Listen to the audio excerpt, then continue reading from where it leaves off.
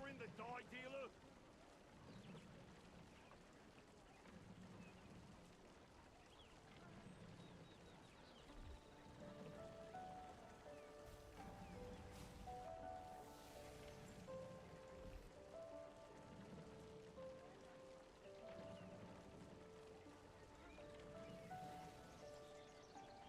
You haven't met him either.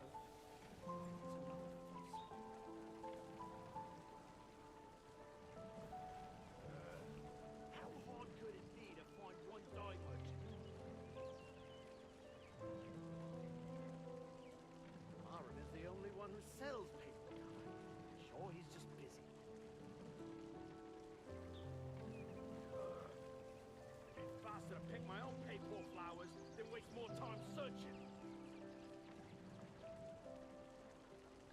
Ha! Here we go again. Paper flowers only bloom by the Prakat Manor. Are you sure you can get in there? Sure. I'll just ask some adventurers then. Do you even know when the flowers bloom? Well, I'll know it long enough.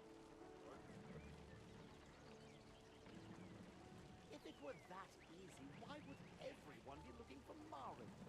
Just take it easy.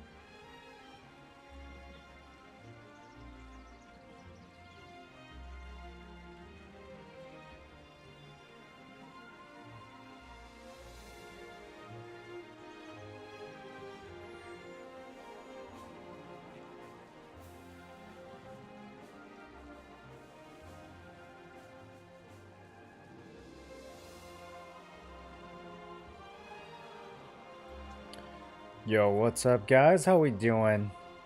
What's up, Bryce? How's it going? What's up, Jill? You stopping by just to say that? All right. We got trade resonance. We'll be boss in a few minutes, but we have time to do some gambles. I took a little bit of a look at it before hopping on, and it seems like we just go straight to tier 5. Is that what you guys have found?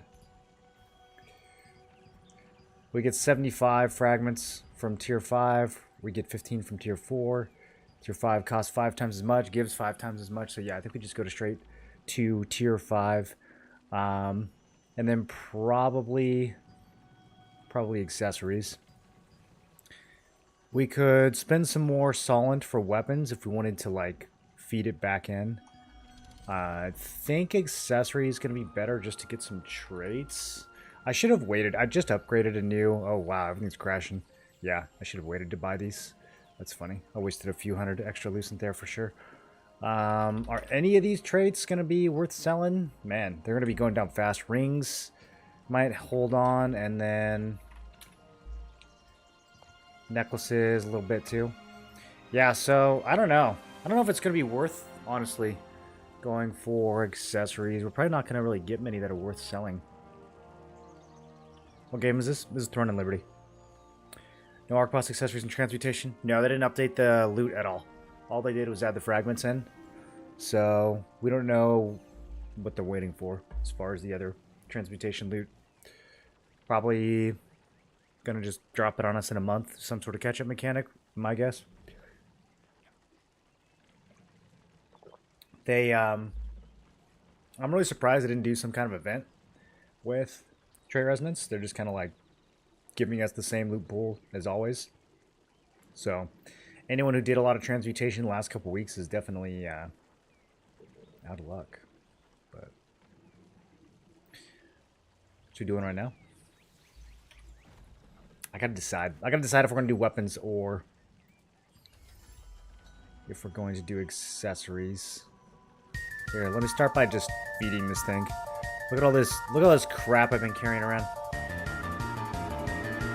Bryce, thanks for the sub. Appreciate you, man. Welcome to the Tinfoil Brigade. Hi, Moreland. Best PvE sword and shields? I have no idea. I don't play enough sword and shield to answer that question. Whichever one gives you, I don't know, probably still bulwark, skill damage boosts. Hard to go wrong.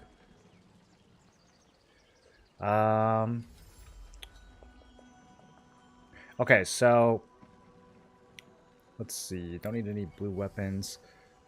Yeah, we can throw all that. I must have just looted this stuff. I was saving... What was I saving these for? We're not going to get a new necklace anytime soon. I might upgrade a new ring pretty soon. So ring traits, I think I'm going to hold on to. Bracelet, I just finished. We just got a new bracelet. Those are done. Yeah, everything else can disappear. I still have a litho for Violent Signet? Okay, I guess we could do that. Yeah, ring stuff we're going to hold on to. Sweet. Start off by deleting those. And, Violent Signet. You guys remember that thing? We also need to clean out... I'm going to have to do a bunch of contracts. We need to clean out the contract coin merchant. I should have done this yesterday, but haven't really had the time. We need to get 50 more ink and more extraction stones. I have so much crap from the Goblin event that I still have to sell. I still have Goblin boxes I haven't even opened yet. We got to do that. This is what happens when I take 2 days and play something else. Instantly fall behind. Ornate coin shop reset, so bunch of goodies to buy here. We'll start off with the plateau pouches. We're getting all 100 of this ink. Still 20 at a time. Crazy that they updated the UI for this and they still make you buy 20 at a time. Why must we suffer this way? Okay, growth stones. They're cheap, we might as well. I'm thinking about this.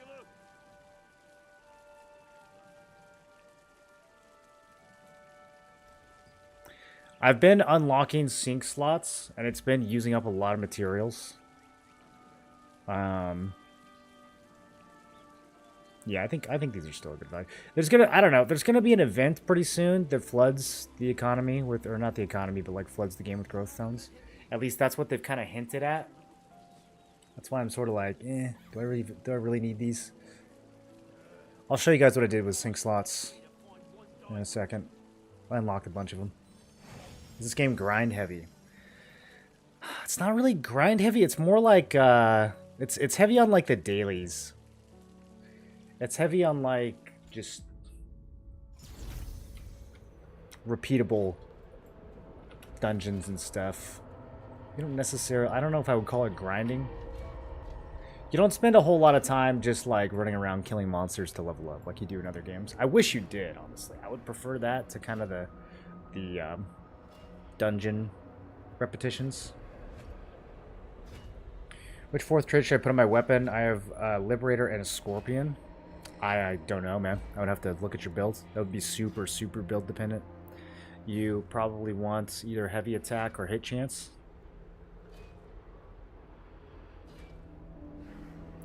Do you have any changes on builds? Yeah, I've been working on builds a lot the last couple days. I can show you what I've got currently after this boss. I wasn't paying attention. Eat the steak. Okay, go kill the boss.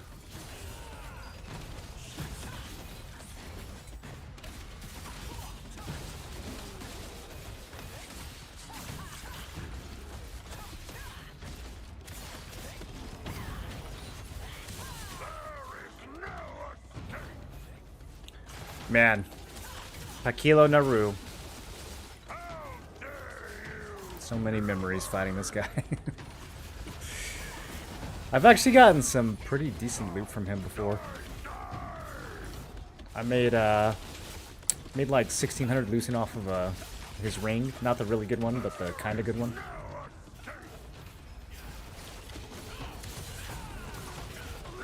Alright, rank 9. I could have done better than that. That's okay. Someone got a black hammer. It wasn't me.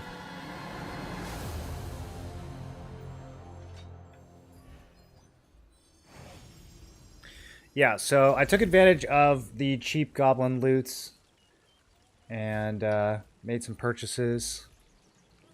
Also, I just got a lot of loot. So this is what my sync sheet looks like now. I have 2 different leg pieces. I got both of these from...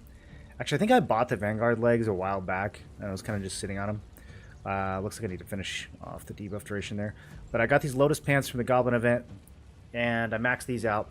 So I have 2 different swaps now. In fact, I don't think I'm going to be using Trophy Adorned legs for any of my builds currently, but I'm holding on to them just in case because they are a really nice, because of the 6 perception, they can be a really nice fill-in. And then I got Vanguard boots from the Goblin event, so these are maxed out.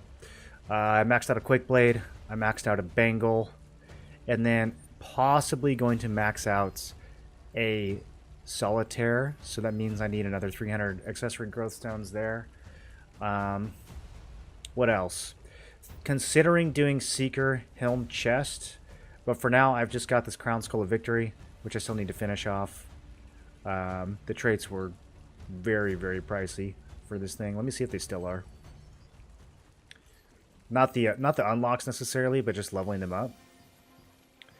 So I was looking at these, and yeah, 150 for T1 purple. Like, what is going on here? 350. So I'm expecting those to come down, but in the meantime, I'm probably just going to use Blessing to level those up. It's the Crown Skull. I'm currently only using that in Arena, so I don't care too much. But now that we have Trait Resonance, I do need to max it out. So I'll show you guys what I've got now. We've got the Zerg set. So behind my head, we have 63 Perception and 70 Fortitude. And I put this together mainly for Nebula because it's such a cluster. I needed more defense. But we had to give up a lot of crit. So the crit on this one is much lower. We're below 900 crit. But for what we're trying to do, I think it's fine.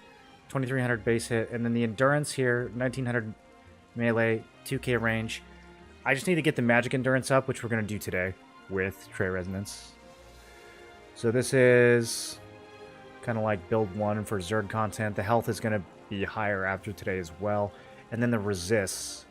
I have 1,000 stun and 1,000 collision, and we're probably going to bump those up a little bit too with Trait Resonance. I think I'm going to take a couple resist resonances rather than going full sin on health. We'll see. So then we've got the arena builds. This one's got the Crown Skull and the hit pants. 2-piece Vanguard with the boots. 2500 base hit. This is going to go up. We're going to put hit chance resonances on the weapons. We're going to be at like 2600 plus unbuffed hit chance, which is pretty solid for arena. And then the defenses are good enough. We don't need like crazy defense for arena. We just need enough to knock in one shot. And then as long as there's a healer, we should be fine. Crit is better on this one. Eventually, I'm probably going to do 2-piece Seeker right here.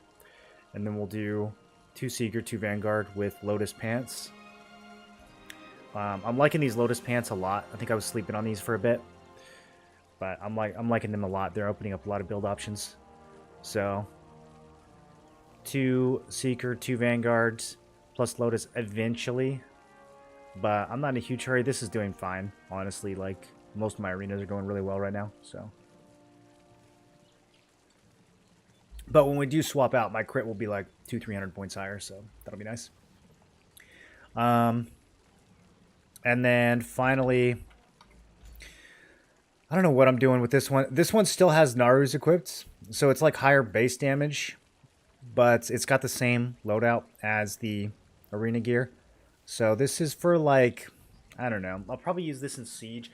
This is like the, or maybe like inner servers. When we're going against where I just need a lot of damage, I'm not as worried about defense. I'm trying to build something out here. But overall, it's just really hard to make Great Blade work without Nebula accessories. So this one's probably still a work in progress. Probably needs Seeker to really come online. But that's what I'm working with currently. Are you going to put some effort in how you look that transmog is out? Or are you still going to wear the dress? I don't know if I have time to transmog, bro. I got too many other things I need to worry about before that. Update the builds on Questlog? No, this just came out. I have not even had a chance to log into Questlog. Okay, so let's do some Gamba. I will update them, if that's what you're asking. They will get updated, yes. So I have a bunch of stuff, mostly weapons, that have been sitting here waiting to get cooked. Waiting just for this moment. I'm just trying to think if I need any weapon traits. I don't think we do. Because the Quake Blade's finished. Let me see what the trade market is looking like these days. I assume nothing is worth selling.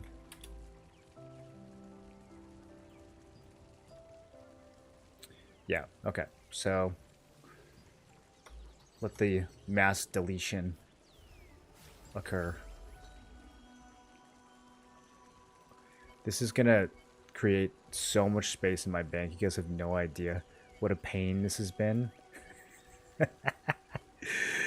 Oh, man. The only thing I would hold on to is for T1 is probably attack speed traits. I don't think any of these weapons can even have them though, so. Alright. One gamble down. We're over by 1,000. That's kind of inefficient. We don't want to be going over by 1,000, boys. Let's see. Is there... some of these I'm holding on to for Seeker piece traits. Helm and chest. You can chuck these gloves. Alright, now we gotta decide. Weapon or accessory. It's twice as much solent to do weapon. That's crazy. What does a generic gamble cost? 1 mil? We're gonna be doing this like 50 times. So I'm gonna burn a lot of solent, but I think it'll be fine. There's like really no good armors you can get though. If we were to do armor.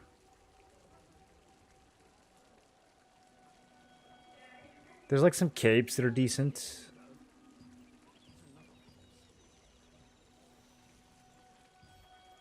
We either do like all category random or we do accessory. I can't decide. For accessories,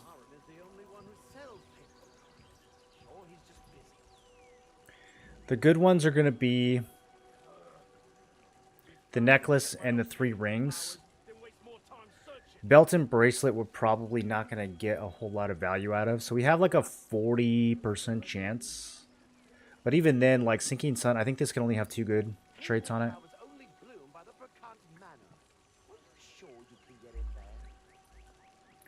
I mean, the benefit of doing like no category is that we have the chance, if we do get a weapon, that's more juice that we can feed back into this. I think I'm still just going to do accessory. Yeah, I think I'm still just going to do accessory.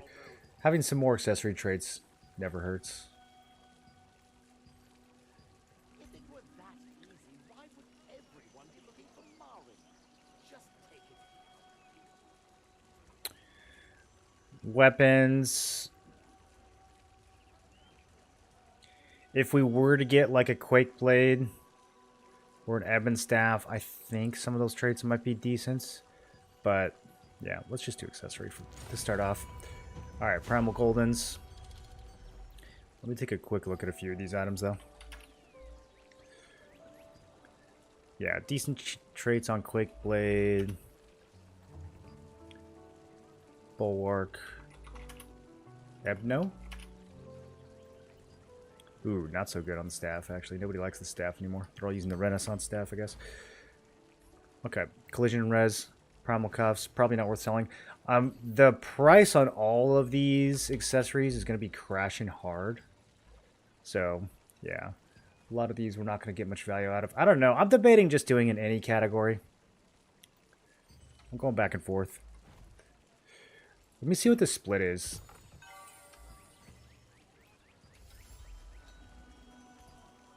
If we do no category, it's 70%. Okay, that's confusing. So armor and accessory get smashed together and 30% weapon.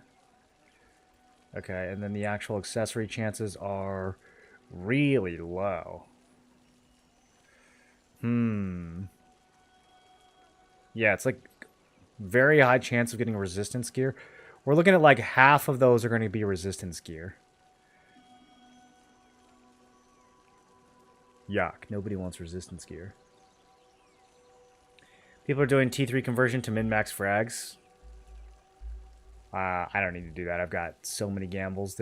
I have absolutely no need to min-max these. So 75. Let's go see. Let's go do some. Do I have to go to the probably Sundries Merchant? Dude, I'm pressing all my V-Rising hotkeys right now. It's so funny. When I play V-Rising, I press all my throne buttons, and then I get back on throne, I press all my V-Rising buttons.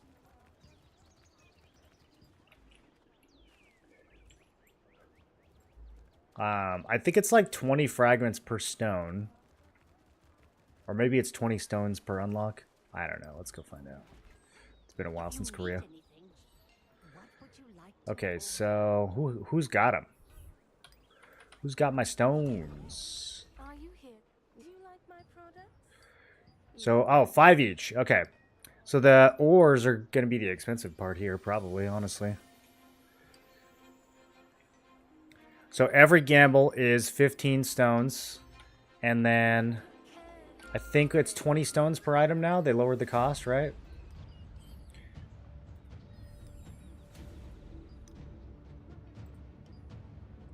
We can do a rando for 3, or we can do selective for 20. Man.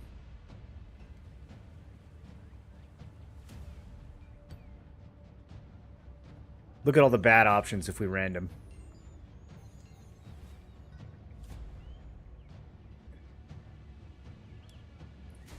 Nobody wants resistance gear? Yeah, disgusting. Is it worth using ores to get resonance fragments? Is it worth using ores to get resonance fragments? You mean like gambling them? If you got extra ores, yeah. I mean, if you've been neckbearding for 6 months like me, doing ore contracts, and you have 10,000 extra yellow ore sitting in the bank, then it's worth it. But if you're low on ore, I wouldn't do it. I would always prioritize growth stones if you need growth stones for any reason. If you need it for leveling up your gear or your masteries or any of that stuff. Or even in this case, to make your resonance stones, you need ores. So, but if you have an abundance of ores, then yeah, gambling them is a really good value. That's the main reason. All the way back since like October, we've been prioing ore contracts, just for this moment, boys. So that when the time comes, where are they? Oh, look at all these. Look at all these. It's so funny. It's not even that many gambles, actually. It's like, what do I have? Maybe 10 extra gambles from ore here. The blue ones aren't worth that much. We've got like 3.5 here, 3.5 here, 1 here. The reds aren't worth that much either. Yeah, so. What about these? Oh yeah, these are big money. Not really. Okay, so we need 20 times 13.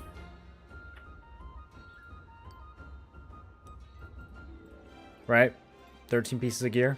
I think that's how much I have. And then we get 75 fragments. No, we get 15 per T5 gamble. So I need to do 17 maxed out gambles. 17, 18. And then, man, making the resonance stones themselves, that's going to cost some solent too.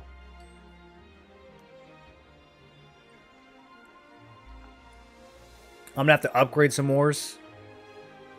Might be looking a little low on reds. No, we should be okay.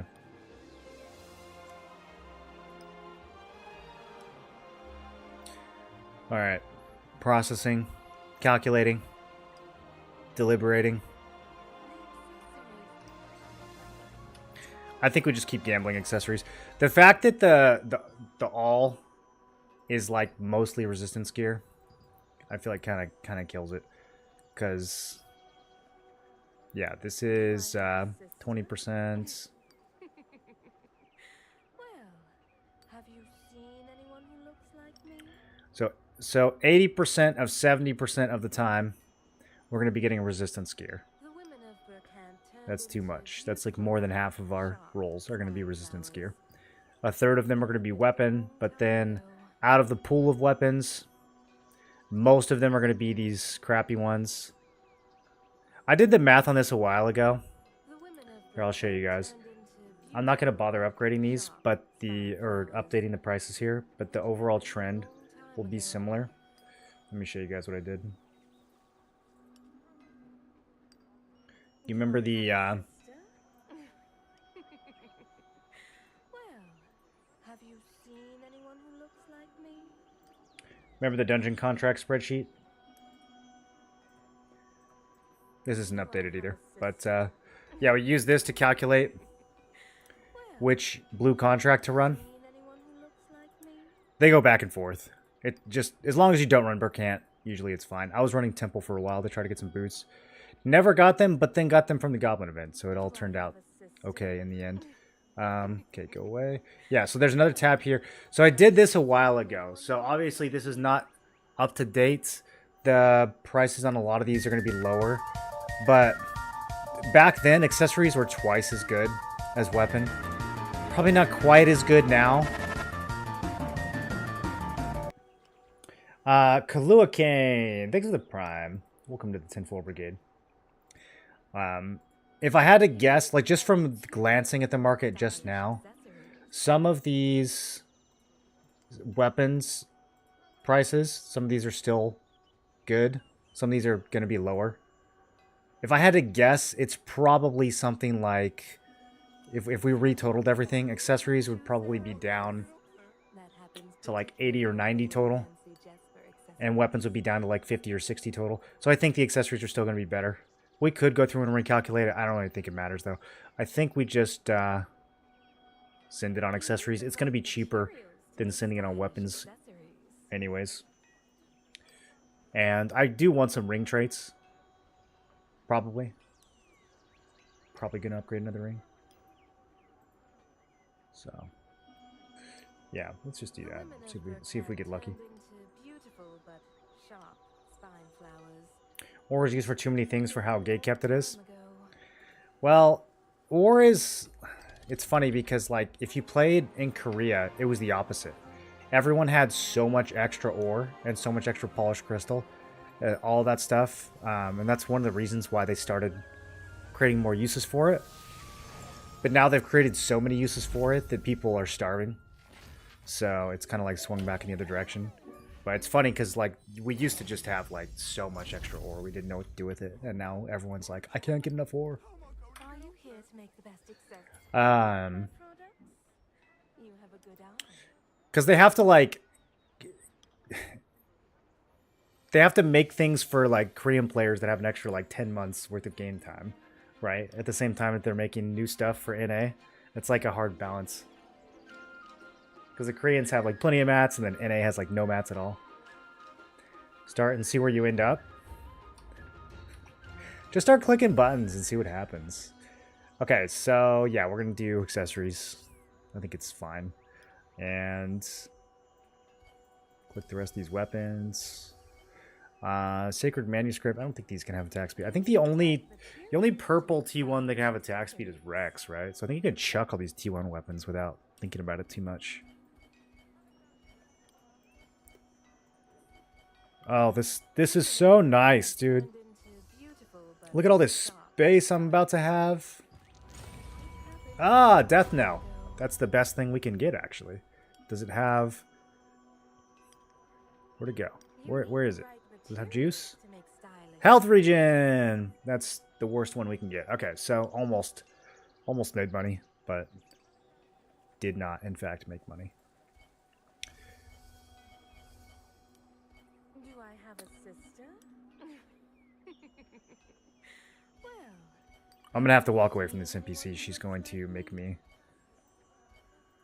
insane. do I have Stormbringer crossbows. Where did I get all these? Heroes Legacy War Belts. I'm curious if any of these belts have value still. Yeah, so Heroes Legacy is done. My guess is there's not a single belt that we can get from this that will have value. Ogre is done.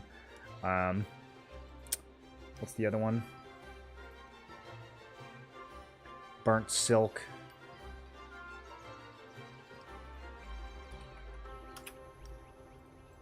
Yeah, so any belt is going to be worthless. But any ring should have about a 50-50 chance of being decent. Maybe not this one. This one's only got a 1 out of 3 chance of being decent. Death Knell is... Why is health so low? Interesting. Not a lot of necklaces with health traits. Okay.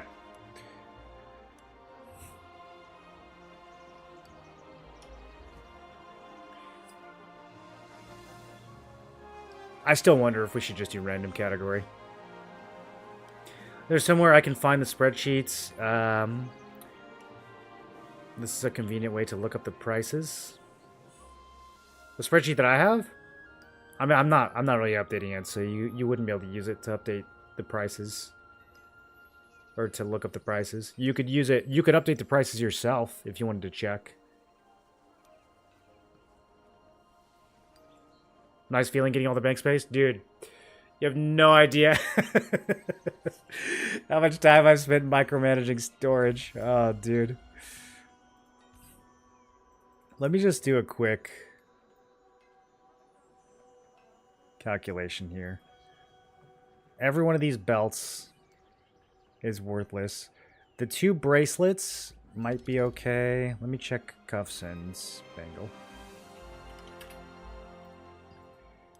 Ooh. Okay. Some of these also might rebound later in the week. Everyone's slamming these so hard right now, and everybody just restocked on trade extraction stones from the Goblin events. So some of these might recover in a week or two. Copium. I didn't even look at that. Hold on. Okay.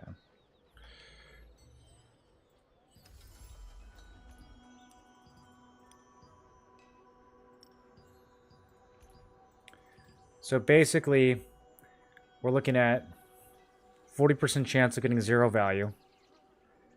And then we're looking at out of these, basically 1 and 3 for these two, 1 and 3 for this one, and then 50-50 for the other two rings and for the neck. So all in all, we're looking at about a 25% chance when we do accessory that we get something not worthless. Man, when we put it that way, it doesn't sound very good, huh? You think trading stun resist on some resonance is okay instead of the HP? I do, yeah. But if you're going to go that direction, I would make sure that you are trading stun resist on the item first, because it's a better value. It's a better trade-off than the resonance. You'll get 100 resist on the item itself. So, for example, like my war belt here, I got 100 stun resist. The resonance, I think, is only 80. So, how much? Let's check, actually. How much? They might have changed some of this stuff.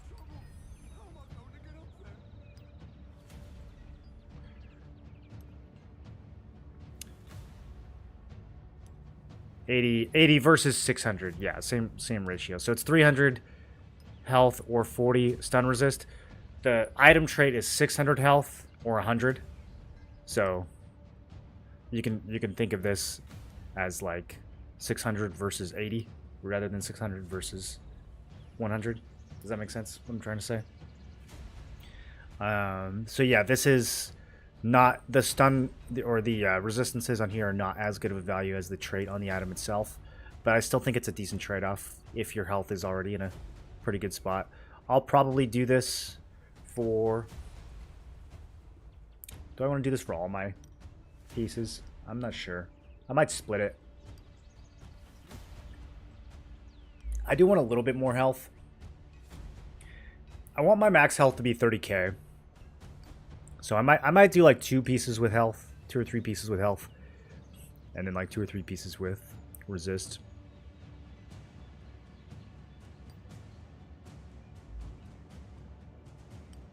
Look how hard they made it to get max health, 5%. Definitely just gotta force that.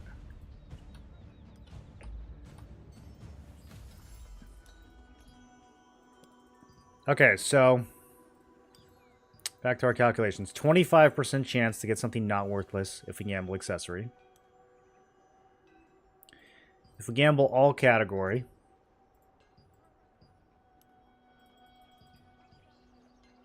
I can't help myself, you guys. I have to do this kind of analysis or I won't sleep at night.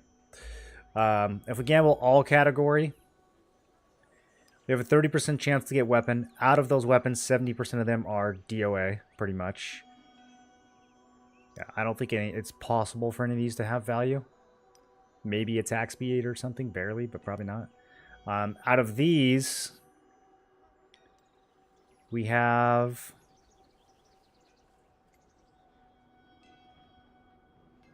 a combined total of 20%. Yeah, so it's actually, it's 80% chance to get nothing here. 20% chance to get a decent item, and then out of that 20%, on average, probably only half the traits are valuable. So we basically have a 10% chance on a 30% chance here to get some value. So that's not good. If we look at group 1, the other 70%. So basically what I'm saying is we have a total of a 3% chance out of this group for this to be worth. We're comparing that to the 25% chance for accessory to be good. So unless we have a 22% chance for this to be good, which I don't think we do. Yeah, no, this is way worse. Because all the resistance stuff. I mean, I don't know. Some of the resistance stuff is actually surprisingly high value. I mean, look at this. Yeah, like max health. For gloves, if you get like hit chance or range traits, those can be decent.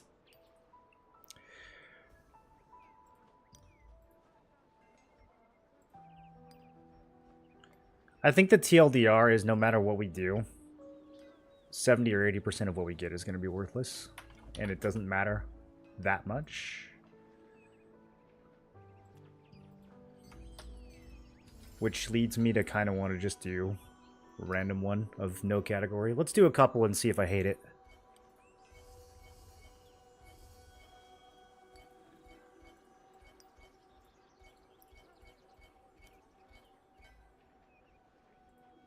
This is so nice, dude. This is so nice. Oh, getting rid of all this crap. And we got a war belts with max health. Okay. I think that's sellable. I will keep doing this until it makes me sad. And then I'll change strategies again.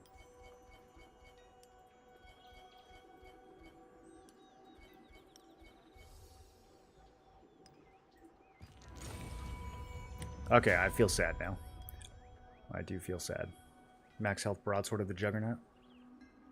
I'm gonna do it again, though. I don't feel sad enough. I need to feel a little bit more sad before we change course.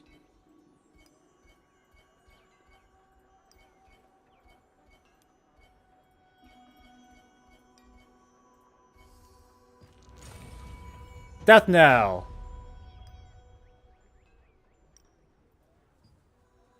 It's really, really lucky.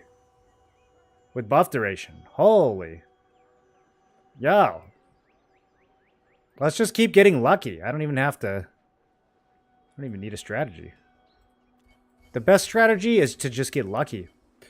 Okay, so now, the tricky part. I've been saving all this T2 stuff. I need to like actually really make sure that the T2 stuff that I'm gonna chuck in the blender is not worth anything. So let's slow down a little bit. Let me convert these.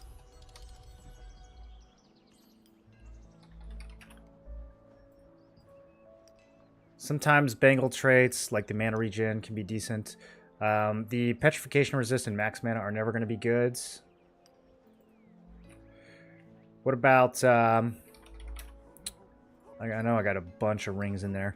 Yeah, so non-meta ring traits I don't think are even close to being good. I don't think we... Yeah, we don't have to think too hard about those. What else is sitting in my inventory?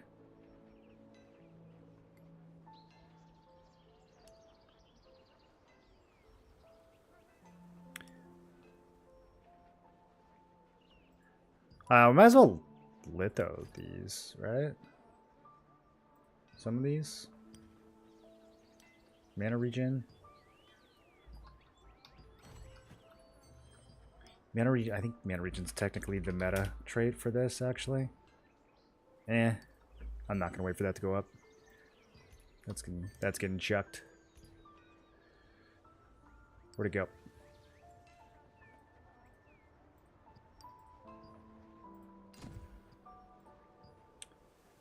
By chance signet that can go. The Band of Ancestors Bloods did have some value. I ran out of ink during the Goblin events. I looted one of these, but I can't even do anything with it. It's 900. So, yeah, I probably still litho that. What's the trade on it? We could extract. I think I got like max mana or something garbage though. I definitely didn't get a mana regen. Maybe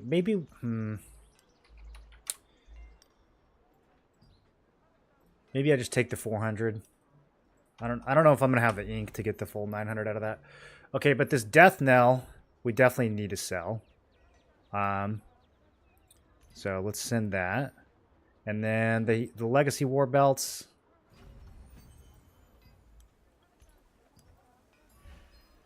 It's a big maybe. These are going to be getting listed a lot, so I got to be like a little aggressive with the pricing here. Let's try that. Might have to make it even lower though.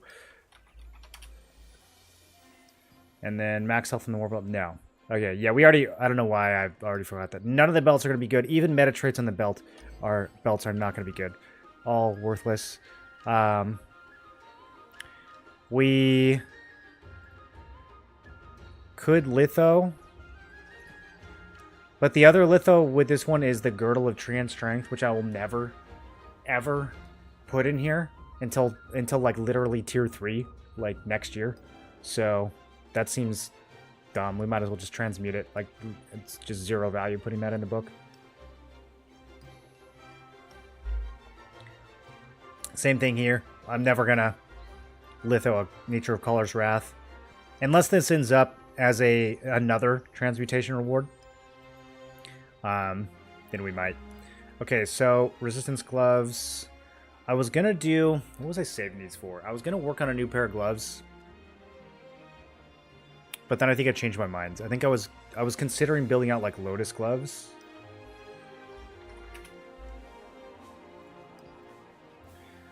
But I think I'm good with just the Vanguard gloves. Pretty much all of the in-game builds that I've been working on have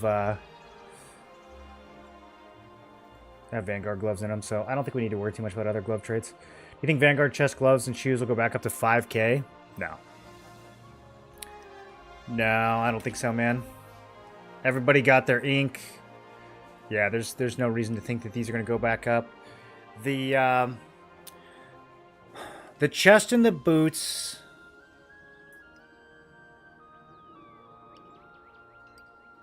Like, out of all of these, I could see going up to, like, 3.5, maybe 4. Nothing's going back up to 5. And, yeah, even like, 3.5 is a stretch. I mean, well, it's going to be really volatile for the next couple days, so it's hard to predict. Lotus Glove's been steadily rising up in price, debating if I want to keep myself or traits. Extract the magic endurance. Lotus gloves. I've been messing with them. I don't think they're that good. They look really good. There might be builds that make it work. I just think it's really hard. At least for me, what I'm trying to do, it's really hard to make those gloves work because they don't have any attributes on them at all. But I don't know. Maybe there are some builds where they fit. Unyielding Sentinel with 4 spec affects party members too. Unyielding Sentinel with 4th spec. 4th spec. Let me see if I can figure out what that means. Are you asking if your party members get the hit chance from Enforcer? No. You can't even take this with the group 1. If you go like this, then your group gets the benefit. But, yeah, no, I don't think this does anything for your party.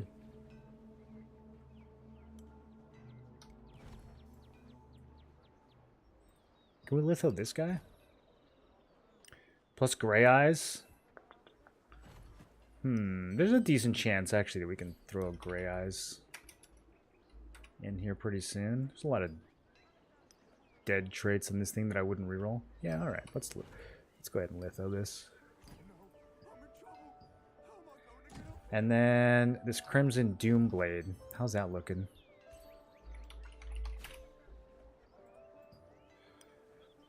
Okay. A little weird. I don't know if that's actually... I don't think that attack speed's actually worth that much.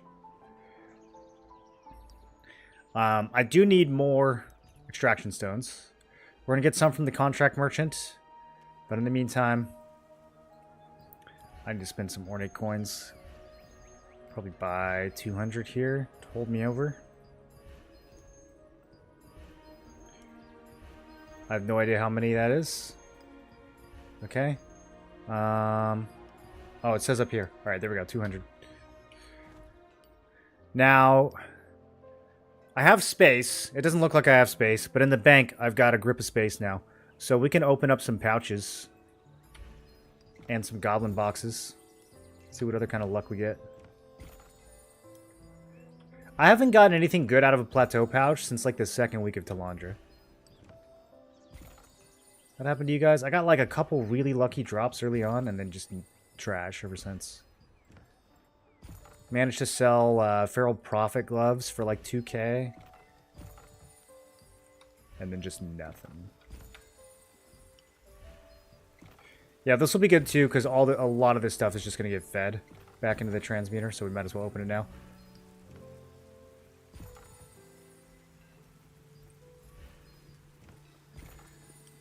For these chests, we always go with red. Go ahead and open that up.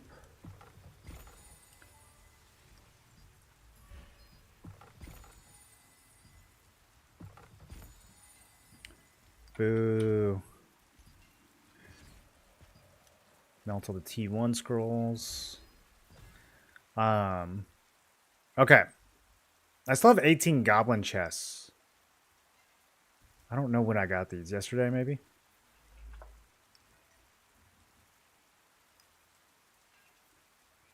You never got anything from the pouches? No attributes is tough. You'd have to run 2 Seeker, 2 Vanguard, but use Seeker Helm. I think Seeker Helm is really good, but if you're going to run 2 Seeker, 2 Vanguard, Lotus is not. Lotus Gloves is not good. 2 Seeker, 2 Vanguard works really well with Lotus Pants, and it can work with Crown Helm. I think Lotus Pants is a little better, but you can make it work with Crown Helm also. You would not want to use it with Lotus Gloves. I ran that down on Questlog a bunch. I can say for sure that's not worth doing. I think the only builds that could make Lotus Gloves work would be like Spellblade or something. Greatsword Spear would never want Lotus Gloves. When I'm saying other builds, I mean like other weapons. I don't think Gladiator would ever use Lotus Gloves. I've experimented with it a bunch and never liked the outcome. Done with your vacay to Destiny? I'm not sure what you mean by that. Got 2 Fiochi staffs this morning from 63 Neb pouches. Yay, Lucent. Dude, I got one of those from a Neb pouch. Sold a trait for like 1,600. Those things are money. Which class using 2 Vanguard, 2 Seeker with Lotus Pants? Gladiator. Gladiator can do 2 Van, 2 Seeker. Lotus Pants, it works really well.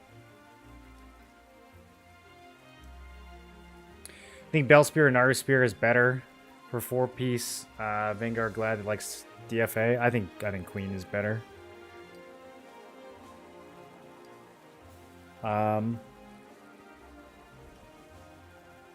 Just depends on how much you don't like getting CC'd, really.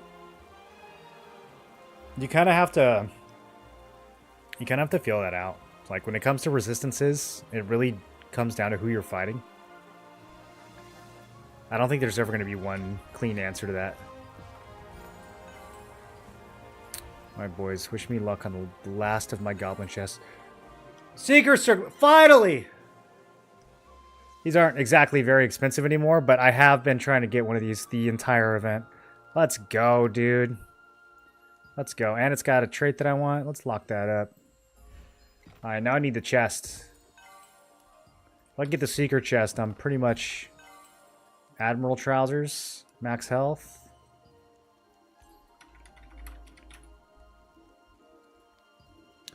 Not bad. Not bad. Got some other stuff I probably need to sell first. But I can't complain. Prophet Gloves. These I don't think are worth anything anymore. Yeah, I gotta get the range trait for those to be worth. Do we litho? How hard is it to get the whole set? I think some feral pieces are still... maybe we litho. Like litho book. Loyalty coins. Warlord gauntlets. Those are decent. People like these. I don't know if they like that trait though.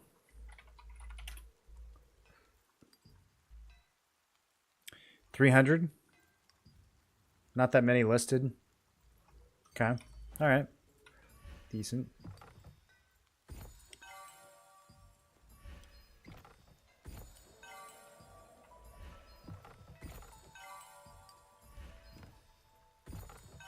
This goblin event was so crazy, man.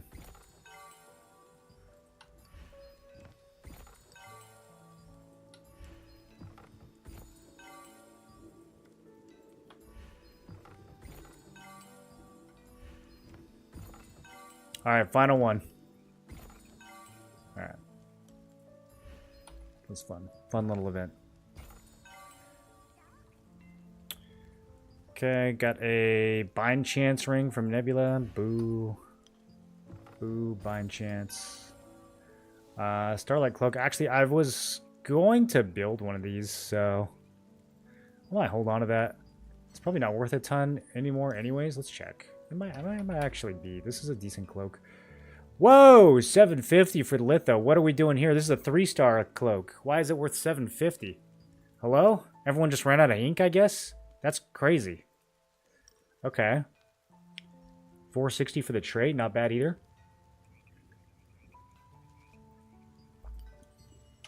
Dude, I have so much stuff to sell. I'm going to have trouble keeping track of all this.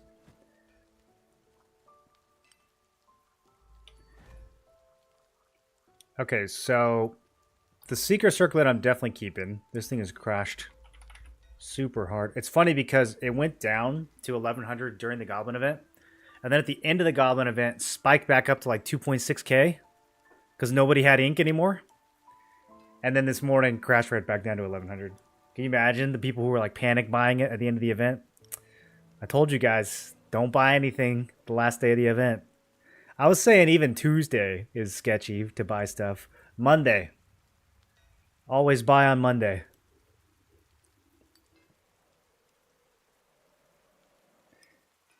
You got 3 Seeker Circlets?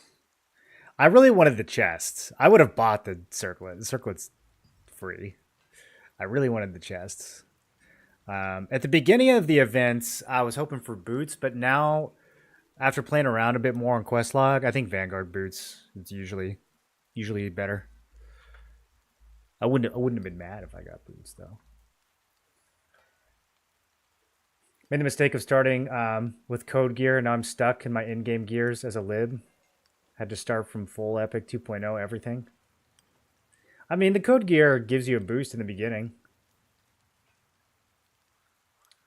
It's a great cloak. It is a good cloak. It is a good cloak. It's tricky though. It's tricky to use on Gladiator. We have to have a lot of good supporting pieces for it. We have to have hit in other places. It's only a cloak I see people use other than Destiny, and everyone already has that one. Yeah. Yeah, I want to have both of them built out. If we do run 2-piece Seeker, 2-piece Vanguard, I think the fur cloak is really good for that. For full Vanguard, I don't know. I feel like we might as well just focus on the hit. But all right. So back to feeding.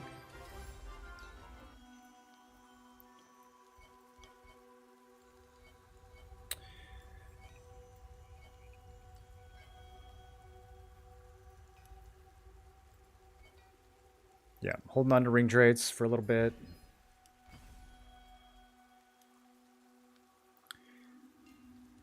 Okay. Man, I don't know. It feels so bad cooking T2 accessories in Transmuter. Did you guys cook yours already? I have like a mental block here. I don't know if I can do it. How many more gambles do I need for my resonance? Also, I have not really even been paying attention.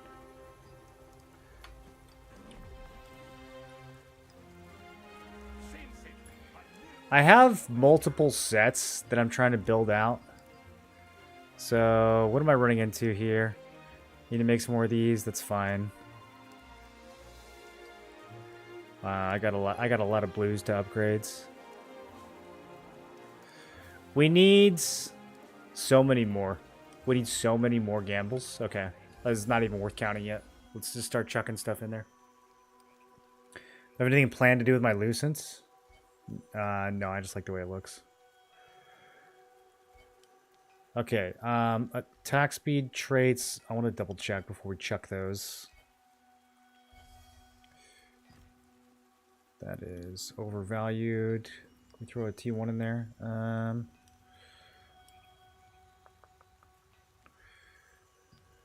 Let's see. Yeah, we'll round that one out with a few stones. I'm just gonna do the generic one. Hallowed Shoes of the Resistance. Exactly what I was hoping for. Okay. So actually T2 move speed might have some value.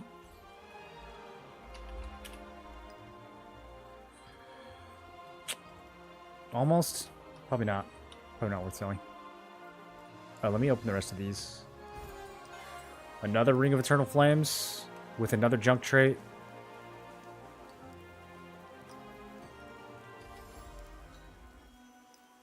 Okay, these Moonlight Crossbows instantly go bye-bye.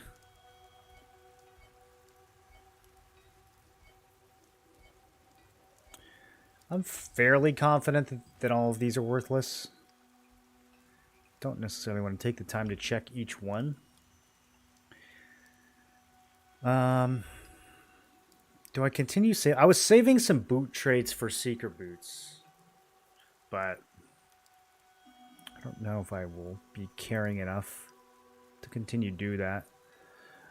We could throw in some junk belts for sure. Yeah, let's do this. Trousers of the Resistance. Yuck.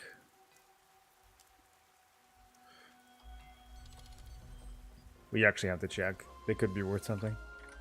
I'm telling you, dude, the Resistance gear comes out of nowhere. Yeah, look at that. That's actually not bad. That's actually not bad. That's funny. Kankaisen's Wand. I might use that for something. I'm going to skip that for now. Okay, all these Glee Spears can go. Unhinged Horror. I kind of want to... Hold on. I kind of want to litho some of these. Are these good to litho? Wait, there's new litho entries that give you resonance stones? Bro. I wonder if I just cooked some that... Where do we find these? Full Vanguard? Okay, well, we're not going to do that one. Yeah, I'll throw that in there.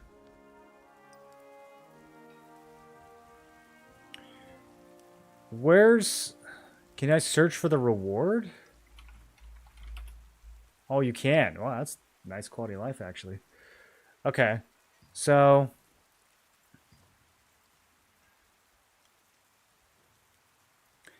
Some of these are impossible. Is it only spears? What's going on here? That's it?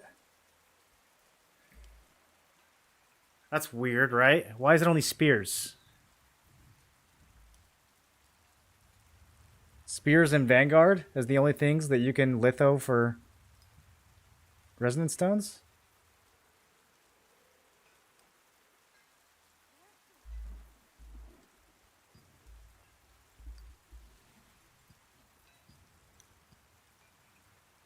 Also, why is my... Don't I have an unhinged spear? Why is it not showing up? Is it because it's in the bank?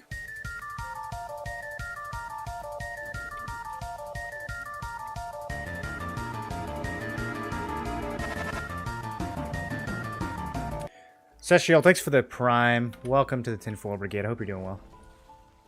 Vanguard gloves and boot work good with Gladiator. Yeah, most of the time I would say gloves and boot is your best combo if you're only going to do two-piece. Sometimes you do gloves and legs, but I think gloves and boot is really solid. How's a Great Sword Spear compared to Spear Dag for PvP? They just play very differently. Daggers focused more on stealth and crit and blowing up a clump. Gladiator's more of like a pseudo tank, stays alive, stays in the fight.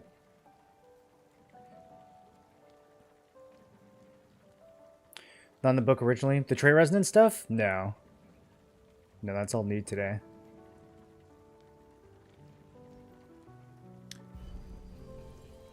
Okay, so... Wow, yeah, a lot of these have... Let me check some of these. Maybe I shouldn't have been so quick to blow these up. No, this one's... This one's old. This one's old. This one's new. Would I cook a wind shear spear? Probably. I don't think it's worth that much. Oh, it's worth a lot now. It's worth a lot now because people want those trait stones. That's funny. Alright.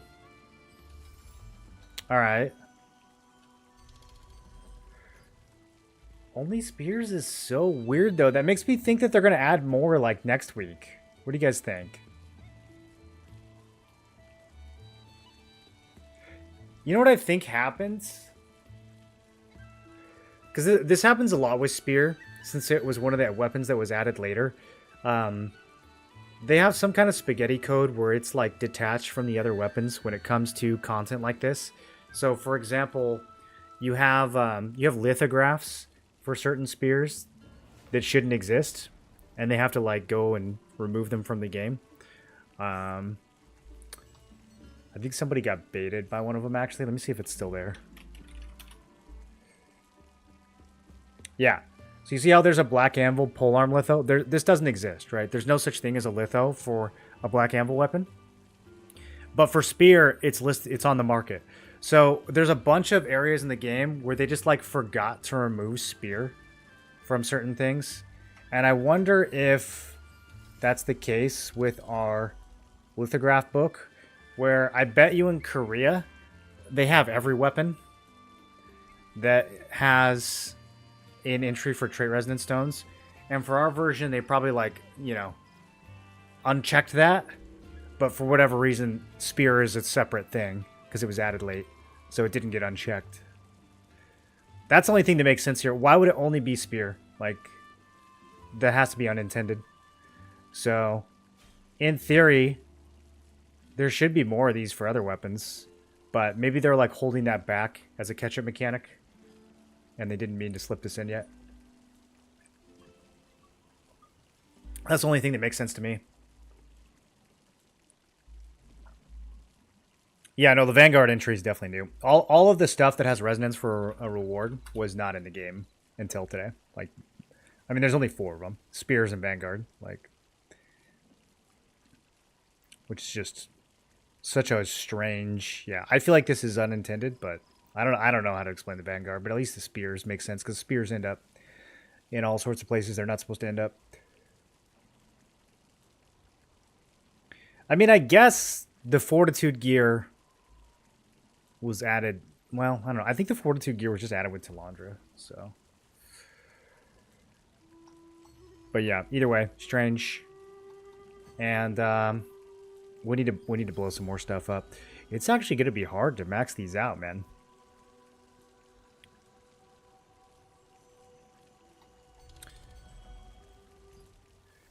The Crimson Hellskewer for 8 trait resonance stones. So 8 trait resonance stones is what, 40 fragments? That's like half a gamble. That's not a crazy value. If I'm going to gamble the skewer, then we should definitely do this instead.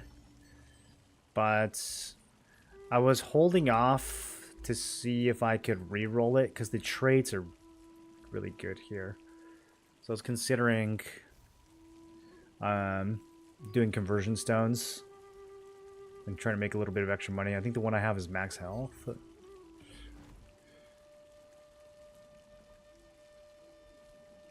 Collision chance? Oh, that's even worse. Yeah. I could spend 200 reroll stones. I don't really have a lot of reroll stones.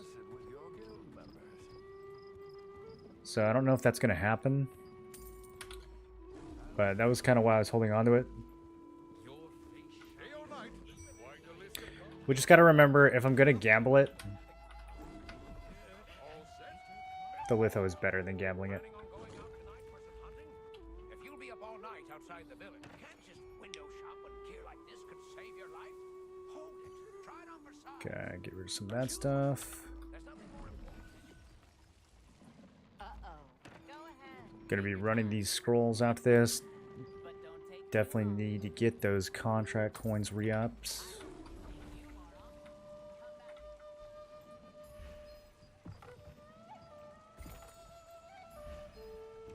You guys ever accidentally choose the wrong blue scrolls? I'm always so paranoid that's going to happen. Oh my goodness, my bank has 160 open slots. Literally insane. I can put so much stuff away now. I can put this away. I can put this away. I can put these away. This guy. I was never able to put these things away before. You guys don't understand. Magic powder. Alright. Back to gambling.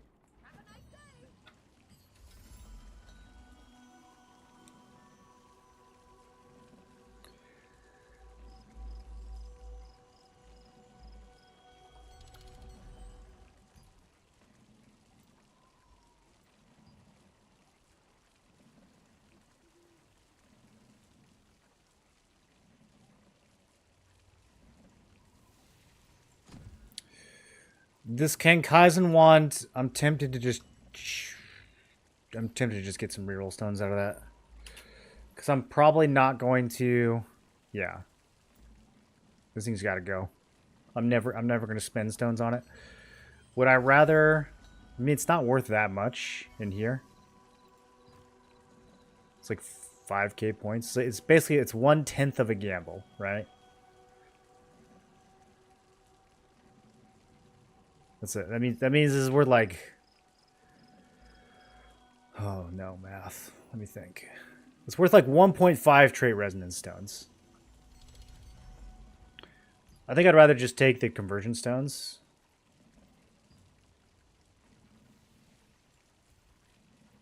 Okay, there we go. Can't take it back. Same thing with the Crimson Doomblade. Let me. I might do the same thing here, because we can definitely make a little bit of Lucent with some of those rerolls.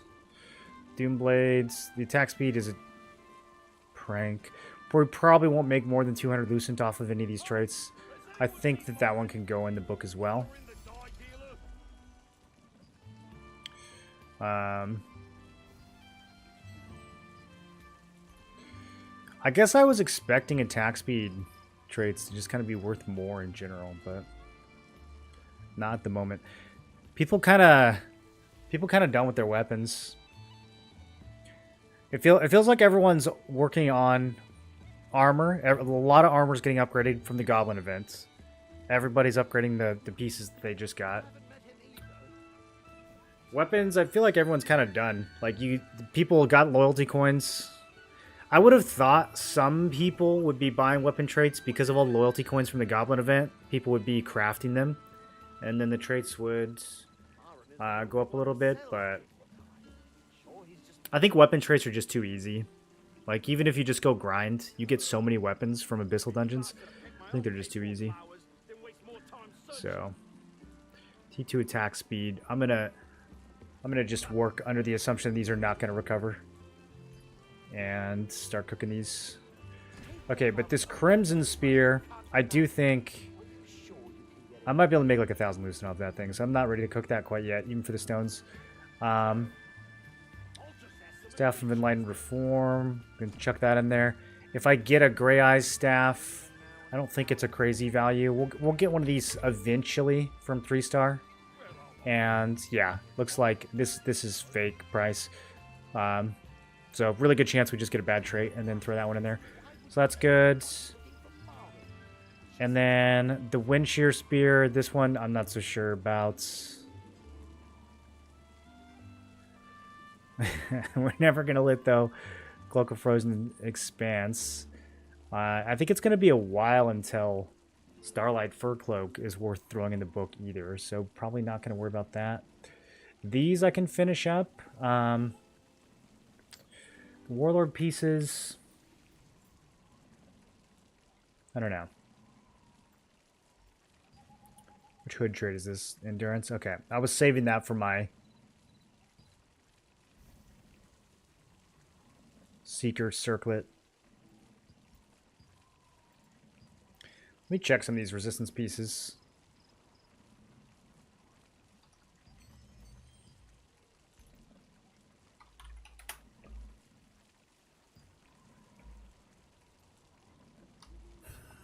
I'm just low on stones. I need to start... Okay. I'm going to just set aside everything that might be worth selling for now. That's going to take too long to check it all individually. But,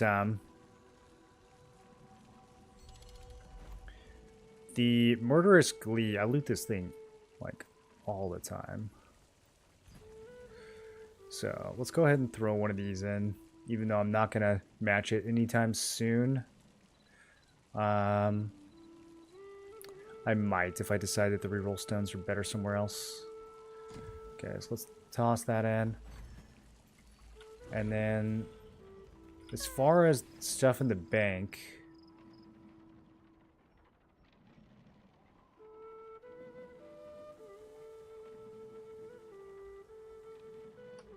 Yeah, okay. A lot of chest traits. Had like 300 inventory slots open up after today. Yeah, it's... I'm never going to have inventory issues ever again after this. I'm finally free. Okay, so all murderous glees can vanish. Now we're getting into tricky territory because a lot of these pieces, I'm just gonna have to go look. Man, I'm kind of running out of stuff, boys. We might have to start cooking some ores pretty soon.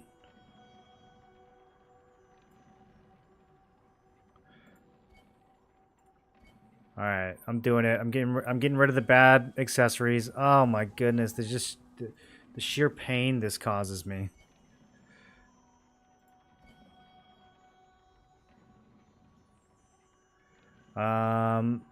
The war belts we already established. Can't actually litho those. Some of the ones with like moderately good traits I might hold on to. Just in case I make another belt soon. Okay, cape with health regen shouldn't be worth anything.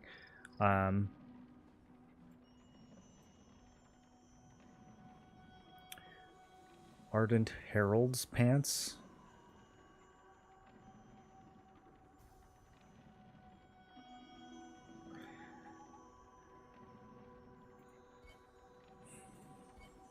Some of these T1 pieces, I don't know why I'm keeping.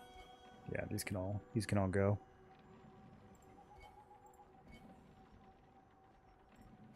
I think some of these I just happened to loot recently. Okay. Let's do no category.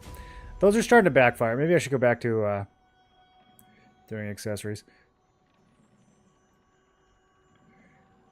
Buff duration pants.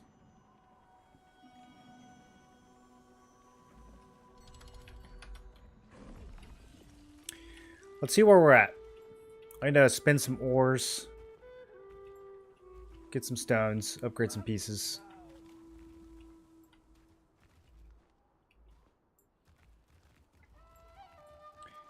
This system makes having multiple sets of gear a lot harder. A lot harder, dude. It's exciting we are now on par with Korea, and everything to come will be new. Yeah? Yeah, I wonder how much they've got, like, that they've been sitting on. Okay, let's go.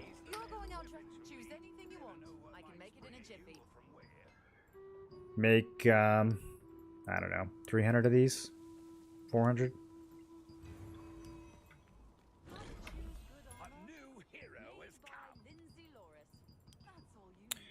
I'm gonna craft... Yeah, I think we just craft all of these. Okay, let's see where we're at now. Have you brought more materials? A new hero has come. Ooh, expensive, boys. 135. So that's not even enough for a full set. That's what was that, 6 pieces? I'm gonna have to be like really selective about which pieces I use it on first. That's kind of rough. Like 5 more gambles with gear alone. I don't know if I have 5 with gear. I have like 6 to 8 gambles with ores, depending on how many I use here. I don't know if I have 5 left with gear. Maybe like 3 left with gear. Dude, I saved up so many mats, and I don't think I'm gonna have enough, boys. I thought this was gonna be a piece of cake. Where are you guys at with your resonance? Imagine ours cost 80 like Korea. I would have just been gambling. Should we gamble a few for fun? I think all the gambling is actually like really inefficient. Are there any other ways to get these? Did they do anything fun for our version, or is it just from transmutation? Like, what about these new keys? Do these give me any resonance fragments? Okay, we gotta prioritize the event, but it's not much. Just a little bit from the keys? Okay. Only manage my daggers. I was gonna do staff. But I'm due Dagon Bellas. It'd be a waste to use on my staff. Yeah.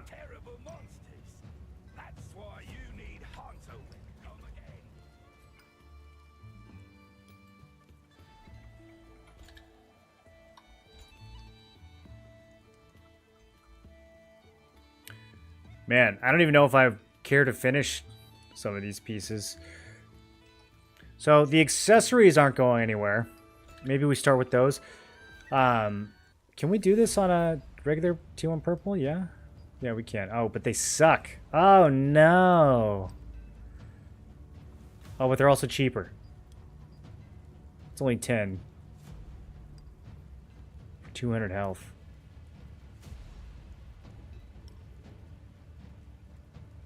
Kind of a weird ratio. It's like 2/3 of what you would get from a T2. So I guess not the end of the world. There's just really no good necklace options, so I'm probably sticking with this. But yeah, I think we do. The accessories are not a great value though. Armor's the best value. Armor's the best value. I kind of want to start with armor, but I have a lot of substitute pieces. I guess not really, just the legs. There's probably 2 different legs that I want to do, and then we can do one for the rest. Maybe 2 different. I'm using Regalia on the 4-piece Vanguard set.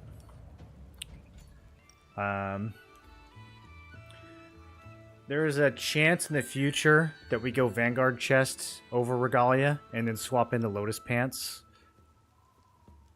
But that's a problem for the future, not for right now. And I'm probably going to do Reso on the Lotus pants anyways, so that won't be that big of an issue. I think we start off by doing this, by doing 4-piece Vanguard Regalia. This is probably the most versatile. I could use this in small scale, even though it's kind of more of a large scale set. I could use this in small scale. So yeah, we'd probably start off with these armors. And then for the swap, I would just need to do the Lotus pants. I don't know if I'm gonna do the crown or not. Crown might not have any resonance for a while. It's not gonna be a huge. I mean, this is mainly for like arenas and stuff. Having an extra like 80 magic endurance in arena, I don't really think is gonna make a big difference. And then the other big question is weapon. Am I doing both my greatswords? Or just one? Do they cost the same? Tell me weapons don't cost extra. Okay. Weapons do not cost extra.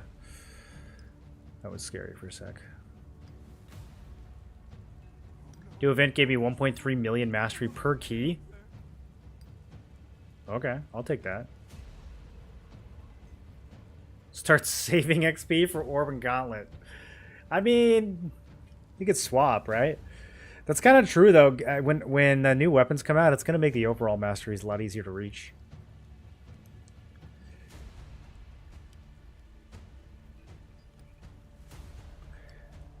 Dude, deciding between Quake Blade and Great Blade is so brutal.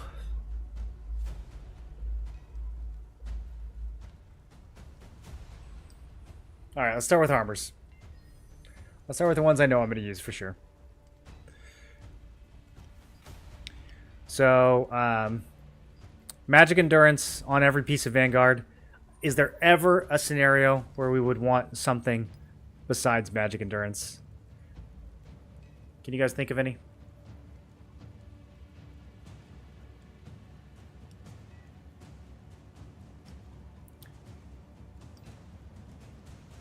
Other than the fact that I kind of want more range endurance just to deal with Cordy. But I think Cordy's going to one-shot me no matter what.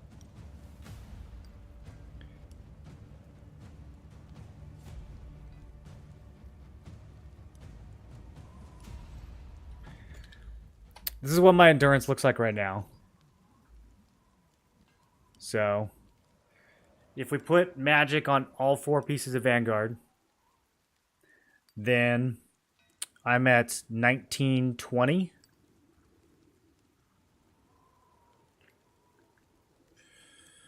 I might put range on the Regalia. I don't think I need more than 1900 magic endurance. Any Spellblades in chat? How much crit does a geared Spellblade have right now?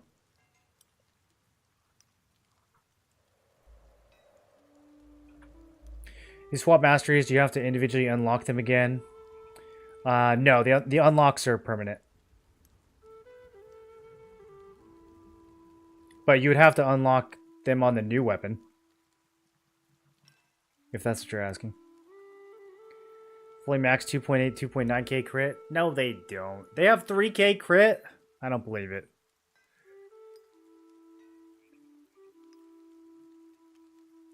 That must be with, like, no defenses. 2.9k is crazy. Somebody show me a 2.9k crit build. Is that like a glass? Is that like just pure glass? Got about 2.4k Spellblade right now, not fully geared. What do your defenses look like? Is that evasion or endurance?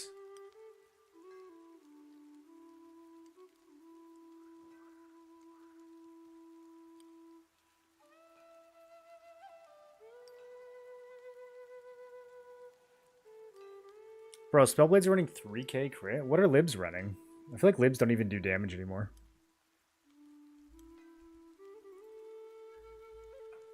That is full glass cannon? Okay.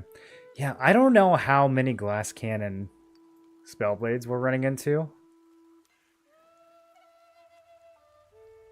Negative 16 melee endurance.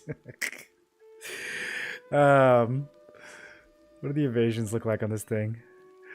Wait, this thing doesn't even have... Nobody's running this. Wait, who runs a build like this? I don't know a single person in a competitive PvP guild that runs a build that looks like this. This can't be real. Do you guys run this? This is like a PvE build. There's no shot.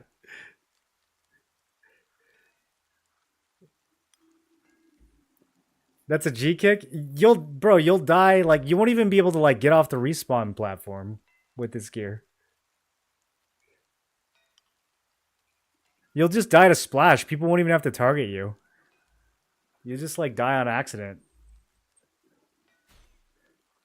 Okay.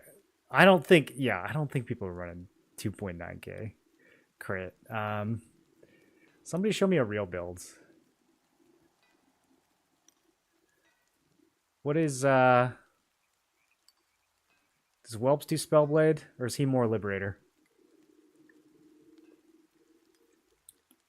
Whelps has too many builds, bro. He's got to give these different names. I don't know. Every time I try to look up Whelps builds, I'm just instantly lost. Look at Danks.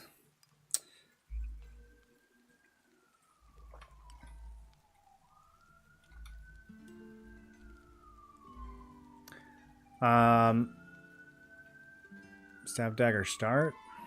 Maybe this is the one we want. Okay, so this is without resonance. Dank's current builds.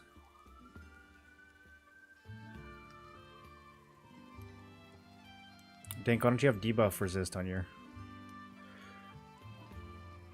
Okay. 1100 hit.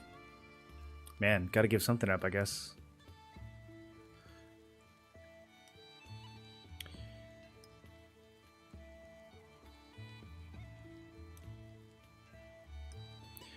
Yeah, no, I would absolutely obliterate this build as well. I mean, the ones 2.5k crit, it's a little more reasonable. He's still making a big sacrifice to get 2.5k though. I think a Zerg geared Spellblade, like someone who's actually a threat, in large scale, like if Dank starts critting me, it starts hitting me for 2.5k crit, like if I were going against him, the second that I found out that he's got, 800 melee evasion, and I assume no melee endurance, I would just feud him and sit on him, right? So, like, I'm not too worried about builds like this. My guess is that the more common Spellblades are around, like, 2k crit. The ones that actually have defenses that are able to, like, knock it one shot. My guess is that their crit is around, like, the 2k range. Does he have... Okay, he's got some more defensive options. Let's look.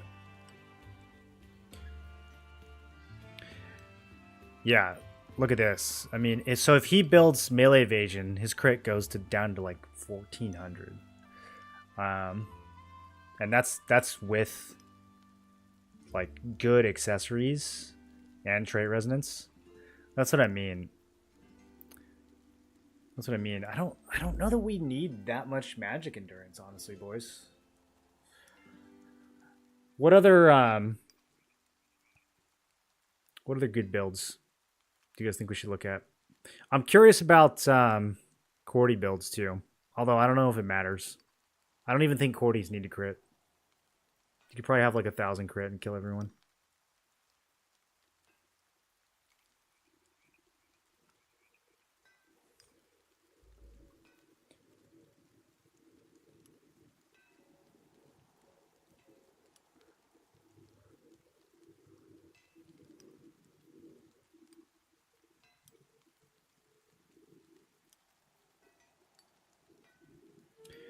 I wish it wasn't so expensive to make decisions like this in Throne. Like, I wish you could pay the stones. It should be like runes, right? Like with runes, you unlock a rune slot and then you can just swap the runes out. I feel like resonance should be the same way. Like you unlock trait resonance on a piece of gear and then you can just choose. They make you commit so hard to your build in this game, and then like it's very difficult to substitute out other pieces or to like play around at all. Any good bow dagger builds? I don't. No, very few people are still playing bow dag in T2. Don't know if I should go triple evasion or just stick to range magic. Depends on what content you're focused on. You just got to be aware if you're in a competitive guilds and people learn that you don't have melee evasion as a bow dag, they will camp you off the face of the planet. They will literally just like feud you and spawn camp you. So kind of depends. If you're in like a more casual setting, you might not have to worry about it. But in arena, you have to have melee defense, and in competitive, unless you have like a really good group carrying you, you probably need it in competitive GVG as well. I don't know. Who else should we look at? Who else should we look at?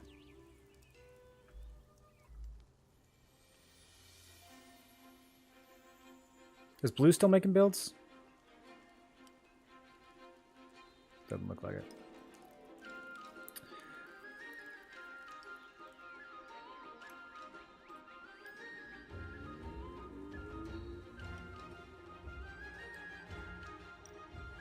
95 builds here.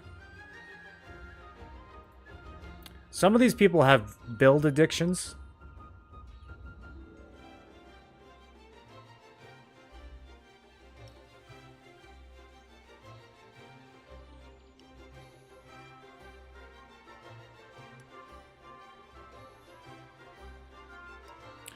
Are these just all the ones that have... I'm trying to figure out how these are sorted.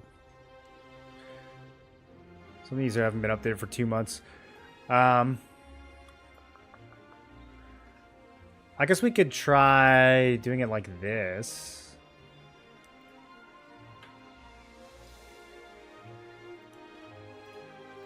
It doesn't help a ton, does it? I want to see what's like a well-geared Scorpion and a well-geared Spellblade are rocking in terms of crit, but like actually ones that have defense built, not just like pure glass cannon meme builds. I think it's gonna look like Dank's build though. Like I don't think they're gonna have above 2k crit if they actually have reasonable defenses.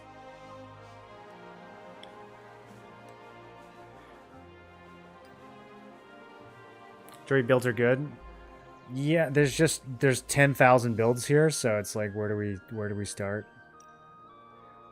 Also, I don't know how updated these are. The first build here is WTF is even my purpose. Don't copy. Bow staff free to play. This thing has 0 crit. Whale edition. Okay, how much does the whale have? None. No crit at all. There's got to be like... There's too many of these. There's too many builds, dude. There's too many builds. I don't know.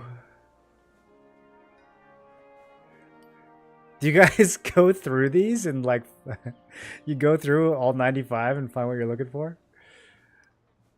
T1 outdated. I guess it's just this one, right? 5 hours ago. Some of these from 6 months ago. Are these like supposed to be the top ones? What's the... You ain't getting this? I think the masteries are messed up on this one. It's probably supposed to have potential.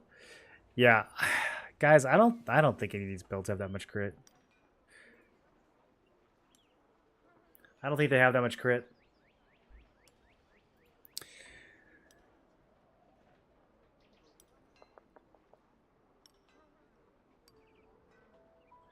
$1,900 melee is definitely enough. 2k range and 1600 magic both feel equally low, honestly. Like, I almost want to go 50-50 between range and magic. I don't know, like, if I can hit like 1800 magic, it's probably good. Also, let's think about the trade-off of runes versus resonance. Let me see what the ratio is there. Because runes are a lot easier to swap. This is like super locked. So for resonance, our choice is 300 health or 80 endurance. For runes, I think it's slanted more towards health, right?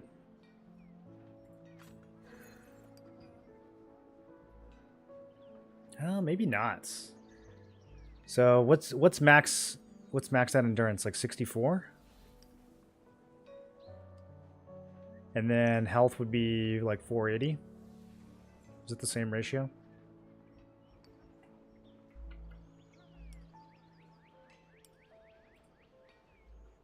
Let me hop back over to quest log real quick.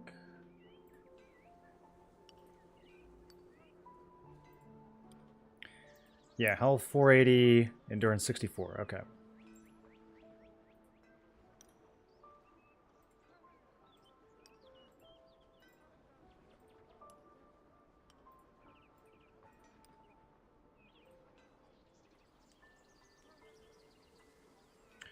So on resonance, the health is a lot lower, and the endurance is a lot higher. So yeah, health is never... I don't think health is ever a good value. We'll get all of our health from runes. I don't think we'll get health from any armor resonances. We'll still put health on accessory resonances, but I don't think it's ever going to be worth to do it on armor resonance.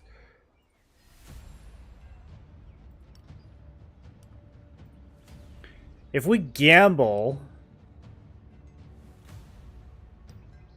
we're going to get mana regen, probably, or health regen. What if we don't, though? Man, they made the gambling so bad. 3 each? It should be like 2 at most. Like, who's gonna go for health regen here? Anyone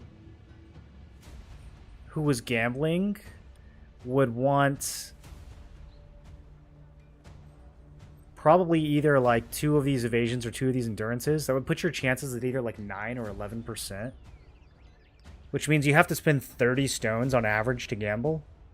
Why would they make it so expensive? Shouldn't it be like about the same? That's no fun, bro. They're just making the gambling like totally not viable.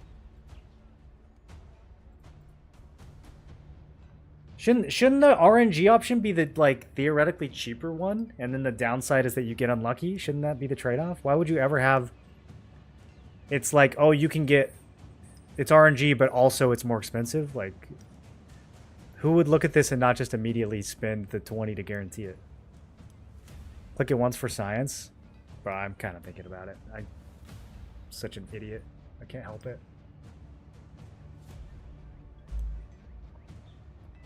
If it was 2 stones, I would gamble every single one of my pieces. I would just full degenerate gamble every single piece. If this was 2 instead of 3. Why would they make it 3? That's so dumb and unfun. Why don't they want the game to be fun?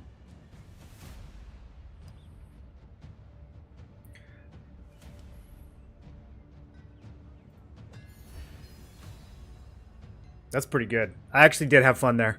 I actually did have some fun there, you guys. We should probably do that some more.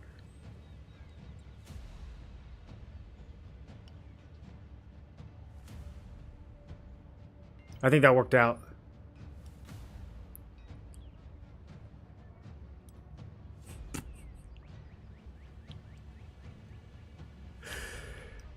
Dirty gambler?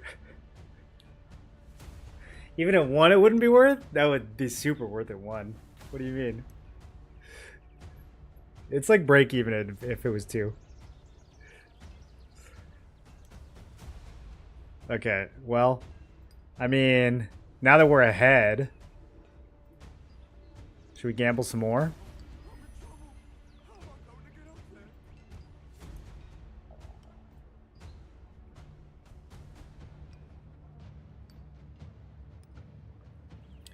I have an 11% chance to get something I want.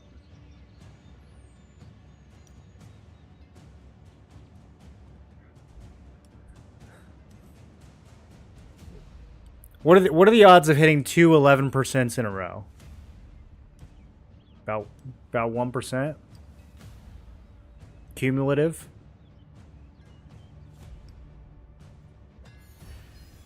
Yeah, okay, health regen's worth it. Alright, we're done. No more gambling. I hate gambling. I think I'm gonna put range on the chest.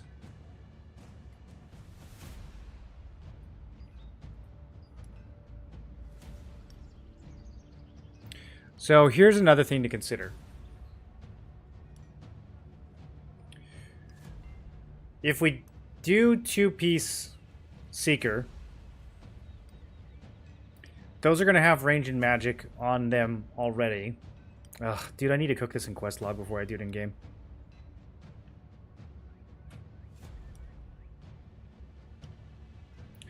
Left with 9 at the end, that's not worth anything, so now you have to gamble 3 more times. Think about it. Now you have to gamble 3 more. Wait, what do you mean? No, we're going to make more stones. These aren't the only stones I'm ever going to have. This is like, you only get 130. No, we're going to have... These aren't the only 129 stones I'm ever gonna exist. We're gonna go gamble and get more of these.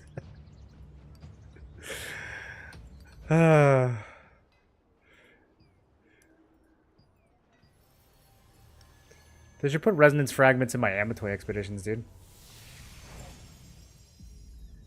Alright, I think we have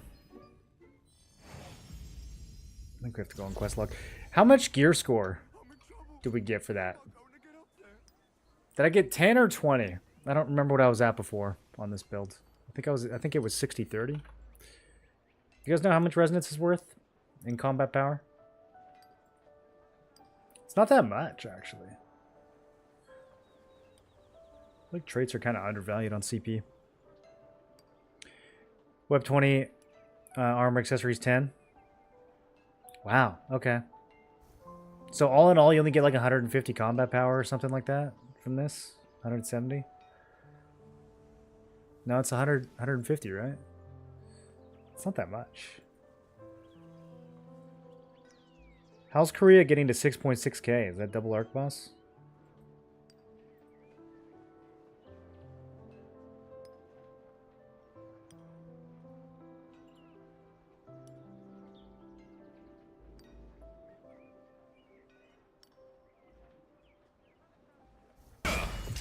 So baby, come on. Sorry, that's a Cordy video. Have you guys seen that video yet of the guy just spitting on 50 people? This is the tab I meant to click on. I was going to steal some of the footage and make my own video complaining about it. Okay, so I think we gotta clone this page. Or I could just use this one. But we're working on like end-game variants, right? We're somewhat in-game variants. So I'm probably just going to clone this page.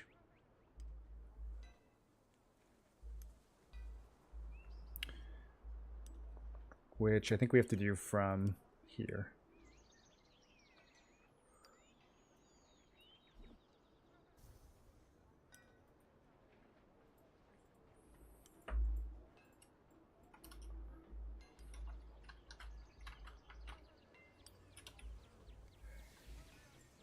Okay, so these early builds we can chuck. We want to start with...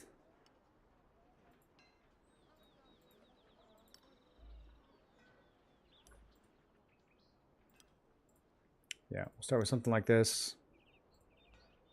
I want to look at the Vanguard Seeker options. I feel like there's really two. There's Crown Helm and there's Lotus Pants. I feel like those are really the two options. So, first of all, let's yeah.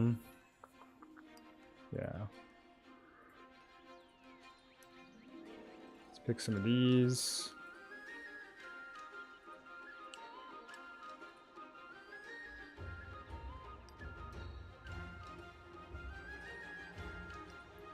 Fix up these artifacts.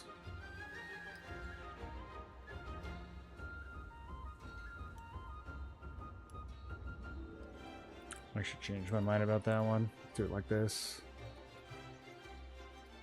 Okay, CC chance, CC resist, yep. Stamina regen. Not actually that great of a value. We'll do CC stun collision, and then on this one's always the hardest one. I think endurance is really good value. Probably hit, if I wanted to pick perfect artifacts, probably hit heavy.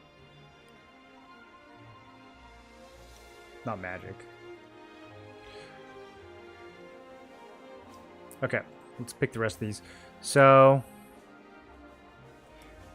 yeah, for 2-2, man, for the non-vet, let's see. If we had magic on the Vanguard piece, let's move forward with that assumption.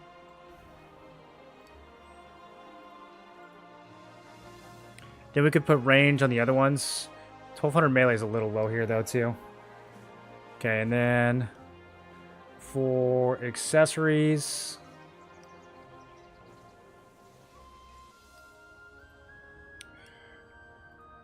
for for this build, it'd probably just be health on everything. I don't think it's going to have... Well, the stun res isn't bad. We could put a little bit more stun res on this.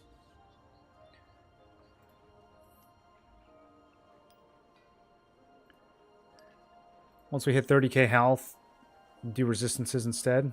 No, not stun chance. Does it have to be... Okay, hold on. Probably only bracelet and belt that can get resist. Is that the case? What about neck? Yeah, so neck only has chance. Ring only has chance. So that kind of solves it for me then, honestly. If bracelet and belt are the only ones that can have resist, then I think we take those. Because I was going to split it anyways. Then we take those and we put health on everything else. Okay, so this would be 2-2 with crown helmet.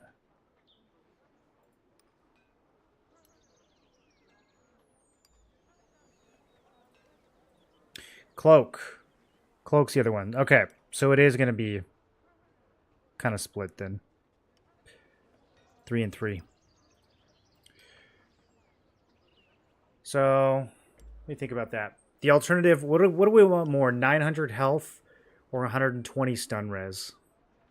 I don't think 900 health is going to be that make or break. We want to hit 30k health to max out Vital Force.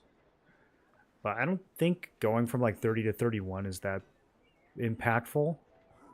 Whereas getting the extra stun resist could probably just make the build feel a lot more fluid. Okay, so now I want to...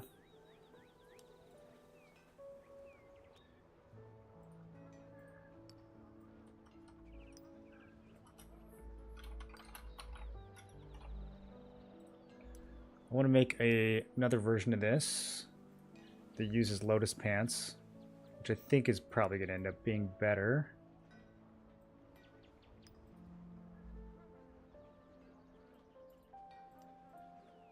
Okay, so for this one, we would go Vanguards, legs, Lotus Pants.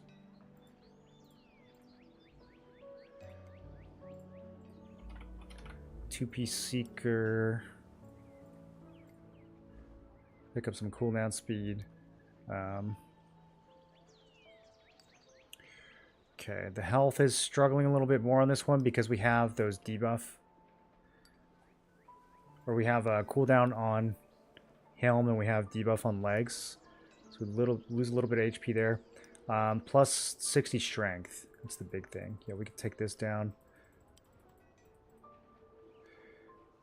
And beautiful. Okay.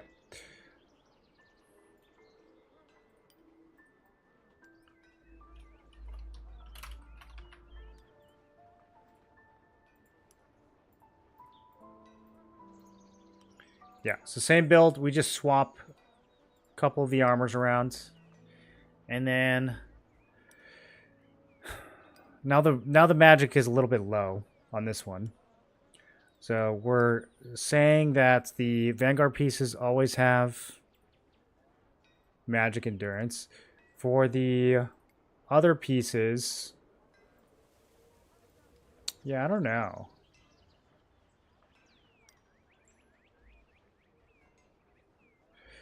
I think that looks okay. 2k range, 1700 magic. Remember, this is for like a more aggressive builds. If we put these side by side, we could drop 80 from range and put it into endurance, and they'd be about the same. No, that's the opposite of what I said. From range into magic. Yeah, they're literally exactly the same, so...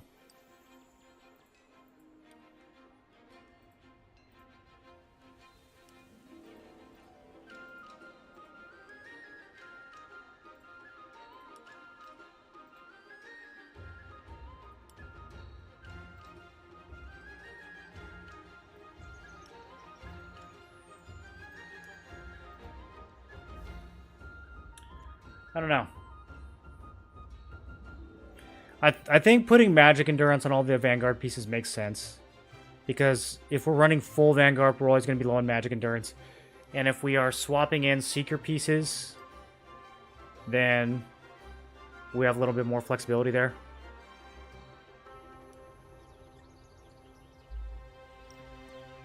Might even have to put melee endurance on the Seeker pieces just to round them out.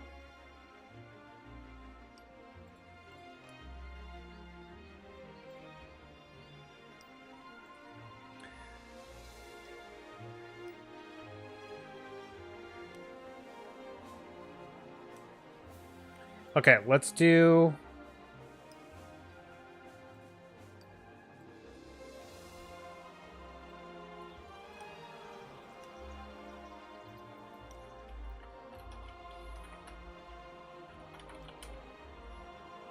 This is what I'm rocking currently.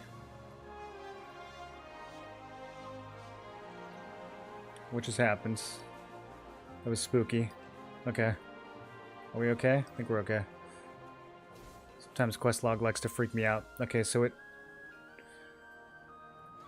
Yeah, we don't have to look at these other builds quite yet. Let's keep doing this one. Okay, so...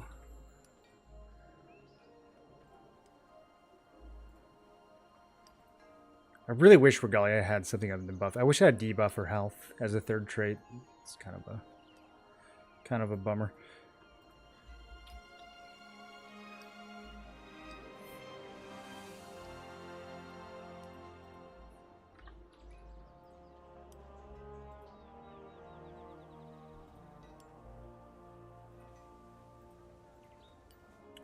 Okay, so in this case, if I put range on Regalia,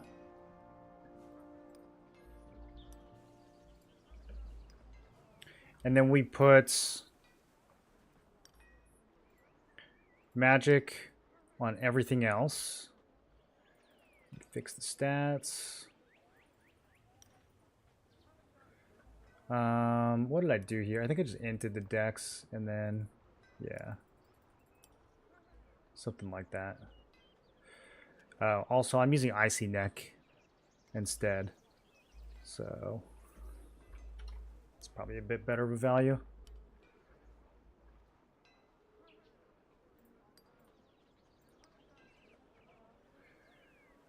Wait, why did I lose 74th there? How am I going to get up there?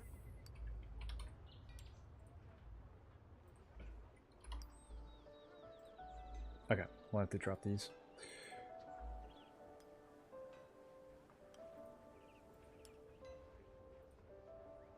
Okay, and this one, we take Perception Balance. Death from Above. Artifacts.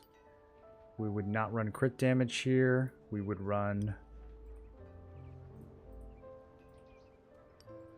Abyssal Beast.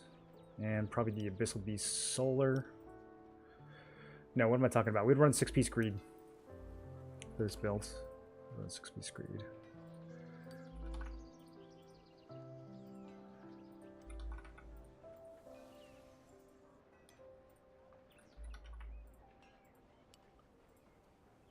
Okay, so this is kind of what I'm building towards as my main build right now. I still feel like the magic is too high, though. I feel like the magic endurance is too high and the range endurance is a little too low. What do you guys think? Melee is, like, beyond good. In fact, I think in-game right now I have melee endurance on one of my artifacts. Yeah, because my melee endurance in-game is even higher. It's 1900.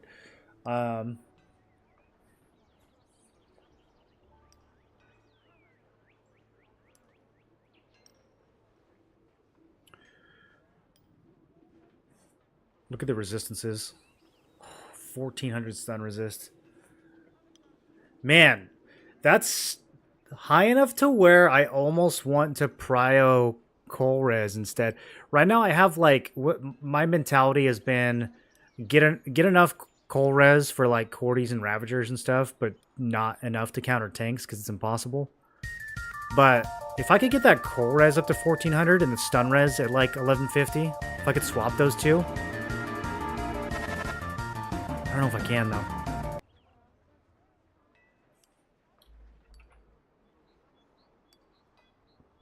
Why you prefer stun res instead of weaken res? I don't really feel like I die because of weakens. Also, I just like moving around. I just like not getting stunned. Getting stunned is unfun. Chris, thanks for the prime. Appreciate you. Welcome to the Tinfoil Brigade.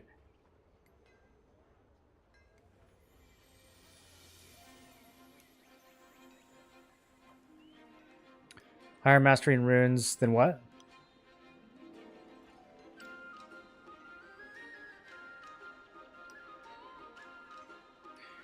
With Resonant Update, T1 users will be force upgraded to T2 like myself. I was okay with T2 weapons, not to switch everything to T2.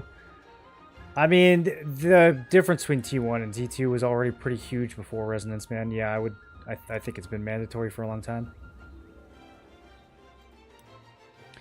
What's a good number for stun resistance? I would say...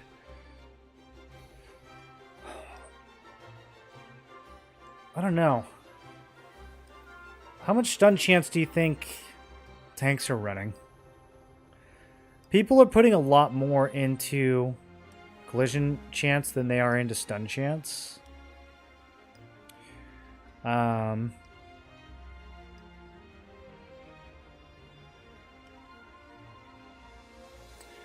we get a little bit from Vital Force. I don't really think people are running crazy amounts of stun chance. I think if your stun chance is like 800 to 1,000, that's decent, but more is always better. 1,400 is probably overkill. That's why I'm thinking of like... I'm trying to think of ways I could divert that. But it's hard because none of these accessories have it.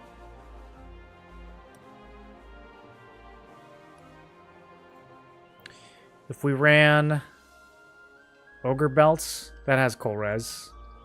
Kind of a more defensive option. Works really well with 4-piece Vanguard, though. I think I could even... Yeah, we could still hit 60 strength. I'd have to move 2 perception into strength. We'd still have 60 strength here. Lose 40 dex, but it doesn't really do much. It's interesting, actually. That is interesting.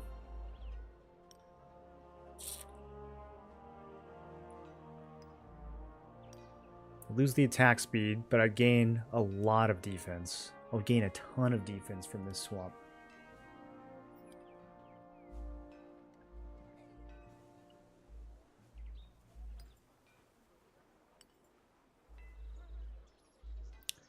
$1250 coal res. That's starting to get. Now, if we swap these resonances as well.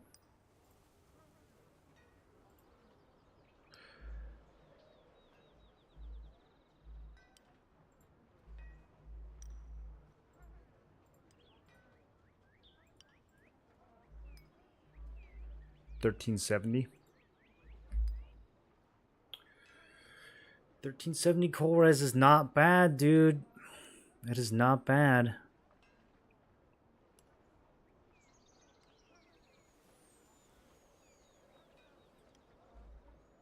Let me fix this.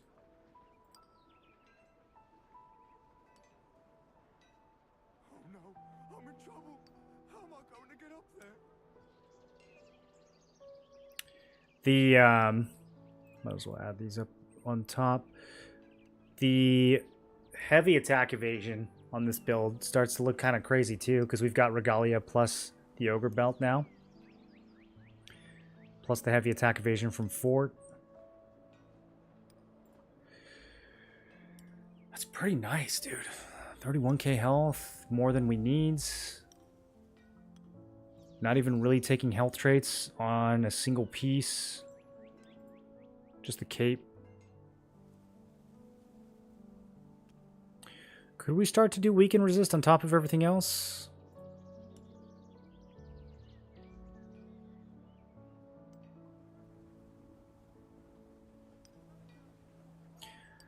I could get 100 from the cloak.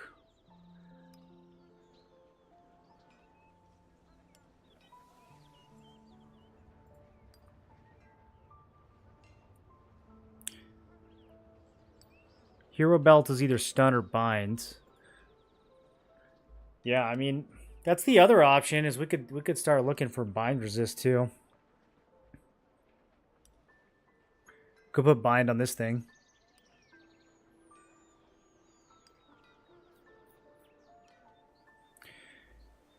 Do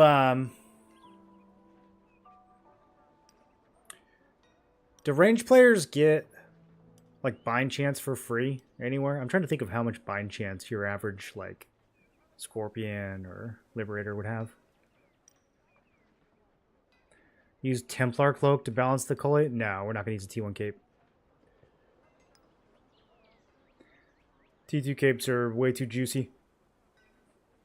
Just started TNL. Got the Nara Greatsword.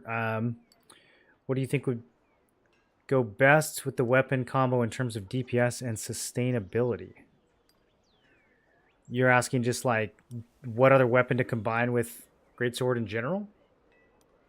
Usually, if you want to tank, you pick up a Sword and Shields. If you want to be like an assassin, you pick up a dagger. And if you want to be somewhere in between, you pick up a spear.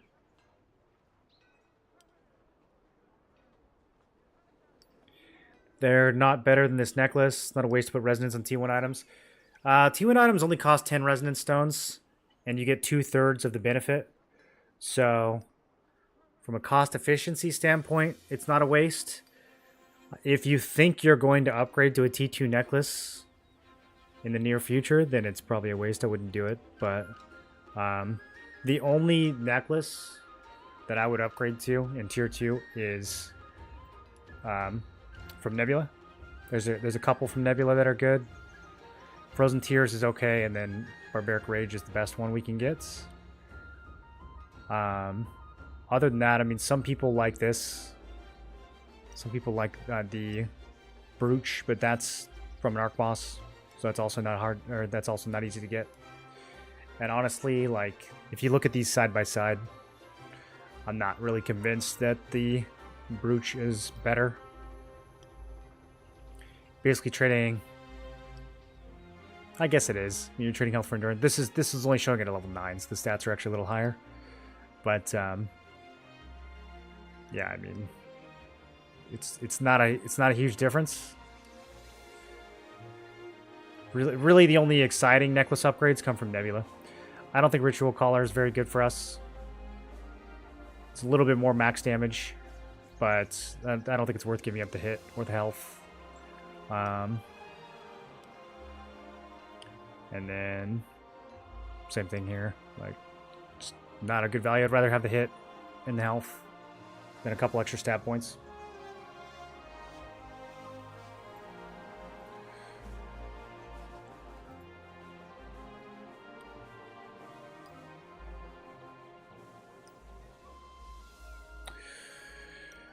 This is so interesting, though. 1400. I did not know that much collision resist was going to be within our grasp here. It's kind of making me rethink what I was doing before. Vanguard is just such a broken set.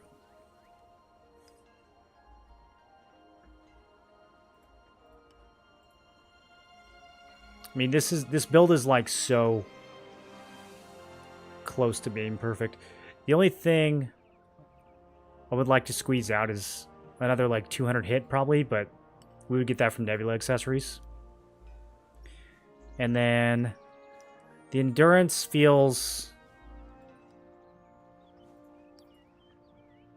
yeah, I would probably still grab one or two of these magic endurance resonances and put them into range instead.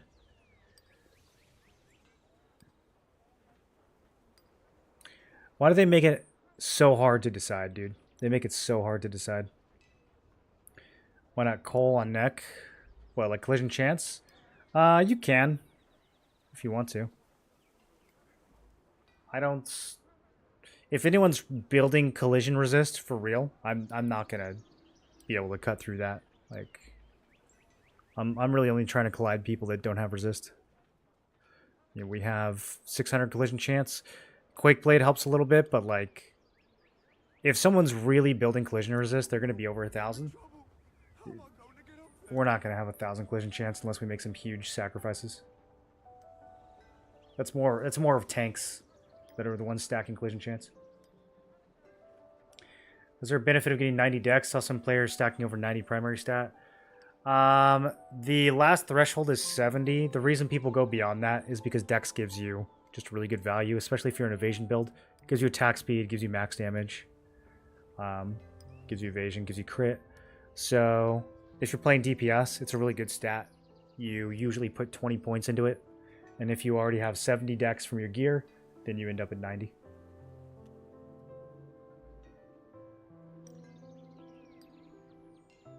But there's nothing special about 90 in particular.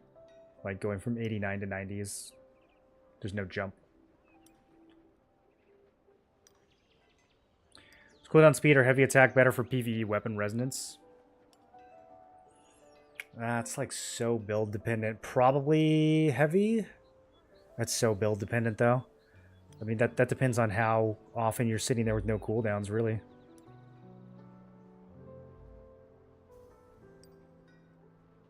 Are you in a group with Deadly Marker? Are they rotating the Deadly Marker properly?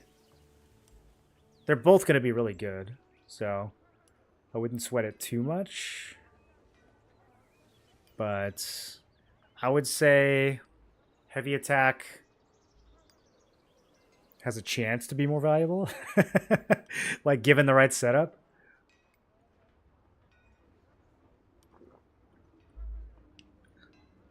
If I was doing like solo dungeon, I'd probably want the cooldown, but in a group, probably the heavy attack. Maybe that'll be helpful. I'm gonna get a refill. Be right back.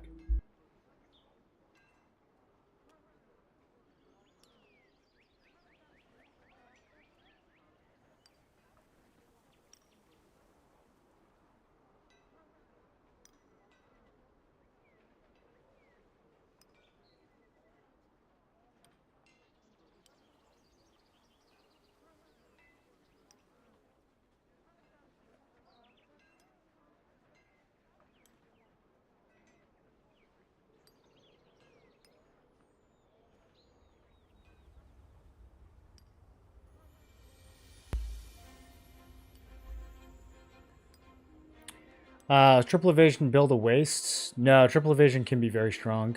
It's hard to balance everything correctly.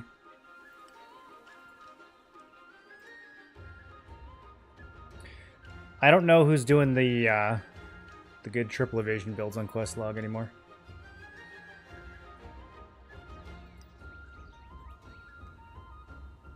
Yeah, you can type exclamation builds.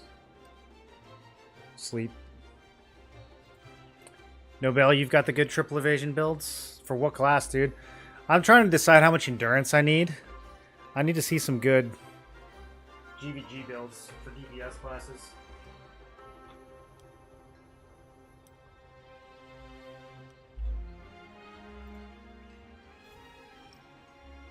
Oh, you can add...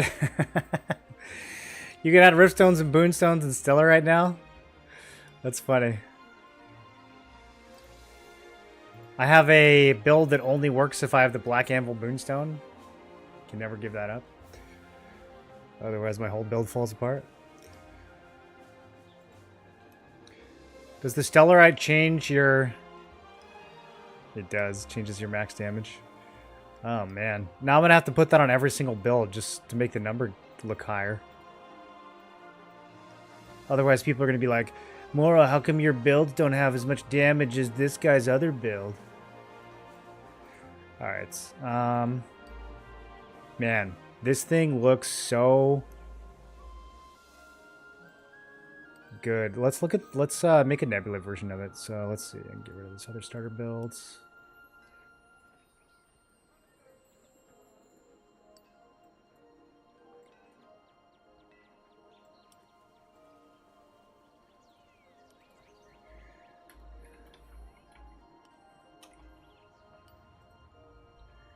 Okay, so this would be the dream. No, coil's a ring. What am I thinking? Yeah, Barbaric Rage. Level 12. And then for Vanguards, this one's tricky. Can we... I don't know if we can afford to give up Ring of Eternal Flames. I think we can, actually, because we could drop 60 strength and still be above 30k health.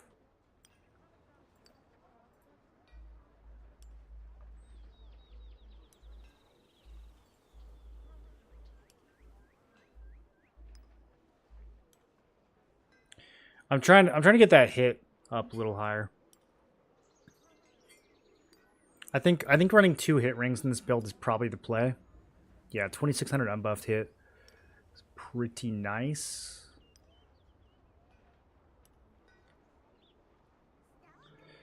And then at this point, I mean, do we even need Solitaire? I almost think we go back to Honor's Promise just to get even more tanky. Because the dex, we're not hitting any dex thresholds here. 40 dex isn't really that big. If we can't get at least 50, then all we need is 30.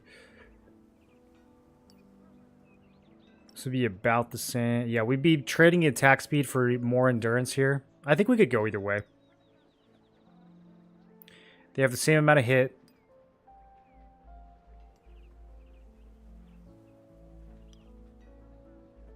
I think the endurance is a better value.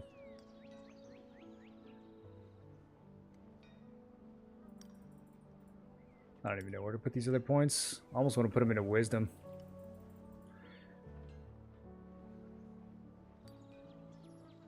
Get a little bit more cooldown.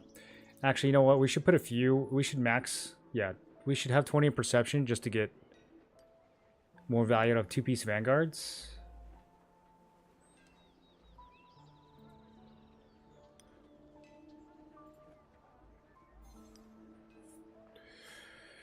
That is so strong, dude.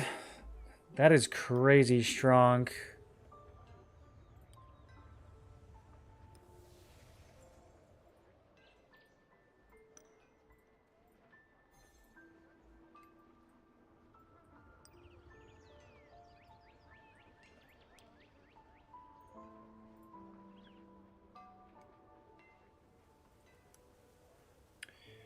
So, Deluge Noah is still 100k. But Bellendir is becoming more and more obtainable. We could also look at a version of this with Narus. Since we're cranking resist anyways, we could get even more resist here. We give up more crit. Can this build survive with only 600 crit? That's the question. We're never going to do like anything to endurance players. It would be really unstoppable though. Like, it'd be so hard to stop this build with a Bell or a Narus. The extra collision chance on Narus is actually not bad either. It's a pretty good value. That plus Quake Blade.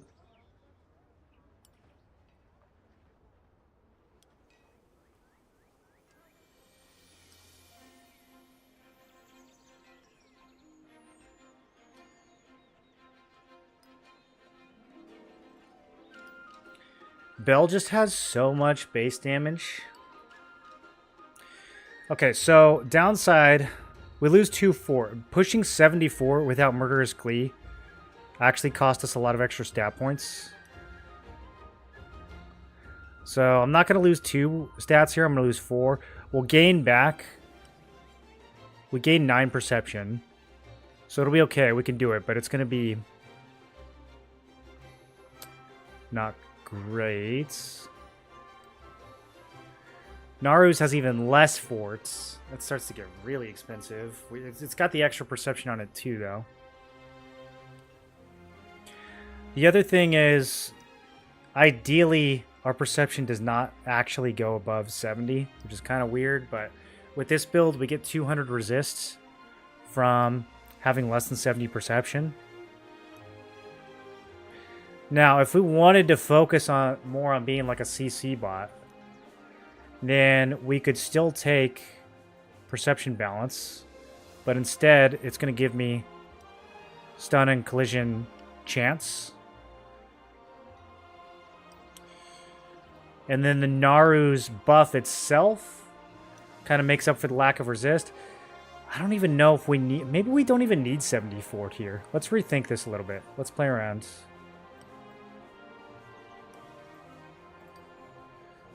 So, if we drop Fort back down to 60... We're only at 900 collision, 850 stun. Naru stacked up will add 250 to both of those. So, still decent. The hit chance in this thing is absolutely oppressive. I still can't really get anything going with Dex, though. We'd have to do... Yeah, we would just do 60 strength.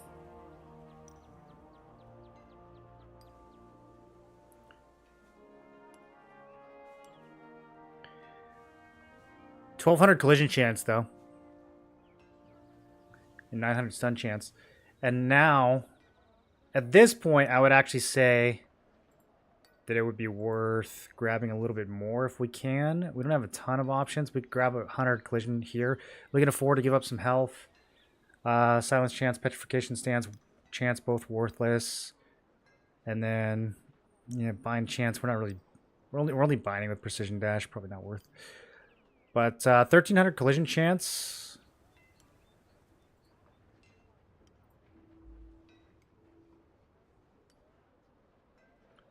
Can I rearrange these? I can. Is this new? Could you always do this? This is so nice.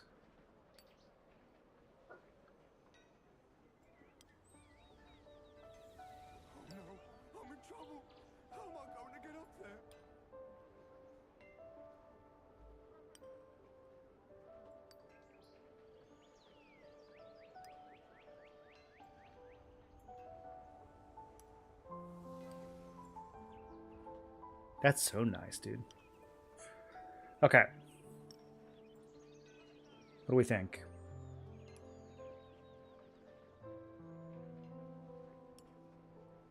I don't know if I like it. It still might be a better value to just drop strength down to 50 and stay at 74.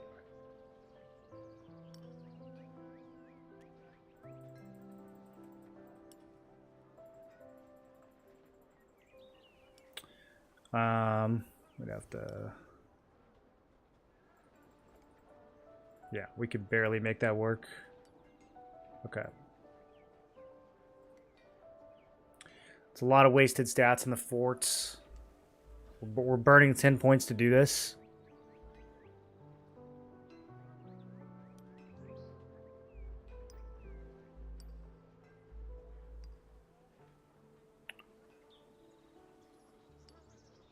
Max health, 29k is not perfect, but I think it's close enough. The only thing that really scares me about this build is the crit. The crit is like desperately low. We could swap out Cape because our hit chance is so high now. We could swap out Cape. And then this could give me even more stun res. I'd lose even more health, though. We'd be at like 28k, 27k health after that. There's too many trade-offs here.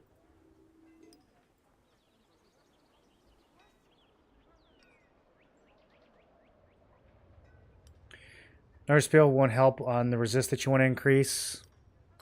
Naru Spear, I mean, the reason I'm kind of like always on the fence in Naru Spear, there's a couple reasons. The first thing is the base damage. Like... If I'm going to spend... How much does this thing cost? Like 8k? If I'm going to spend 8k on a spear, I'll just spend 15k and get a bell, right? Like that's kind of the first thing. Yeah, it's 9k for this. And like at that point... I mean, you can get a bell for 15 if you like... Yeah, one sold for 14 recently. It's not that much more expensive to just get bell. And Bell has like 50 more base damage. I mean, it's a lot more damage. The stats are really similar. The passive on it is solid. Cooldown speed is really, like, I think this is just better than Naru's, right? So if you're gonna, there's a value proposition there, like between, I might as well just buy Bellandir instead of using this thing. The other thing is, like, on damaging a target with a spear skill, all CC resistances increase. Okay, so great, but when am I in the most danger of getting CC'd? It's not when I'm, like, already brawling out. It's at the beginning of the fight when we're posturing up and I get, like, double cooked into a Cordy. I don't have 10 stacks at that point, right? Like, when I'm kind of, when we're facing off with the enemy team, I don't necessarily have the benefit of this when I need it the most.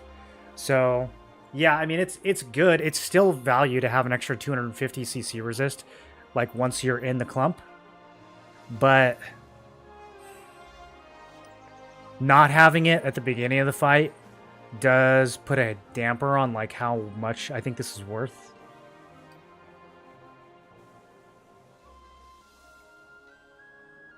And I mean, there's 50 more base damage. Like, 50 more base damage. How do you determine what numbers are good for each stat? You go on quest log for 2 hours and press a bunch of buttons. There's not really a short answer to that. Planning to build triple evasion Shadow Dancer with 3600 evasion for each. Decent coal res for PvP, PvE. Yeah, if you have 3600 melee evasion, I don't know that you're going to get any value out of collision resist. The whole idea with triple evasion is that you're dodging CCs. Any tank that's going to CC you is going to have, like, way more coal chance than you have coal res. So you're really relying on just the melee evasion to keep you safe there. Because you're not going to get, like, 1400 coal res on a triple evasion Shadow Dancer. I don't think. I haven't seen a build that can do that. Unless you just have, like, no offensive stats. As somebody who wants to PvP, does not have PvP gear ready in the current state of the game, how would you recommend I use my time to gear up properly? Free-to-play player. You do the same things as a free-to-play as you would as a non-free-to-play for the most part. You focus on running your dungeons. So your 3-star dungeons are going to be a good value. 2-star dungeons are super quick. So you can blast through those. And then Abyssal Dungeons. You're going to get a lot of value from Abyssal Dungeons as well. All the things you spend tokens on, that's what you should focus on. And then you should do enough Nebula every week to at least buy the 50 pouches from the Nebula Merchant.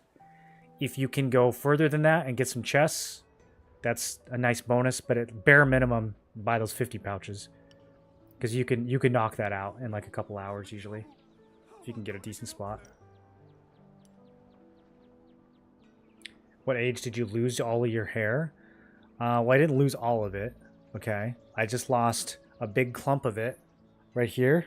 And that made me shave the rest of it on purpose. Just lost some in the front. I mean, if I let this grow in, it's not that bad. It's really this. It's this that's the problem. I think the front looked fine. I mean, maybe fine is an overstatement, but it looked passable. It was the big... It was the big hole in the back that made me go like, oh, no, we gotta get rid of all of it.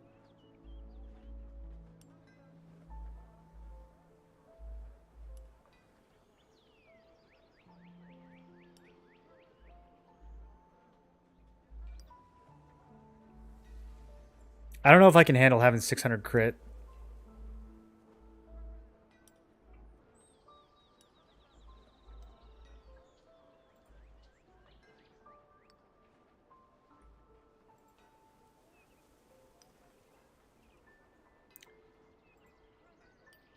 The difference between 600 crit and 900 crit, you go from critting on like a third of your hits to critting on like half your hits against an evasion player.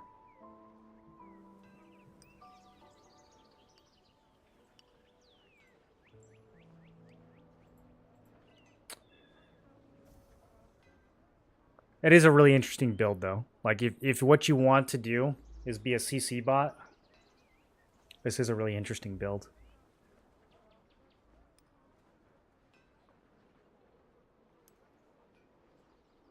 Probably what we'll name it. So for end game builds, I think what we want is like a CC bot, which probably uses Naru's. We want a 4-piece Vanguard that can still dish out damage. So that's still going to have a decent amount of crit.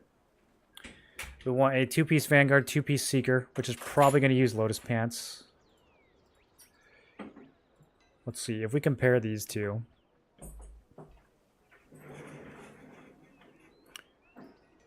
Crown has a little bit more hits. More heavy. Seeker's got... Why does Crown have more hit? Shouldn't they be about the same? Hold on. Oh, because the boots. Yeah, Seeker boots have a little bit more. Okay. So a little bit more.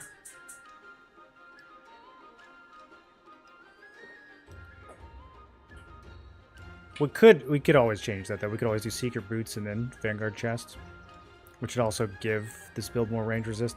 I think both of these are viable. They're so close.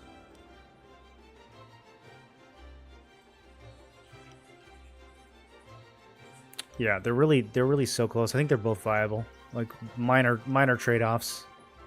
The cooldown speeds with Seeker Circlet is kind of like the biggest thing that sells me on the Lotus version.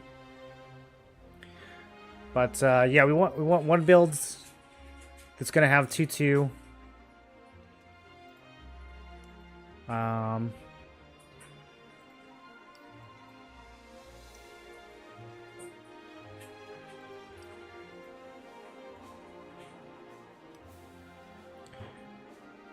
We could also, I'm thinking about it now, for the Naru builds, we could just go 5 Vanguard, right? Why not?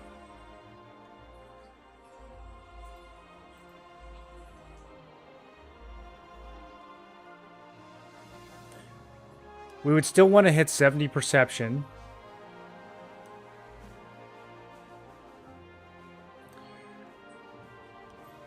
So I'd have to spend... Would I have to spend some double points?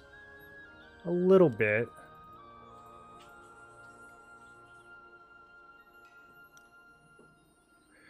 Oh, we have to spend a little bit of double points because Naru's only has 9 fort. Okay, what does this look like?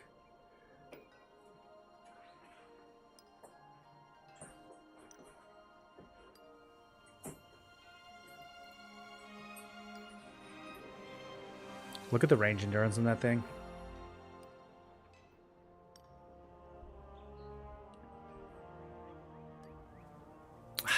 I don't know. I think that's kind of better.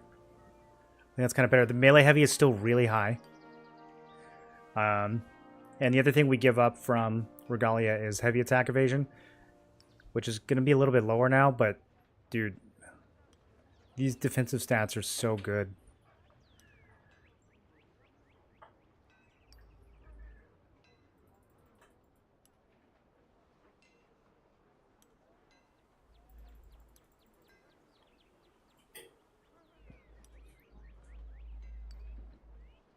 Do we put points into wisdom for the cooldown speed? Because this would be like the CC bot, right? Let's name it that.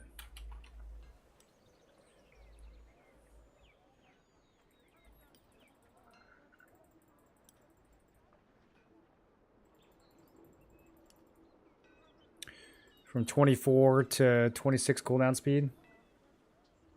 Yeah. I think the deck's a better value.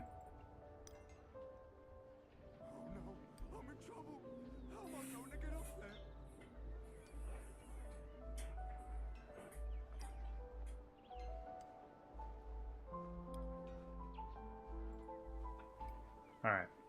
I don't think I'm going to spend all stream on Questlog. I'll probably work on this some more off stream. Get some of these really optimized. The whole point of doing this was to decide which resonance I was going to put on my gear. Have I gotten any closer to making that decision? Not really.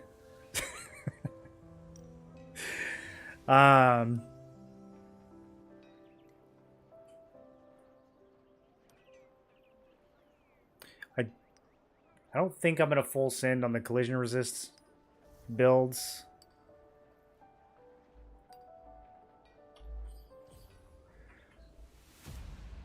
Some of these, like, I know for ring, we just want health. That one's easy. For weapons, we just want hit. I gotta decide which weapons, though. Am I just ignoring Quake Blade? I think we are.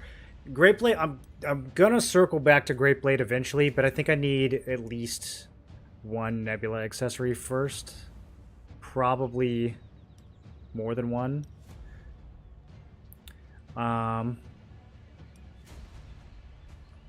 I think I need coil. I think I need the Nebula ring to really make Great Blade work again, and probably better artifacts. What's the main difference between Spear Greatsword and Spear Dagger? Looking to make the switch to either one, but can't choose.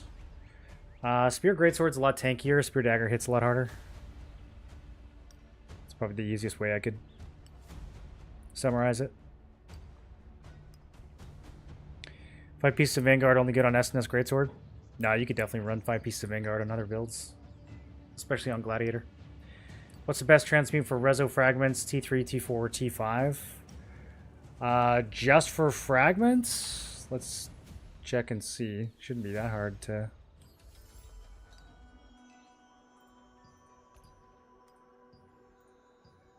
You can get 6 fragments for 5k points. Or you can get 15 fragments for 10k points. So... that seems better, right? Twice as many points and more than twice as many stones. And then T4 and T5 are the same. It's 5 times more points, 5 times more stones. So I think it just goes straight to T5. I don't really know. Why would you do... Am I missing something? Why would you do T3? Because this would be... If you did this twice, you'd spend 10k points, you only get 6. Here, you spend 10k points, you get 15. So... yeah, I don't know. Maybe one of these lower ones.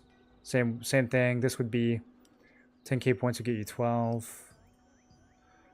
And then 10k points would get you 10. So yeah, I think you just go to T5.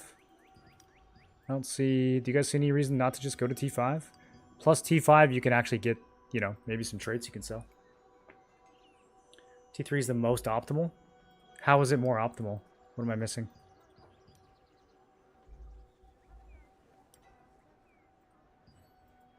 If you do all gambles at a different amount? No, it's still 6. How is that more optimal?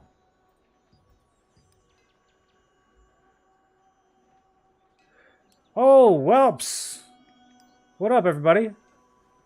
Thanks for the raid, dude. Revik said T4. He might be going off of the Korea rates. I mean, these are right here. We can just look at them, right? Like, this seems pretty obvious to me that we would go. Does T4 save you Solent, maybe? Is there a way to check the Solent without cranking it up? You can crank it up real fast.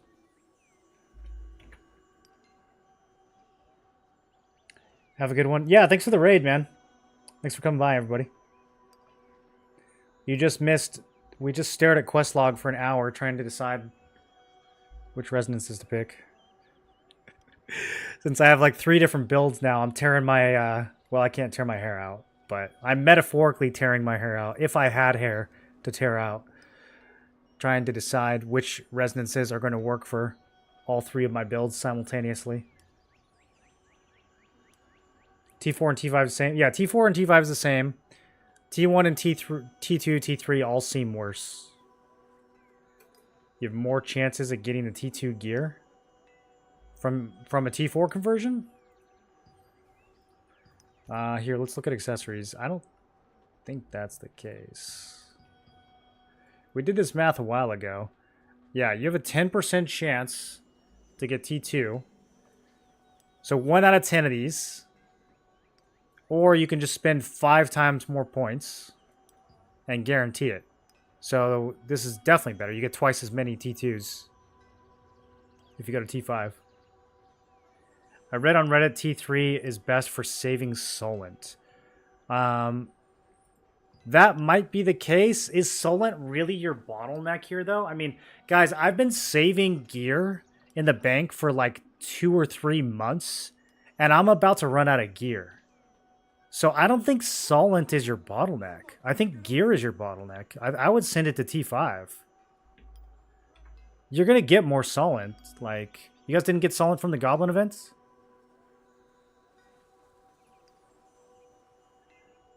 Crafting 260 stone is like 70 million Solent. Have you crafted... do you have the mats for 260 stones? Do you know how many gambles that is?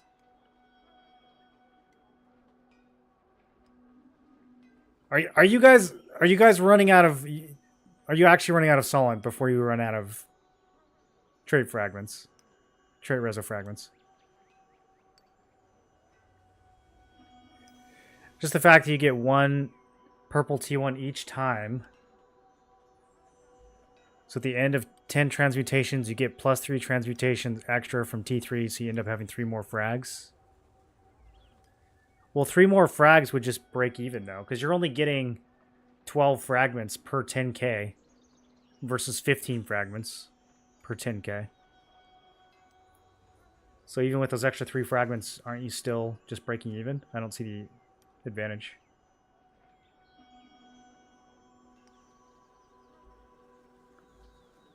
Rivik said you get 2 times more T1 at T4 plus chance for T2. I mean, we're looking at the rates right here. I don't see... Unless I'm missing something, I don't see how that could be true. Are you sure that's what he said? You get 2 times more T1 at T4. Oh, okay. I see what you're saying. So, you guys are saying, just for the sake of getting more gambles, you want... you want T1 pieces so that you can feed them back in? Is that the idea? I don't know. What's the advantage of having T1 pieces, though? Like, what? They're just worthless. Depends on the players. If players are brand new, they're bottlenecking on both, but mostly on Solent. I think if you guys are bottlenecking on Solent, something else is going wrong. I feel like something else is going wrong. You guys running your Solent food when you grind abyssals? Between gear, growth zones, unlocking traits, and trading, all adds.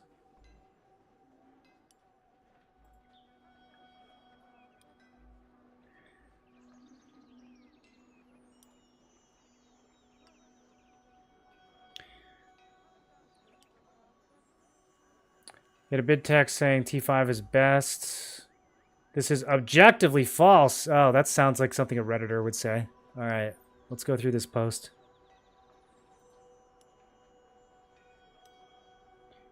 Anytime someone says objectively false, they're either definitely onto something or they're just a Redditor. There's only one way to find out.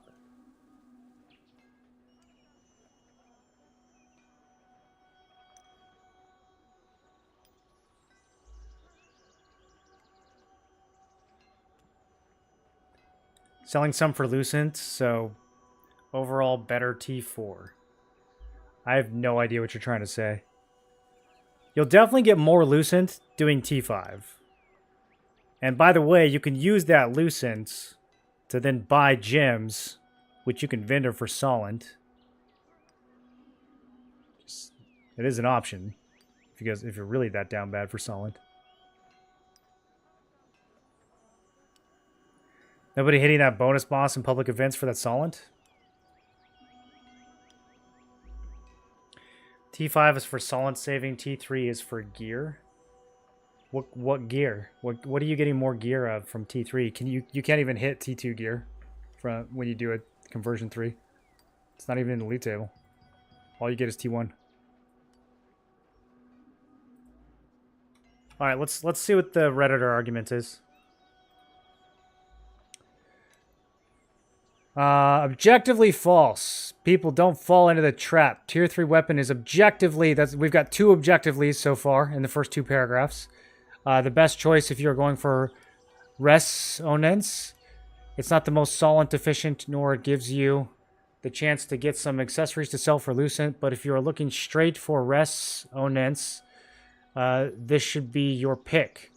In fact, going T5 random is 25% less efficient than T3 weapon.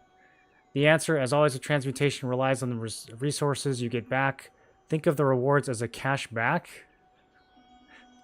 I kind of see what he's saying there. Since people seem confused, my mistake for thinking people should be more naturalized to this. This guy is just so... He has such Redditor vibes, dude. I'm getting so much Reddit energy from this post. Like, the arrogance combined with the misspelling, this is like peak Redditor energy right now. If you pay a T5 weapon transmutation, you will always get back a T2 weapon. And putting that T2 weapon into transmutation gives you 4,364 points. That means the actual cost isn't 50k points, but 50k minus 4,364. Okay, yeah, that makes sense. Same goes for all other tiers. So if you're just super zeroed in on only getting trait resonance fragments and you don't value your Solent or your Lucent, but my question, I mean, the obvious question here is, why would you not value Solent or Lucent? Those things seem pretty valuable. Wouldn't you want a strategy that gives you the best value overall? Why would you only want the best value for 1 out of 3 of the important resources that are being spent here?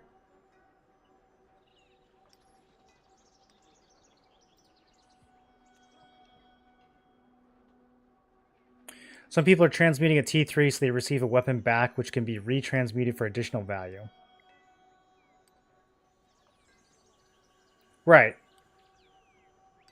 Do you guys think that's worth it though? I understand the technique. What I'm saying is I don't see the value.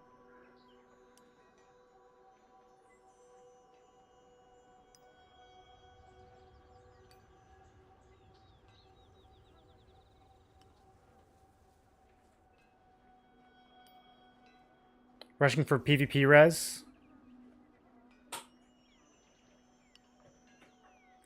If you're... Okay. This guy is correct under one condition.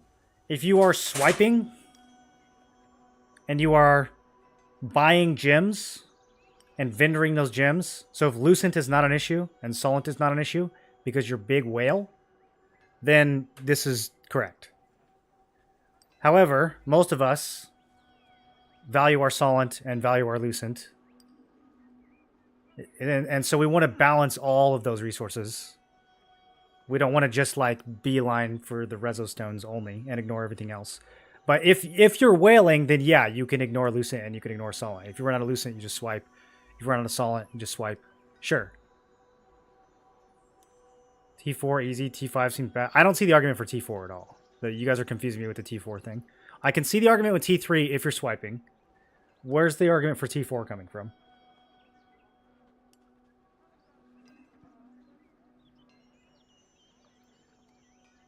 Everybody's just looking at trait resonance, not thinking about the whole game.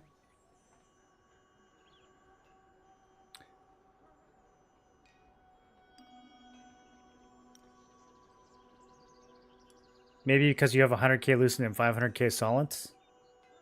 Yeah, if you have 100k Lucent and 500k Solent, it's probably time to buy some gems.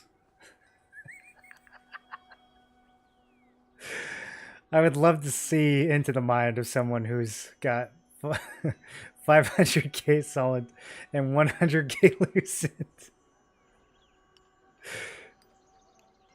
He said the actual Solent cost is 10 times more. Okay. Well, that seems pretty high. Look at the sheets. The Solent cost is insane to Reso a full set. Okay, does he break it down?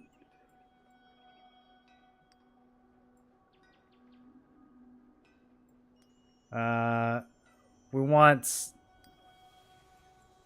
Alright, so this is what we want right here, right? Solent cost per fragments.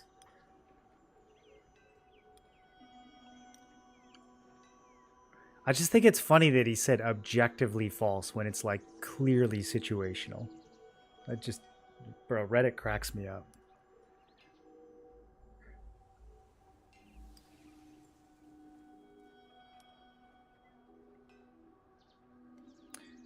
So, doing T5, you spend, I don't think it's 5x, but you spend like 3 or 4x less solent, which is a lot less. Unless you're swiping, you know. If solent is free, if you're going to solve your solent problem using credit cards, then you could just ignore this column, right? And all you care about is this one.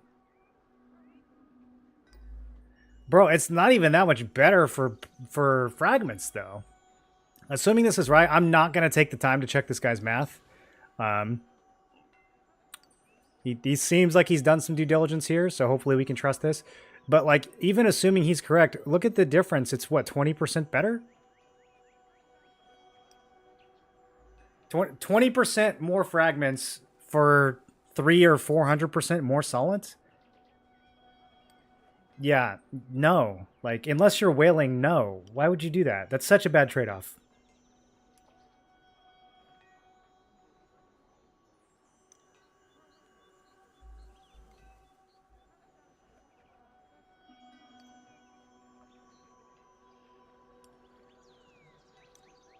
Average points you receive by transmuting the rewards. That's the other thing, is like, you're not always going to transmute. Like, assuming that you're just going to transmute the rewards, especially as a newer player, if you're just gambling accessories, and you're getting like ring traits that you can sell for 200-300, or you're getting like death knell that you can sell for 400, like, that's not nothing. That Lucent can add up.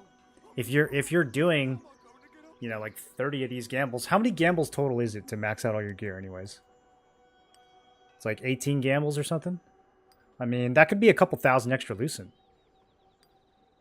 It's not nothing. How do I pay to win? Silver, you know how to pay to win.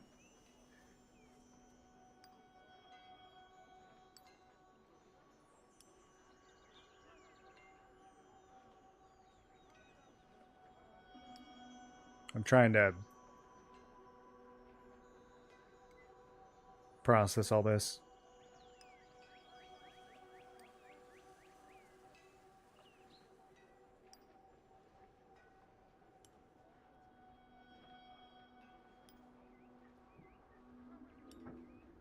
Okay, I think, yeah, I think this is correct. I'm not seeing anything that's... I don't know why you guys... I still don't know why you guys like T4, though. Why do you guys like T4? I feel like T5 if you're not a whale, T3 if you are a whale. I don't... Why do we like T4? Who's T4 for?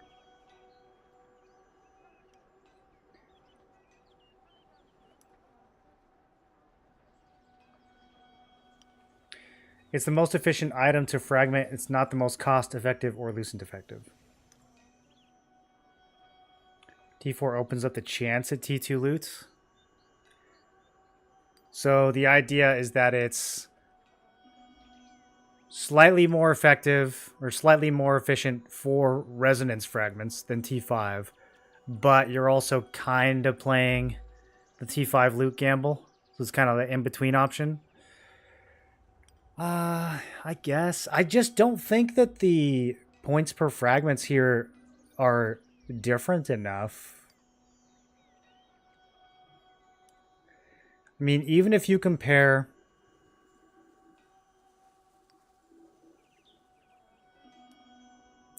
Even if you compare T3 weapon to T5 accessory only...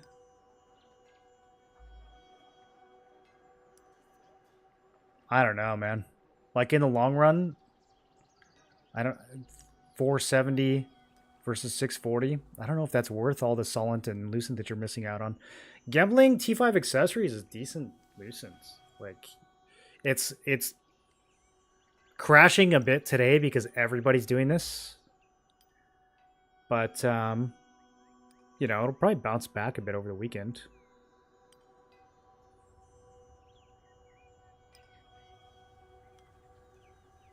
If you don't feed back the T2s, then you lose the whole efficiency, making it pointless. Yeah. So, well, I mean, if you're doing T3, you would always feed back because you're never going to get anything worth selling. if you're doing T4, you will get something worth selling, like, what? Less than 10% of the time. I mean, probably like 3% of the time. Maybe like 3 to 5% of the time you'll get something worth selling. So if you do T4, by the time you get all of your gear done, you'll probably get like a couple of items worth selling. T5, you'll get twice as much stuff that you can sell as T4. T5 accessory, like 1 out of 4, you'll get something worth selling. So I guess T4, it depends on what category. If you did T4 accessory, then I guess it'd be half that. So like 12% chance.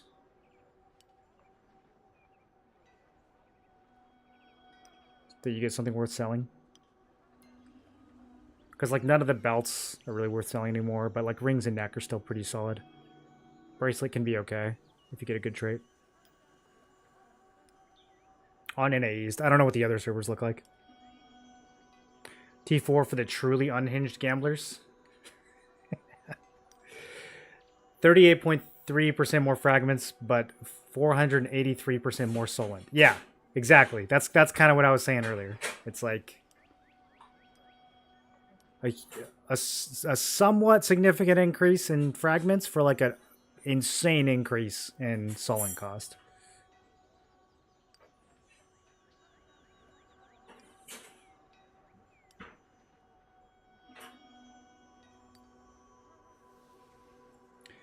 Traits are not even that much cheaper. Still 270 for skill damage boost.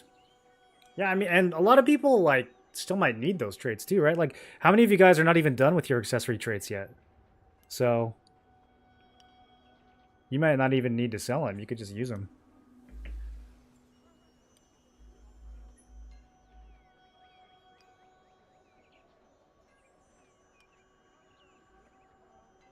Definitely don't do T1.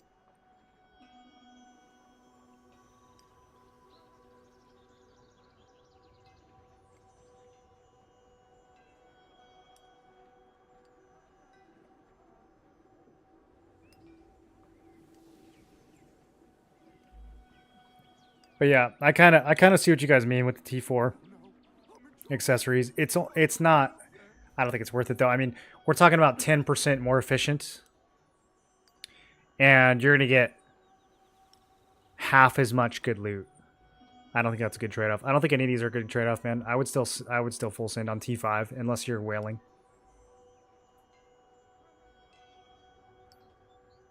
That is the objectively correct answer. Definitely we stick to T5. Yeah, I think most people should stick to T5.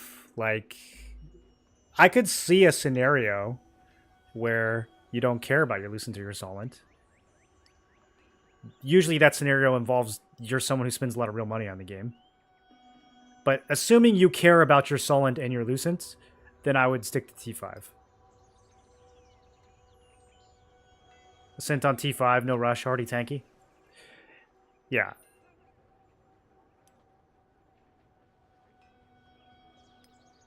Resonance for now is like runes and they come out for high-end, min-maxing. Worthless for most people. I don't know if it's worthless. I mean, I think accessory resonances are probably luxury right now. Because A, it's expensive to fully trait your accessories. And B, they're like kind of like the lowest impact. Weapon and armor resonance is going to be higher impact. But I think most players should be able to trait their weapons and their armor around this time of the game. Like, those traits should be pretty maxed out. You should have enough. Hopefully you guys have been saving up gear to throw in here. Did anyone just like not save up gear at all and you just got blindsided by this? You just logged in, you were like, what? I have to transmute? Or do you think there are a lot of people that got caught off guard?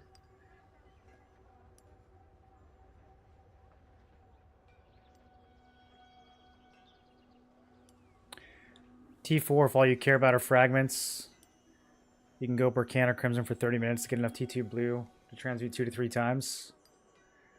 Well, how many minutes it takes to go to Bricant or Crimson doesn't have any bearing on which one is the most efficient. Because you would just scale that at every level. It'd be the same. So, I don't think T4 is good if all you care about if all you care about is fragments, you would go T3. But I don't think anyone should only care about fragments. You need to care about more than just the fragments. You need to care about your Lucent and your Solent. Unless you're Whale. If you're Whale, who cares? Spend money. Don't think, just spend money. You worked hard for that money, now spend it without thinking. I had almost a full bank plus inventory, 300 slots, and only be able to trade like 4 or 5 pieces. I'm going to be able to trade probably like 8 to 10 out of my pieces. I don't even think I'm going to be able to do a full set.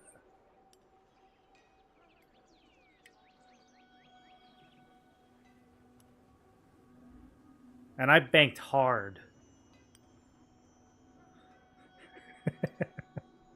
I banked for months.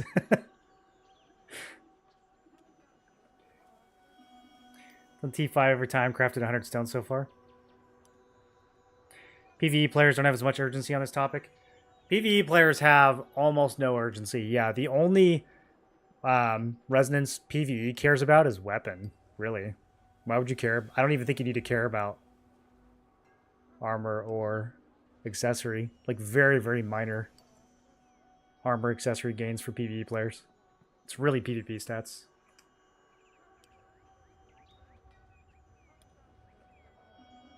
Want to make illusion of all my epic stuff for fashion? Oh, dude, I totally forgot about illusion. I should have saved some of my gear for illusion. I was busy throwing it all in the wood chipper. Okay, we only have a peace event coming up, really? Alright. Well, let's skip the next event. Let's, I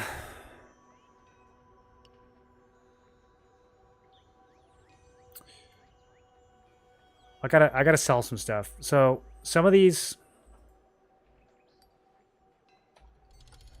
gloves can go for sure.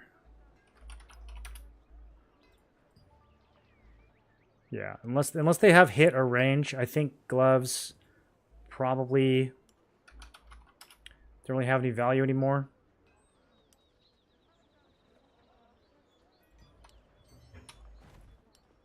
Except for illusions. Can you preview when you illusion something? Can you like see what it's gonna look like? How good is this illusion system, boys? I don't even know how to do it.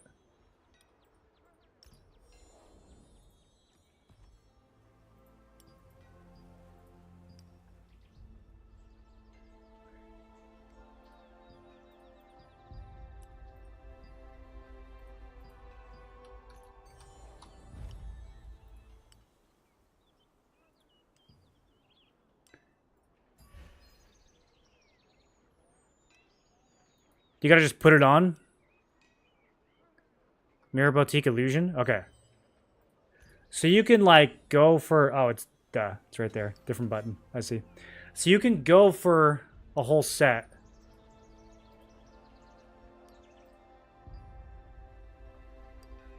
And, like, make it look good. And then go get the stuff. Bro. I never knew Royal Helm looked so dope. Look at that. Look at that goofy... That's what I'm going for.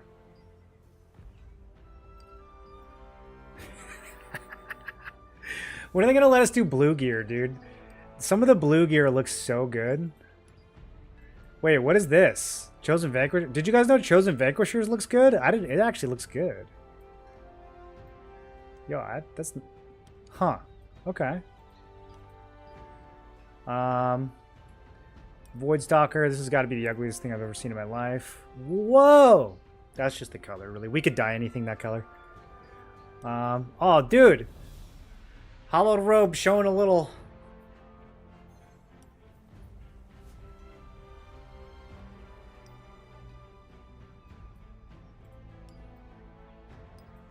No. No. No. No. Everyone's going to be doing Oblivion Wrath. I mean, I can see why, but it's gonna be everywhere. It's gonna be everywhere.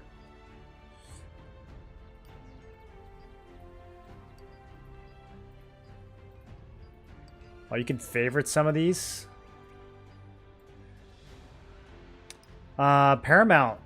Actually, not bad. Is that just the color that I like? Do we actually like the design? I might just be getting drawn in by the color. We could dye anything this color. Why is everything so shiny? Is there a shiny setting somewhere? It does not look like this in game. Am I like standing somewhere weird?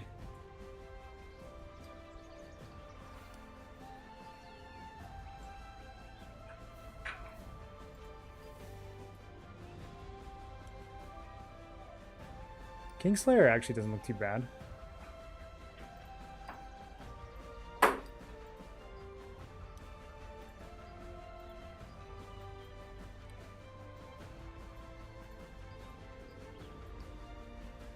Infernal Herald. Yeah, these colors are... This is not what it looks like in game. I really wanted to make Infernal Herald work in T1. Just for the fashion. There's something preposterous about Feral Prophet that makes me kind of want to make it work too. Like, especially if we can find some like really goofy pants to go with it.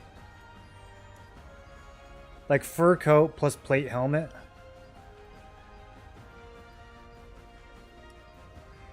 There's really no like ridiculous leg armor though. Some of these are like fine, like Vanguard or Resistance plate. They're like fine.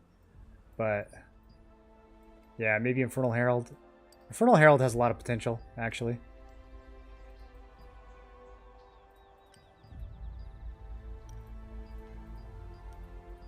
We need blue gear, dude. We need blue gear. I'm telling you guys, unironically, the blue T1 gear looks better than this. Metal stuff looks too shiny in this menu. Change the background on the bottom. Oh. True. It's right there. Okay.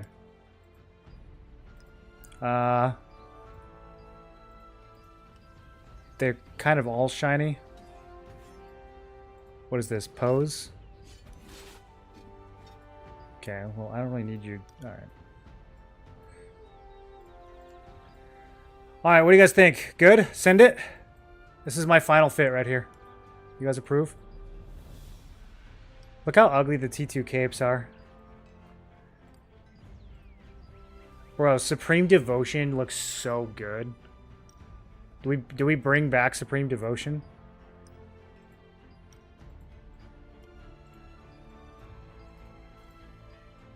Are there any T2 capes that aren't total Cloak of Frozen Expanse? That one's a little expensive.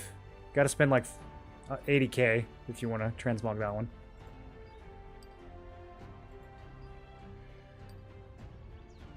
I could see this cloak working with something. It looks hilarious because we have this stupid coat on, but actually I could see this cloak working.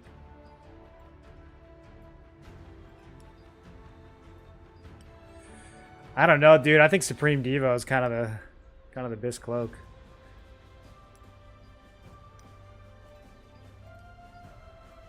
I mean, like, look at this. I haven't even put any color on this. It's already kind of coming together.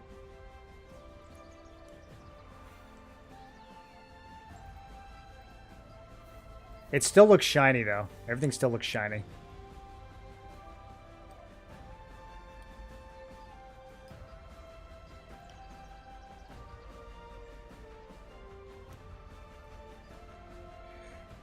Immortal Legionnaire is just like a worse version of Infernal Herald, I feel like. Doesn't it just look like a reskin? I don't know. It's kind of hard to tell in this menu. They both look weird. But like they both have these weird sheens.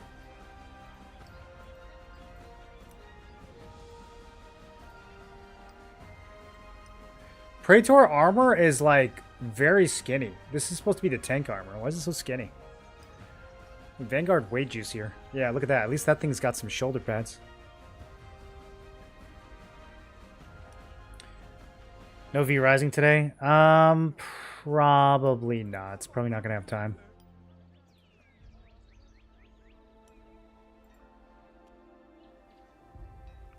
Will I spend Lucent to customize? What is it like? To buy 20 of the illusion scrolls, it's like, how much? I'll probably spend like 2K on it. Maybe stop by the fashion, please. Do you know how I can unlock the last sync slot after 500 growth stones? I don't know if we can yet. I don't know if they're gonna like implement those later, or sell them in the cash shop or something.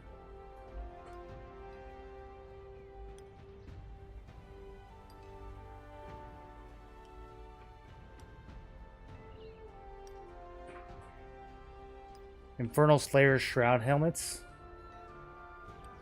Is that a regular helmet or is that a cash shop helmet?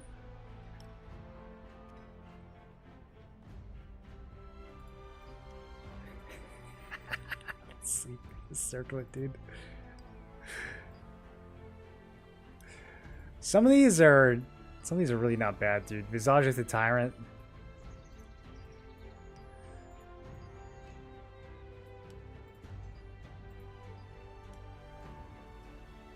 Vanguard helm was too much.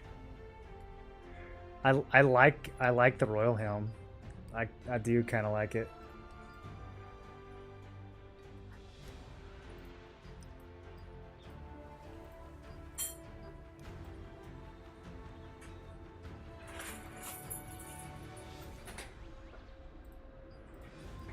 Oh, wait a minute. Whoa. I didn't know it was going to be that big. Bro, T1 resistance hat? Hold on. Hold on. We're bringing the coat back. Don't tell me that you guys aren't intrigued by this. I just wish there were some, like, more outrageous pants that we could put on.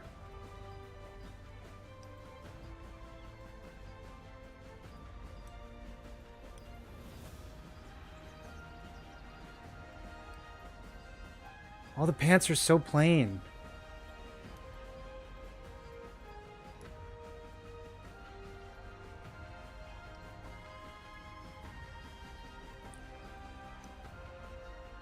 What about boots?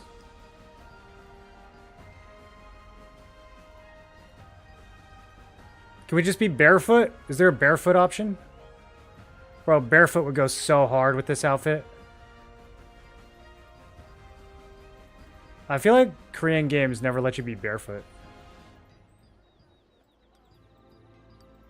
Which is surprising considering the average MMO audience. Okay, we kind of got some fur boots. There's like...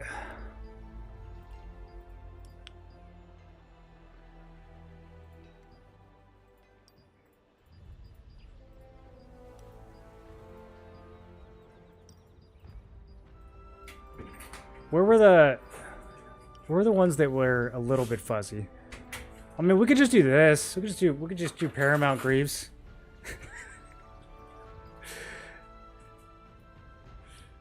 Trophy legs.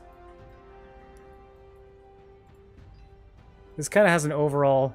Hold on, we got to change the cloak. Cloak's got to be... Oh, I don't know. Actually, I don't know.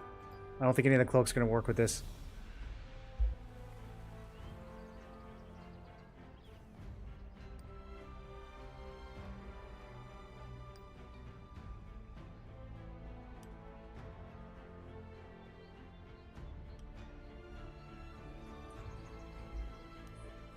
What is this, abomination?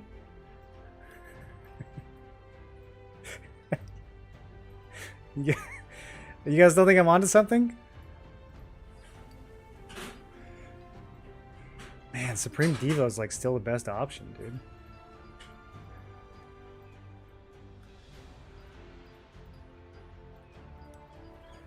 The capes are all like a little too similar. Is there just a hide cape option? It's really just the hat and the coat that are doing all the work right now. Dude, Infernal Gauntlets. The whole Infernal set actually looks so good.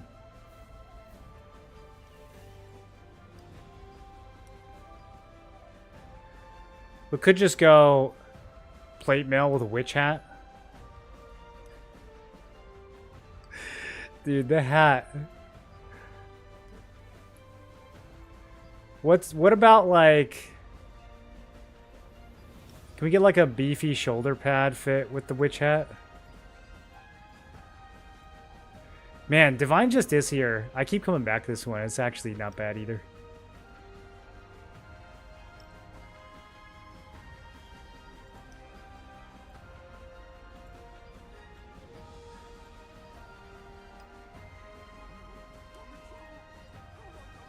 No. None of the shoulder pads are quite... Man, I keep coming back to this one too. Chosen Vanquisher. Alright, there's too many options, you guys. We could stay here all day. Heavily asked, hide cape. Yeah, I think a lot of people would not mind hiding their cape, honestly.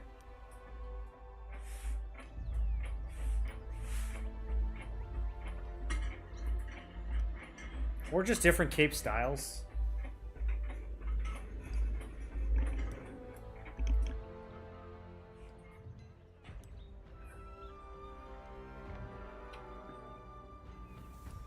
Someone take away this man's mouse.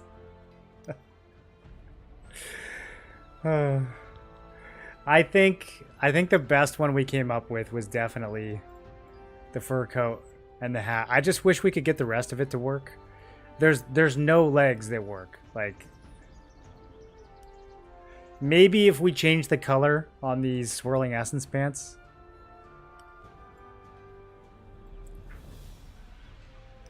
We need an uglier cape for this one. We need like, if we took one of these like okay, if we took one of these T1 capes and then changed the color on it. I also think the hat could work with where is it? No, it's too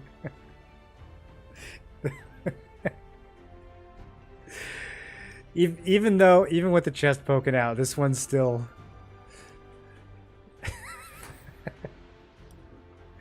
How are you going to beat this? Oh, Blood of Solace. Use the methods for your Lucent making YouTube videos. Got full build with traits and everything in a month and a half, so thank you. Nice, dude. It's good to hear.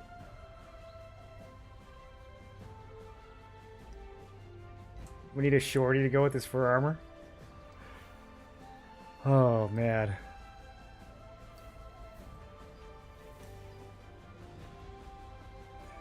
Yeah, we have to do some, like, weird...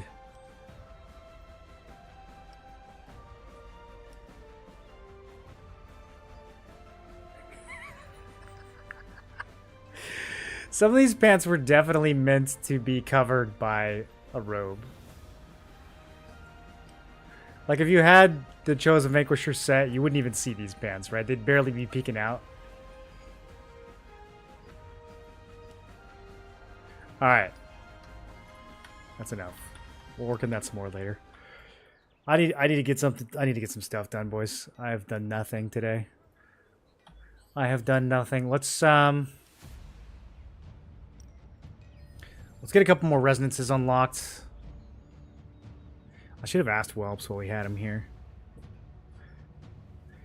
I cannot decide how much endurance I want on my final build. Change the girl, you'll have better options. Oh yeah, no, I know. I know. Let me hop in Discord. Ask some of my DPS players how much crit they're running.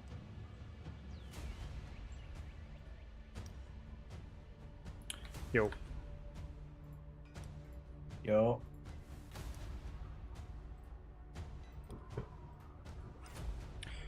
How much crit do you guys think people are running in PvP these days on like crossbow or staff?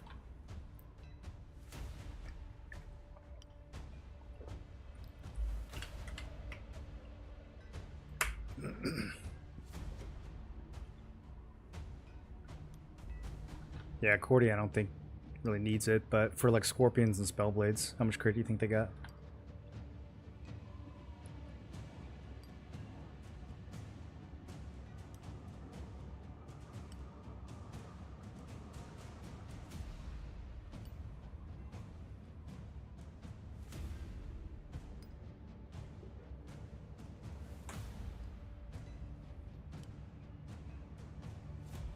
Yeah.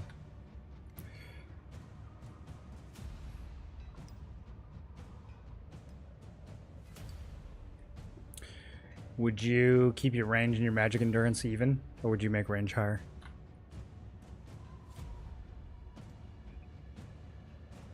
Yeah.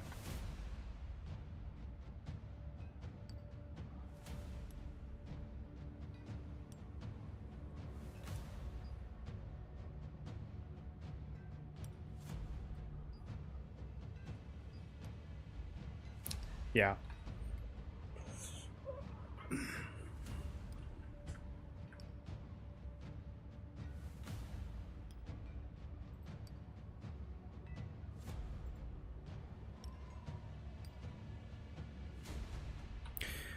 What about for like 48v48 though? I feel like Scorpions are still kind of dangerous. Yeah.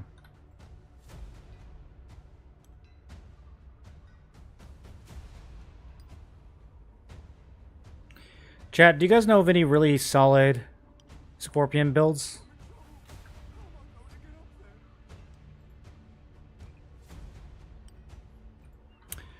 Yeah, I'm thinking like 1800 for magic, and then the rest into range. But I don't know. I wish this wasn't so permanent.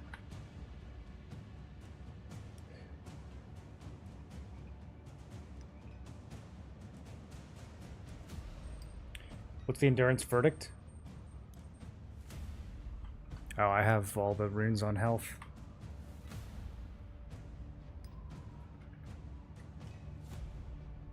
You selecting trade or leave it to RNG? You definitely select. Yeah, the RNG is really, really inefficient. They made it way too expensive, I think.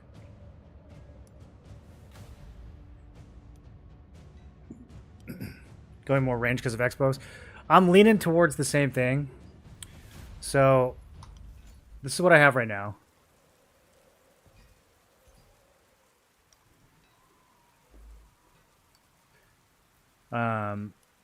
Right now my magic is kind of low. I'm trying to decide.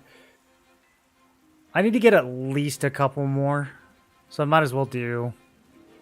I'll probably do boots, gloves. Once I get magic endurance to like 1800 though, I feel like just putting the rest into range, honestly. The other big thing here is that if I pick up a Vanguard chest, that has a ton of range endurance on it. So that also is kind of making me lean more towards just putting magic on everything.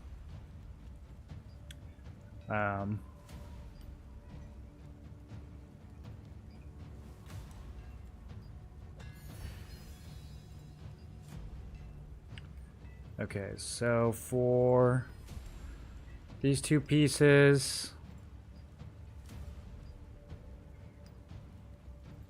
it doesn't show you the item, bro. That's giving me so much anxiety. I can't see what item I'm unlocking. All right, that's fine.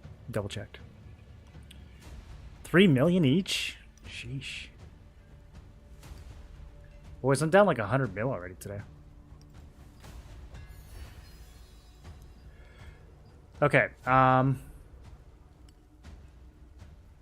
let's do weapons next before I pull the trigger on the rest of these armors. Should do another RNG for fun. I RNG'd health regen. I got a good feeling about this. We can't hit health regen twice in a row. So now that we have health regen, the RNG on the two traits I actually do want is higher.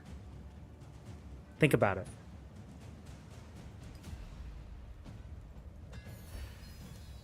So close. Okay. I don't know what I want to put on the chest. I think I want to put range on the chest.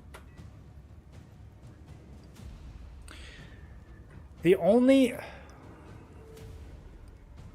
time I'm gonna run Regalia is probably with 4-piece Vanguards.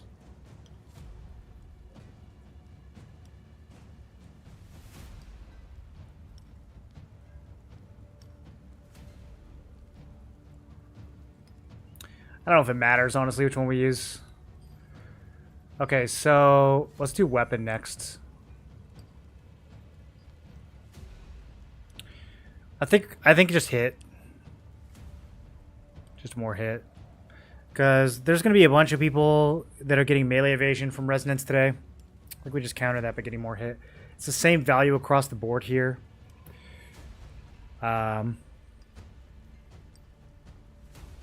Most of the builds that I have in quest log have like an abundance of heavy attack. And then if we wanted more crit, there's other ways to do that. We could potentially swap runes. There's some traits. Yeah, I think hit has got to be the best value for weapon. Probably don't need to think too much about this. What's the RNG on it? Oh, 3%. Okay, 3%. You guys think I can hit that?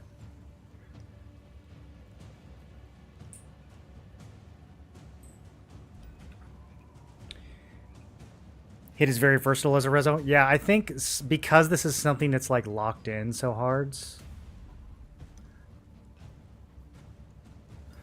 The reason I'm leaning towards hit is because I've even been considering swapping my heavy runes over to hit on my weapon. Right now, both my weapons have heavy. In the long run, they should probably be skill damage boost, but my skill damage boost rune is like 20 levels lower than my heavy attack.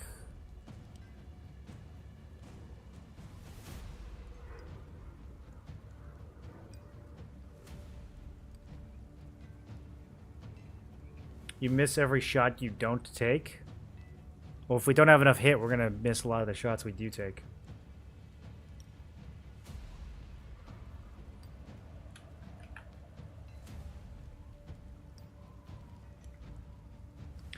Thank you for the YouTube video, for the Gladiator Guide. Thanks again for it. Yeah, no problem, Fuzzy. Glad it was helpful, dude.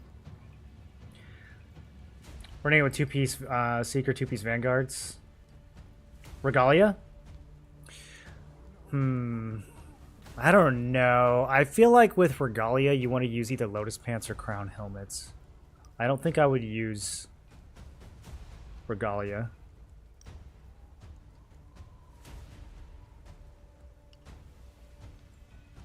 Heavy evasion is nice when you get around 500 of each. Are you getting that much heavy evasion with 2-piece Seeker, 2-piece Vanguard, though? What do you... You'd have to run, like, Ogre Belt or something?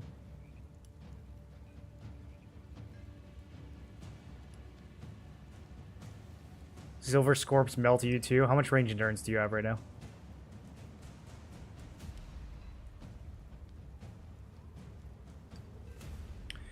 $1K hit, 1.5K crit, 1K heavy, and fully tanky.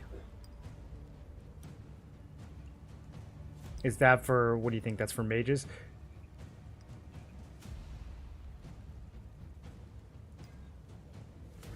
Expo's pretty much the only thing that hurts me. I still take, when I'm only running like 1500 magic endurance, I definitely still get melted by mages sometimes. They're not the biggest threat, but I do still get melted sometimes. So I think probably 1800 is my minimum for magic. But I don't know if I need to go any higher than that. That's why I'm contemplating just sending the rest into range. I have 1900 melee, which is definitely enough. Melee players are weak and frail.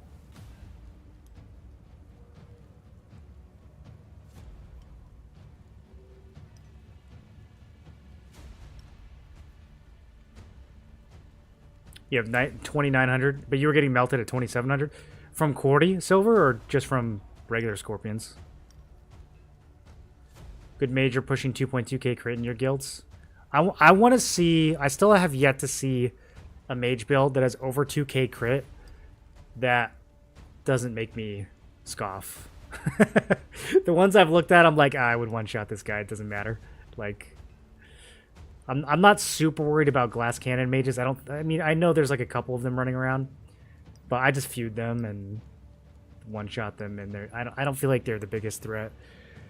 I'm more worried about how much crit a melee evasion spellblade has. Honestly, that's about it. Liberators, I don't even think I'm worried about liberators anymore. It's really spellblades and scorpions that I'm worried about.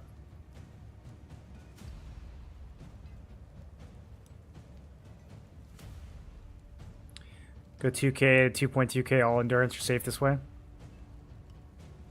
Good expos running around 2k hit and 2k to 2300 crit. See, that's the thing. If they're running 2300 crit, then the difference between 2k endurance and 2200 endurance is actually huge. That's a massive difference. If we're right approaching their crit chance, that's where you get the most value. Like, the closer you are to your opponent's crit, the more valuable each point of endurance becomes. So that's another reason why I'm leaning towards range. The glad you care about no one? No, gladiators definitely died at crossbows, bro. 100%. It very, very easily can die at crossbows.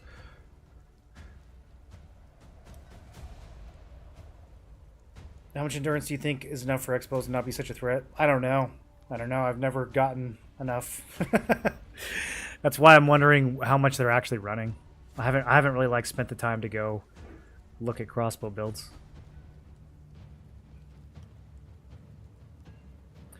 If they go for you, they playing wrong? A crossbow? What do you mean?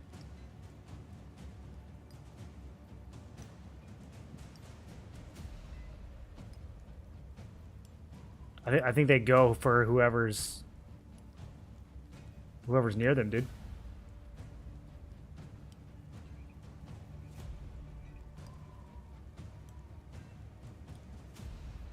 What, they waste time on glad to get more important targets? If I was a crossbow, I would definitely not ignore gladiators. Gladiators like one of the only class that can actually hit a crossbow. Who do you think would be more important?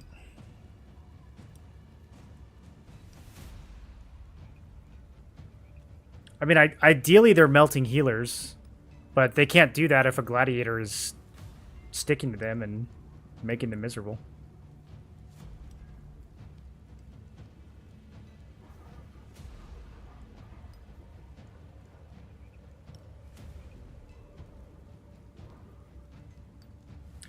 Having more than 2300 crit is hard, generally not worth it. You think crossbows are focusing libs over gladiators? I don't know. Libs? I don't know. Alright, well, I'm going to put a hit chance on these weapons.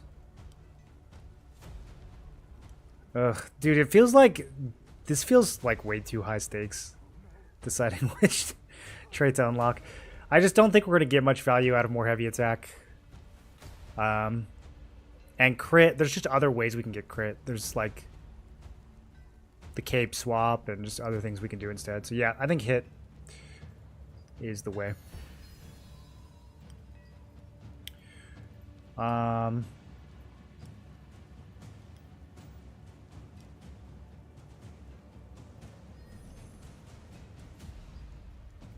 Putting resonance on this before I put it on Great Blade does genuinely hurt my soul.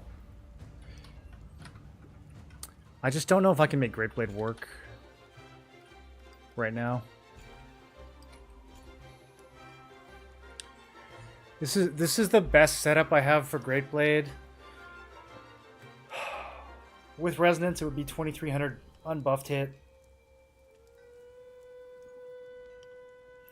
We have 2 pieces of armor with hits. I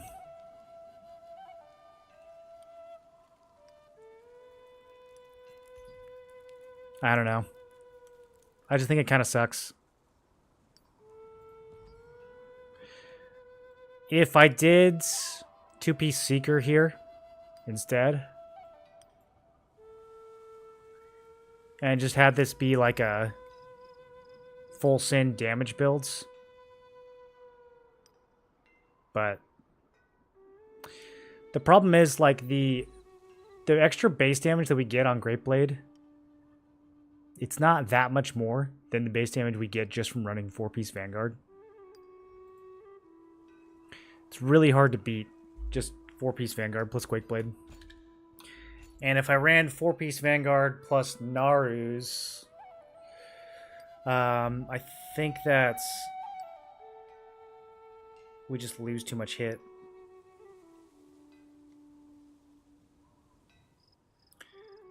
Potentially could do Lotus Legs.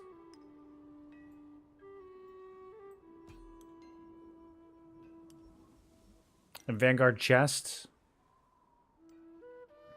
That would put our hit back up in the 2200s, which is still not amazing. But for large scale, might be okay.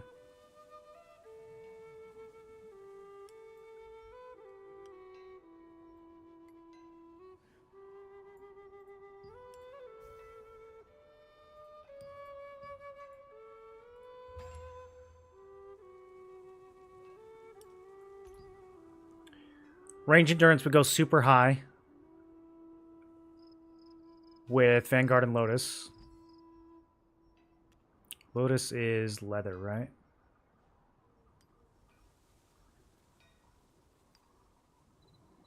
Yeah.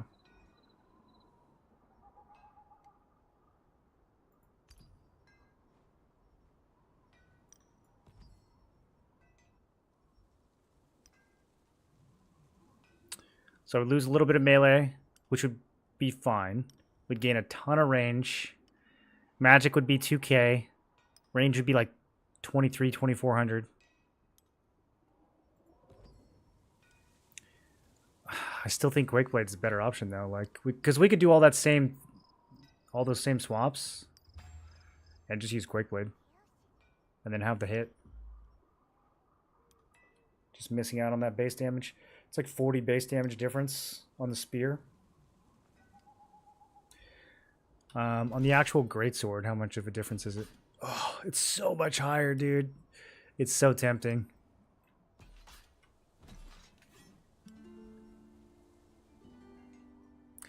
This is the, like, stay alive, resist everything setup, though. Well, not resist everything, but resist some things.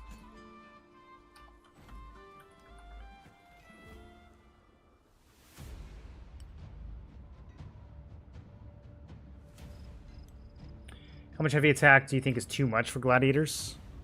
Probably 1,000. I think 1,000's overkill. You probably want to be around like 700 to 900. I don't think there's that many people running heavy attack evasion. At least not people that we're targeting.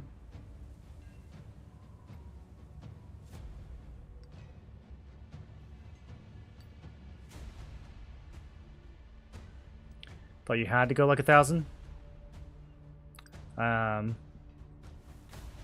What do you mean? Like, how much heavy attack evasion do you think people are running? What are your stats? I can't see. It depends on the build. This build is 70 fort. 63 perception, 70 fort. The this one is only 50 fort. Eventually, there will be 2 pieces of Seeker here. So this one's supposed to have a lot more crit and a lot more base damage. But it doesn't have the 4-piece Vanguard, so it loses some base damage. It gains some back from Great Blade, but I don't know, dude. It's just like... it's really hard to justify anything over 4-piece Vanguard right now. I feel like 4-piece Vanguard is just such a crazy value in this meta. I'm even considering 5-piece Vanguard. Depending on weapon choice. Got 1259. Yeah, I mean, it's a good stat, right? It's always a question of trade-offs. Like, what are you giving up to have 1200 heavy attack?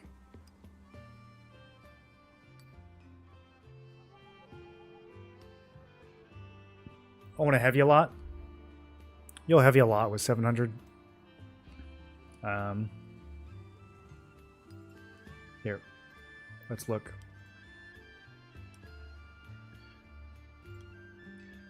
So 800's 20 heavy attack is 45% chance. And I mean, this is like so easy to get. This is 4-piece Vanguard with hit resonance, hit cloak. There's like hardly any heavy attack on this build, just some runes and some weapon traits. Most of it comes from like masteries and stuff. You don't really have to gear super hard into it. Let's see. So if we go from 820 to 930, our heavy attack chance goes from 45 to 48. You see how negligible that is? For another 110 heavy. You can factor in people's heavy attack evasion. In fact, there's a button to do that somewhere. Do you guys know where it is? Where's the stat comparer button? You guys know what I'm talking about? Questlog has a function where we can look at it. Any resonance unlocked? Yeah, I did like 5 pieces so far. I've been debating all day which ones I want to take. Because I have multiple gear sets now, and so I can't just like min-max for one set. I have to min-max for multiple sets, and it's a big headache. People can have around 200 to 400 heavy attack evasion. Yeah, and the targets that we're going to be hitting, probably not higher than 200. If that. Combat set. Oh, it's over here. Okay. Way over there. Yeah, so heavy attack. Let's say that my opponent has... Actually, this right here is a pretty good... This is just like my stats against my stats, right?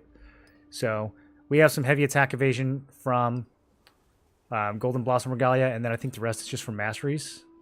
Actually, this is not adding up correctly. I don't know why it's saying 172. Okay. Well, let's add some more. Let's say that they have... and this isn't even that really realistic, but let's say they have like 100 on chest, 100 on belts, and then like 100 for masteries. So they're like 300 total. Now, can I subtract here?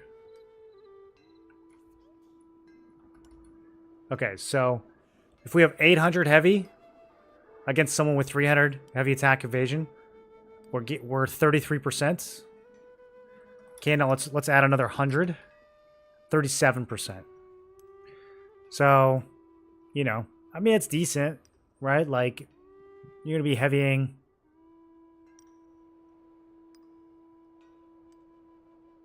6% more often. But probably better value you can put elsewhere, especially when you consider the fact that most people aren't going to be running that much heavy attack evasion. They probably have some, like, on accident. But, I mean, now if we compare 800 to 900 against someone with 100 heavy attack evasion, it's going to be even less value, right? 41% versus 44%. I mean, at that point, it's just like, who even cares? 3% difference. So, yeah, if you think your targets have like 300-400 heavy attack evasion, then maybe you would want 1,000.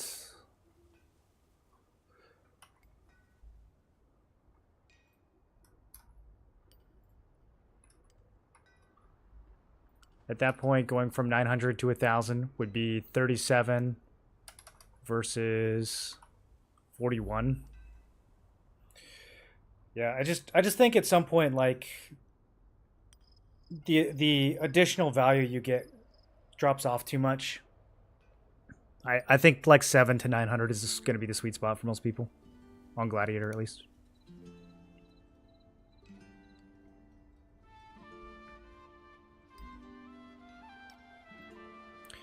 You got to think too, like, the value you get from crit because people have so much endurance,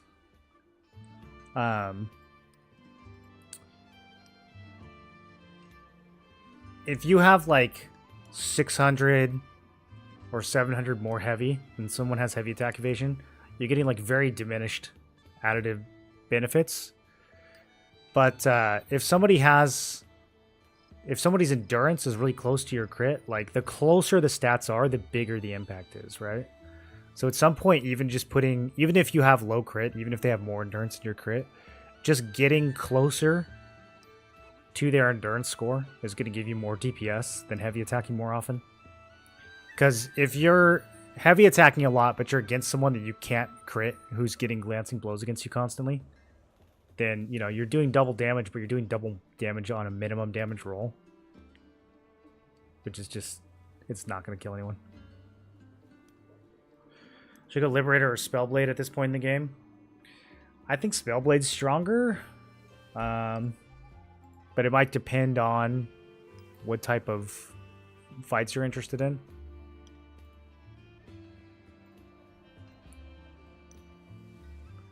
I feel like Liberator has really kind of fallen off in T2.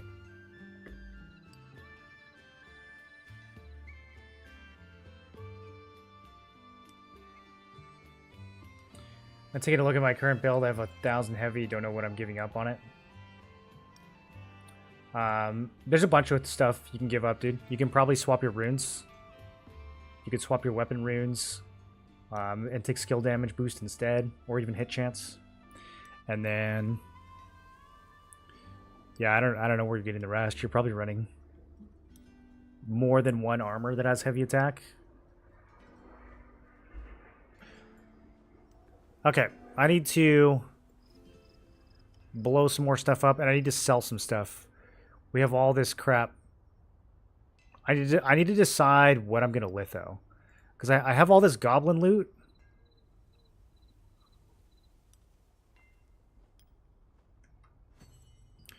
There, let me just do like a quick rundown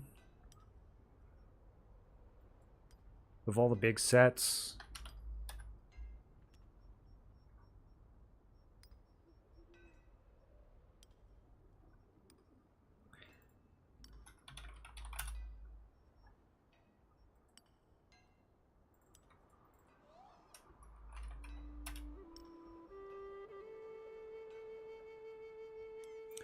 I think I looted a royal visor. I definitely have some gloves. Do I have the helm? Maybe not. Maybe I dreamt that.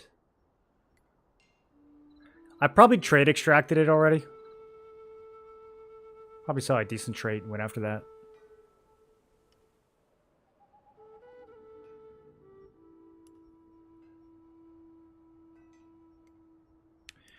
Okay, so let's look at Warlord too.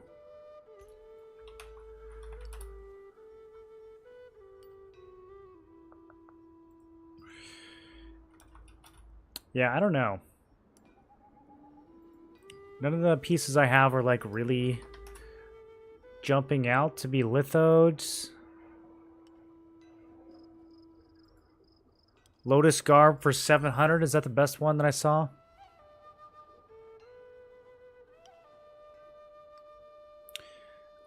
Sacred Repose, let's check those.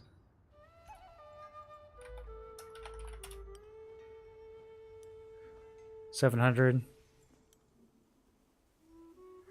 The question on some of these though is like, is lithoing actually worth that much more than the traits? Which trait did I get on that Repose? Melee Endurance, which is not a good one. Okay, so we might litho that. That's a decent candidate. Are any of the Dread Admiral pieces worth anything anymore? Not really.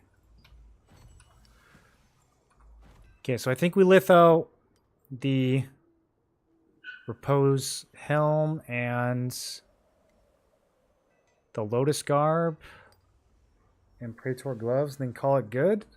You guys see anything here that I'm missing? Wait, I have 2 pairs of Lotus Boots? Okay, I did not know I had that. I think those are good too. Yeah, those are like 800 each. How are the traits on those?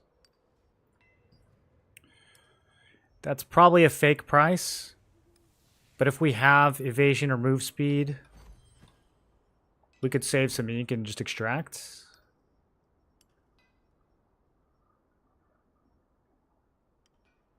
Okay, one of them's evasion. One of them's endurance. Maybe we extract one, litho the other. I'm really limited on ink, so... As much as I want to litho everything, I don't think we can. Okay, I've got Praetor. Gloves, boots, and chests.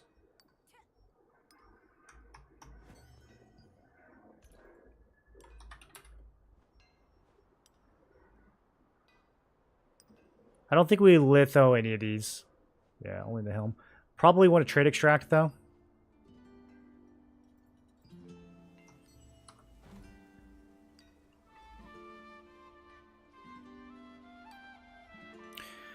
The other question is this the right day to be doing this?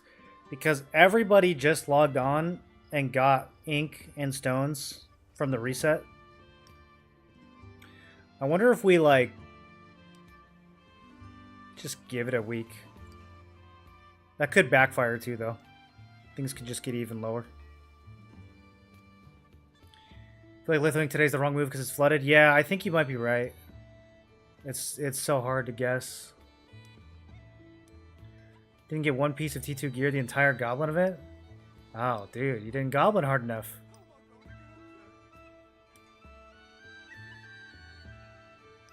Didn't gear up with Auric set at all? Yeah, I've got all the Vanguard pieces except for the chest. I actually sold a chest during the event, and I kind of regret it. I could buy it back, because I sold it for more than what it's worth now. A lot more. But, I don't know. After tax. I'm thinking about it, though. I'm thinking about grabbing a Vanguard chest. I'm going to play around in Questlog a little bit more with endgame builds and decide if I want to run... Because right now I'm 4-piece Vanguard with Regalia. I think 4-piece Vanguard with Lotus chest is... Or with Lotus pants, rather, is probably better, so I might do that.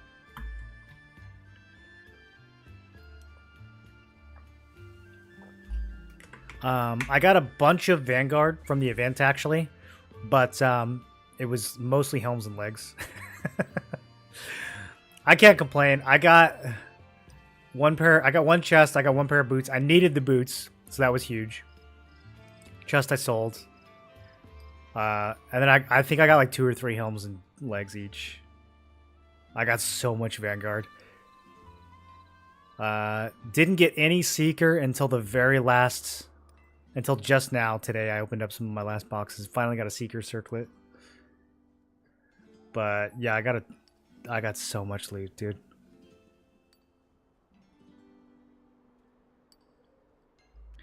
Wait on the Arc Boss armor?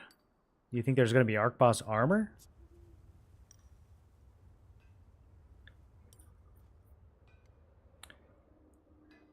Monday to Wednesday is the best moment to sell? I don't know. Weekend is pretty good usually for selling.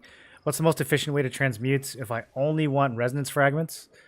If you only want resonance fragment and you don't care about wasting your solent and your lucent, then you do T3.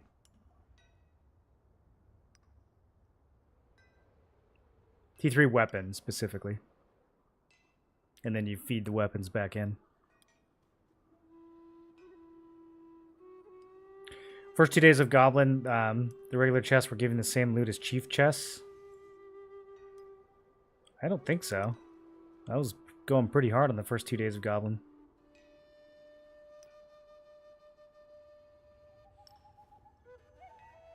I mean, it was given the same loot, but it was a 5% chance instead of a 100% chance.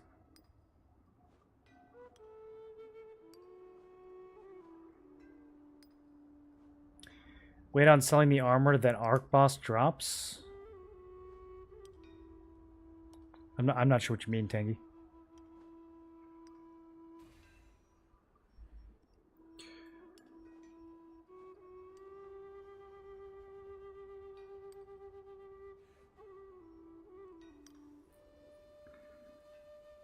Okay, so Cape.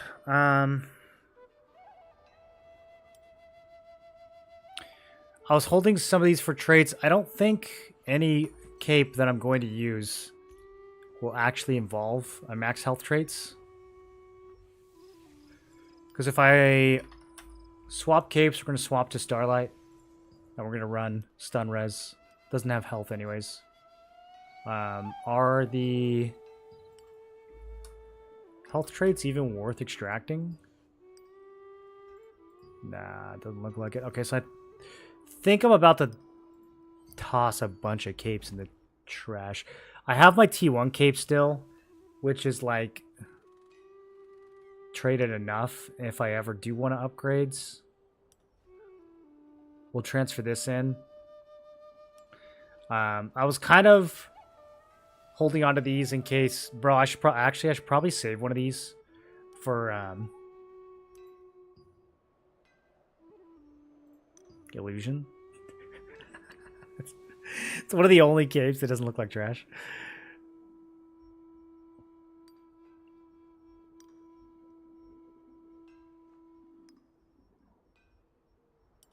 How much do the illusion things cost?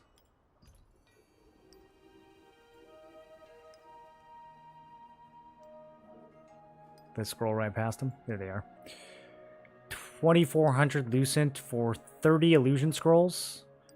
But then you need like multiple scrolls per item, right?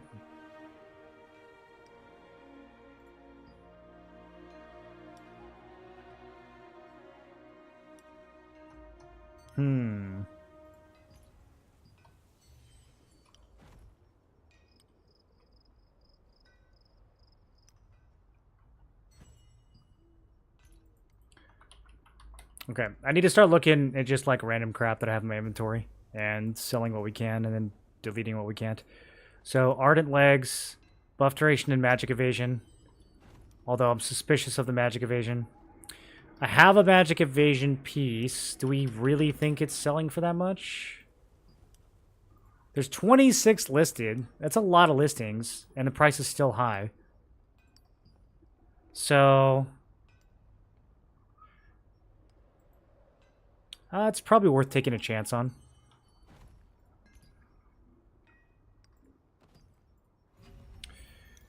And then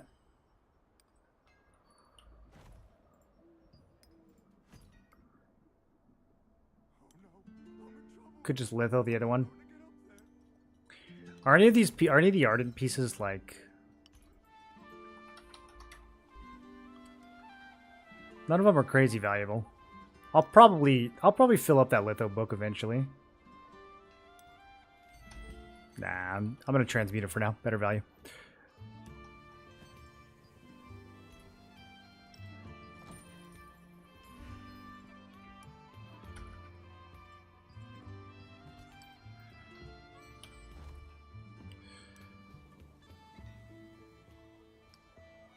Attack speed, endurance. None of these gloves. They all need like hit or something. The pieces that I'm like never ever gonna sell, those are the ones we should really get rid of. Also, this is actually, we can fill this up. Yeah, I'm gonna toss these in here. And then maybe same with the helm. Okay, the rest of the gloves I think we can just toss. Well, some of them. I didn't realize I had so many in the bag still. Okay, we can definitely toss these right here. This is going to take so long to go through. We can get rid of some of these rings. Find chance rings. No goods.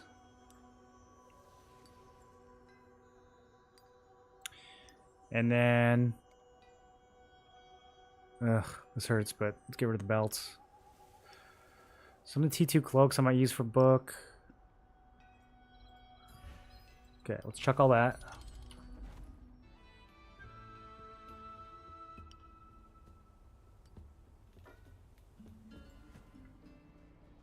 This NA server, the prices are insane compared to EU. Yeah, EU is always way cheaper than NA.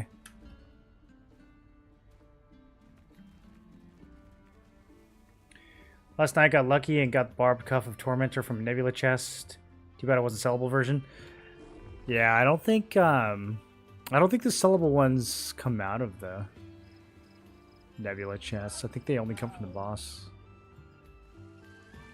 Getting barbed cuffs is super nice though, man. Do they fit your builds?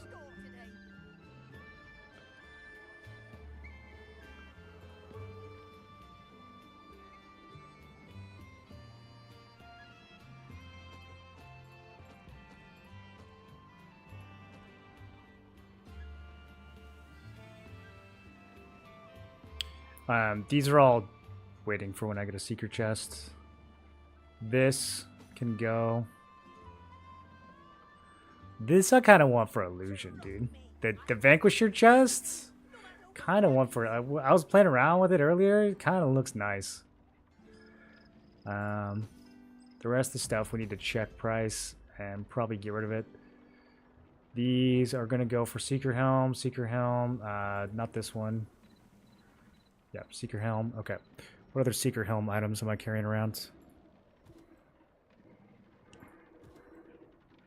All the stuff that I actually need for traits needs to go in the bank. That's like the only way to sort this.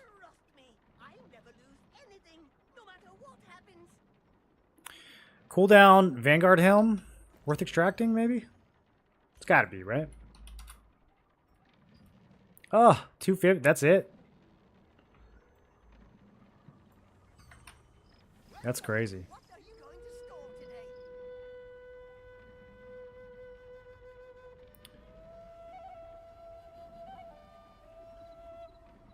Okay, these Legionnaire armors. Let's check these next.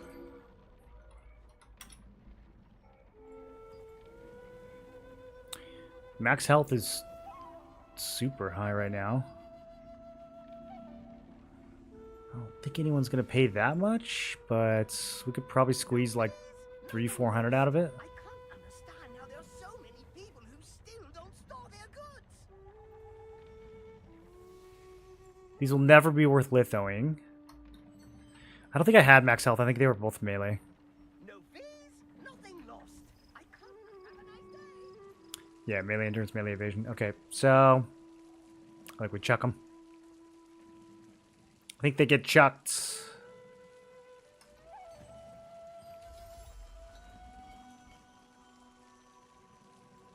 Goodbye. All right, first light tunic.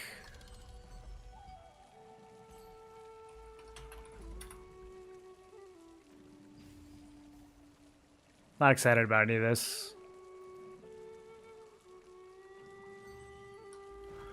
I'm gonna keep the magic endurance because I need it. I will need it at some point very soon. And then we will check the other one.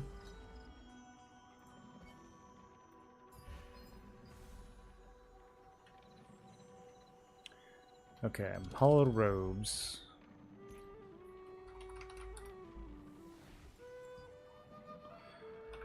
Damn, people buying out the hollowed robe traits. The reason why you're not throwing the T1 gear in? The only T1 gear that I'm not throwing in is stuff that I'm keeping for traits. Give the market 1 to 2 weeks until the goblin loot is cleaned out. 1 to 2 weeks? That's so long.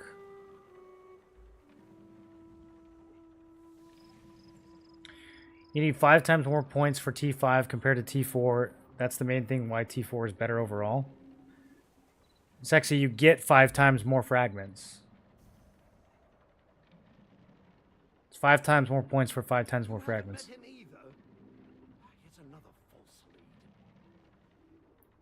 Oh yeah, that's a huge upgrade over Primal Cuff, dude. I have almost 500 loyalty coins saved. Is it worth buying something for Lucent or for weapons right now? Ornate coins?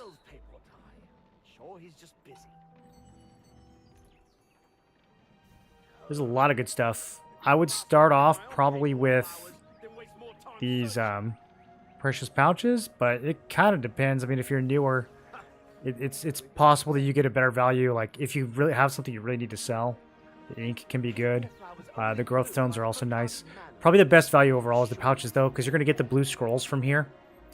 And then Those can have really good loot. The Talandra ones can have really good loot. The non-Talandra ones, you melt and turn them into Talandra ones. So I like these pouches a lot. But yeah, there's a bunch of good ornate coin stuff that's worth getting. Well, I'll know if I just wait long enough. Right? If it were that easy, why would everyone be You get the same amount, but more loot goes back into the system. If you do 5 times 4, you get the same as 1 tap T5. Yeah, but you get T2 gear from the T5.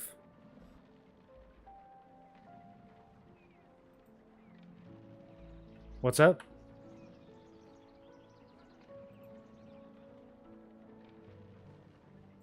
Oh, not quite yet. A few more days.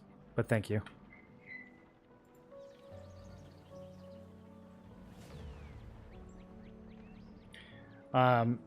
Yeah, if you only care about fragments, Sexy, then you wouldn't do tier 4, you would do tier 3. If all you care about is refeeding, you would do T3 weapon. You'll also get T2 from T4. Well, you'll get T2 10% of the time, which is not that much. So if you want to be able to make some Lucent from this, you do T5. Hopefully you get like a death knell or something. You can make a few hundred. Talking about overall, comma, fragments. I don't know what that means. Is it overall or is it fragments? Because they're two different goals.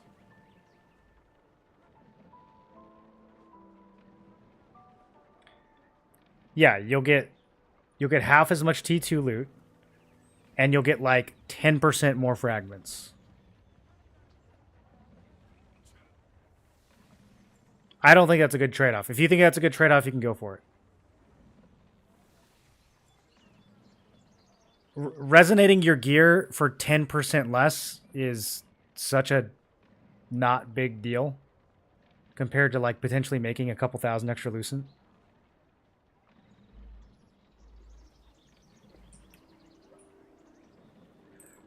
I would say most people probably don't even like, does your average throne player even have all their accessory traits finished yet? Like, not your, like, sweaty PvP Andy, but just, like, your average throne enjoyer. Like, chat, do you guys, like, who are, like, more casual at the game, do you have your T2 traits, like, all maxed out already? I feel like just getting more Lucent so that you can max your traits out is a way better value than, like, saving 10% of your fragments.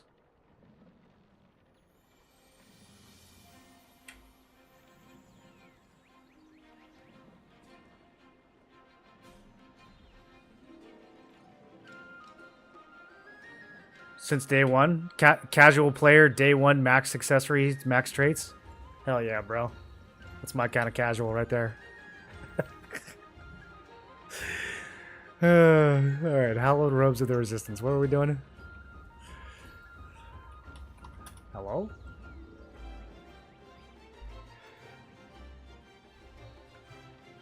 I don't know. Do we just chuck all these?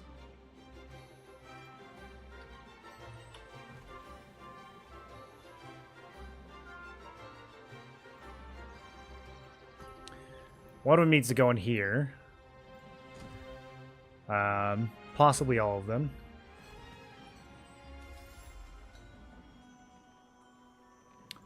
Okay, these we can chuck. We're getting to the point pretty soon here where I'm gonna have to start throwing in some of this stuff, I think. That is their purpose. That is why I've been saving them for so long. I need to filter out more of the trade items. Boots. I actually don't think... I think I'm just going to yeet all the boots. I don't think I'm running secret boots anymore.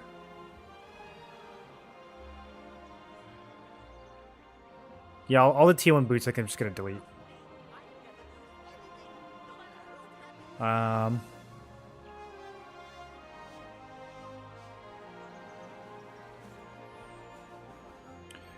Some items for illusion or for traits I'm going to be holding on to.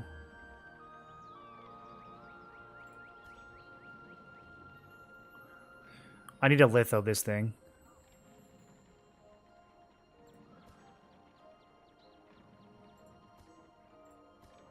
Trust me, I never lose anything. I'm going to be making a new ring soon, so I'm holding on to ring traits. Capes I can probably get rid of. Okay, these... Yeah, these need to go in the bank. So, magic endurance. Range endurance.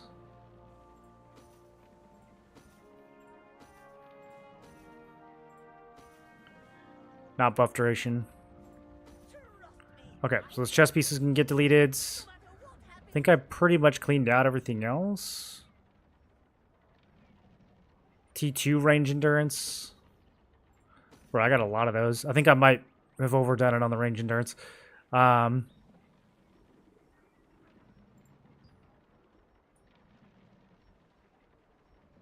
me check these two. Pram and scales. Probably not paramount because it's a resistance piece. Yeah, I don't know though, dude. These resistance pieces, I'm telling you, I don't know what it is about these resistance pieces. I guess it's because you get them from the story. Their prices are super unpredictable though. Like stuff you would not think is going to be worth any Lucent. Sometimes it's just like, oh yeah, 300. Now, there's so many people who still don't store their goods. Hi, has anyone seen Morin? Morin the All right, let's check these boots. Human objects are very interesting. Toby loves this job.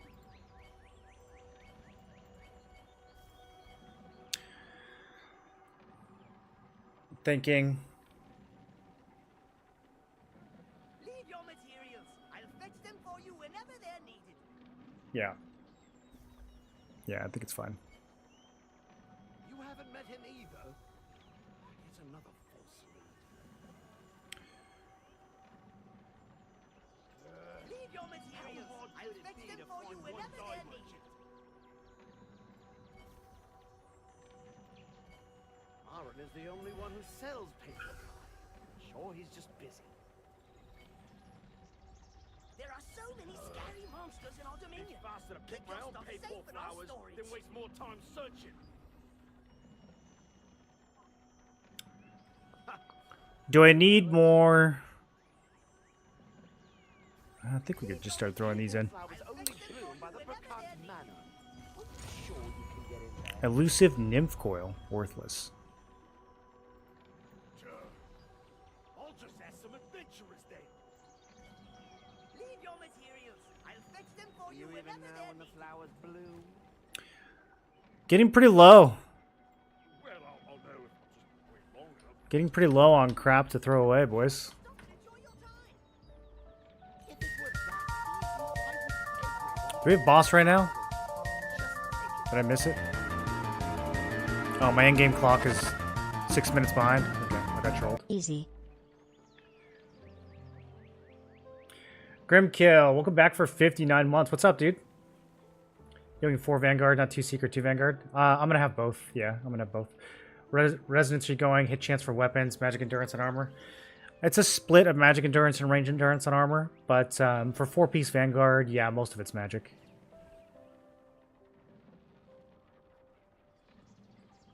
The usual.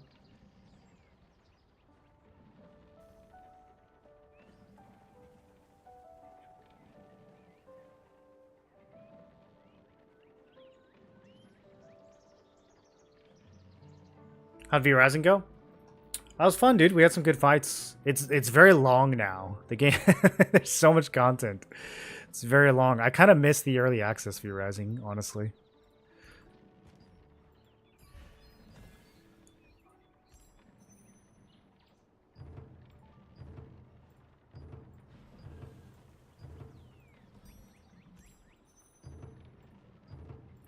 I guess it doesn't really matter which ones we get now since we can skip levels. But there we go. Okay. I need to get some things done, boys. Get some things done. Let's knock these out real quick. What am I planning? Updating quest log, minigame builds with resonance? Probably today or tomorrow.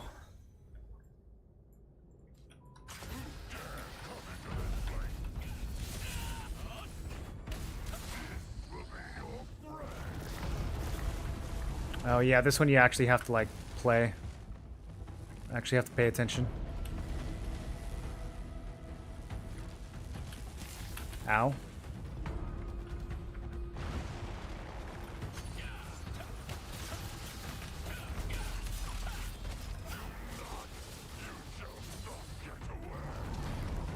I miss having dagger where you could like shadow strike cheese this guy using shadow return to just be outside the wall.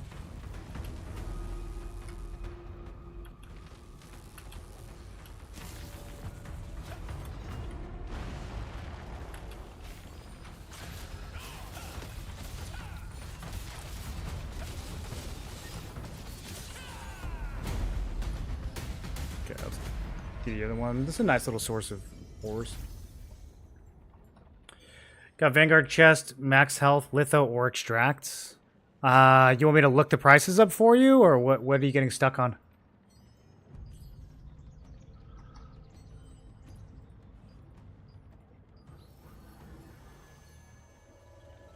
People still using horses to rush an iron? No, dude, the game's way, way different now.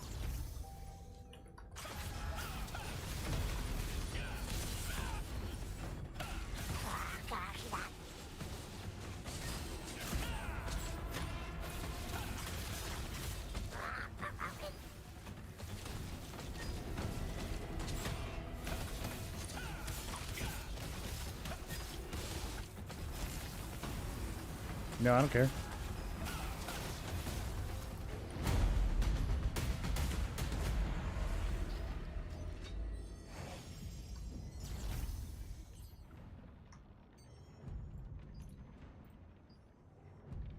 Okay, let's knock these out of the way too. Friend started this game very recently and wants to switch to my server. Do you get a free server transfer with a time limit on it? I can't remember. Not anymore. They will open up free server transfers like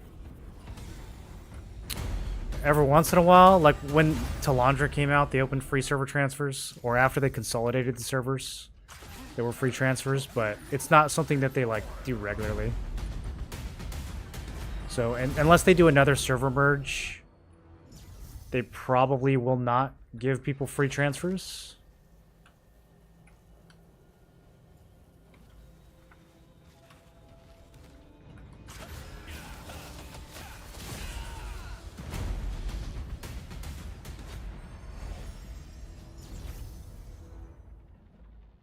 The regular server transfers are 750 Lucent, which is like a little more than $10. Only have 100 ink, but I got a bunch of stone. Yeah, Dodo, you have to go look at the prices and see how big of a difference there is between the litho price and the ink price. And if there's a bigger difference for Vanguard chests than for any other piece of gear, which there probably is, but there might not be, then that's what you would litho. Would you litho a T2 glove for 635 Lucents? I would not, but that's a super situational question. So just because I wouldn't do it doesn't mean you shouldn't do it. Depends on how much ink you have and what other stuff you have to sell. I want to try Gladiator, but I want to try Melee now, and I want to go Bowstaff player. I want to try Melee now. I want to go Gladiator. What do you think? You can transition from Lib to Gladiator fairly easily if you're running Vanguard on Liberator. You could just run Vanguard on Gladiator. So yeah, that could work. Some of the accessories might work too.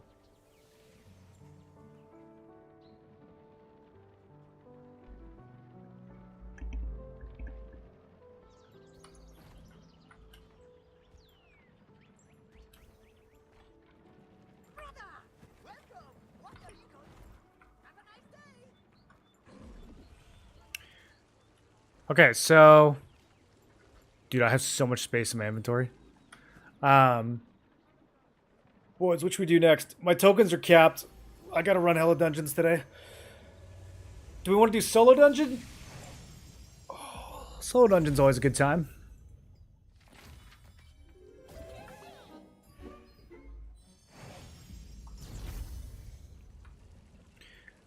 Solo dungeon has a chance of giving me a nebula accessory, which would be It'd be a good time to get one so that I don't like resonance a necklace and then replace it. Sure. Let's see what we can do here. What mob types are these? Wildkin and Construct. Alright.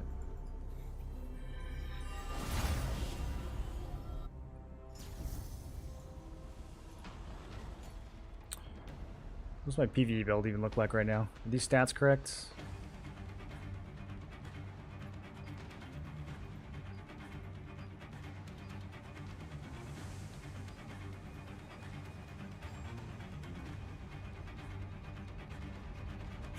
What did I change here?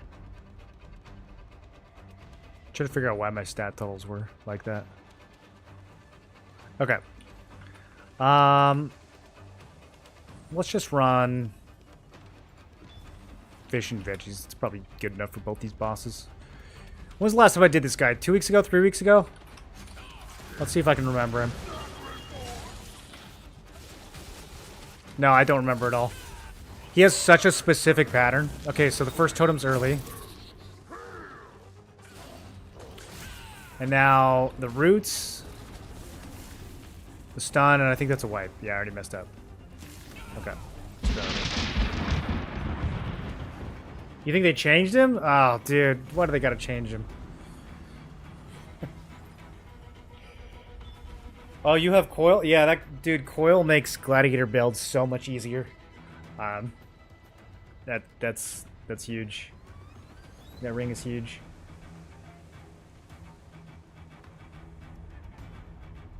Should I transfer my mastery? I would try the class before you transfer your mastery. 2 Imperial, 2 Vanguard, or 4 Vanguard for Glad at the moment. What you thinking? It really depends on if you are more concerned with like fragging or if you're more concerned with staying alive. I think they're both viable. That's just like you can play Gladiator a lot of different ways, so that totally depends on how you're playing it. If you're like backline diving, you probably want Vanguards so you can actually move and live. If you're kind of like hanging back more, peeling, that sort of thing, you just want to like throw spears from a distance, you probably want Imperial so you can hit harder. But I mean, you can dive with Imperial too if you got a good group. Pseudo, welcome back for 70 bonds.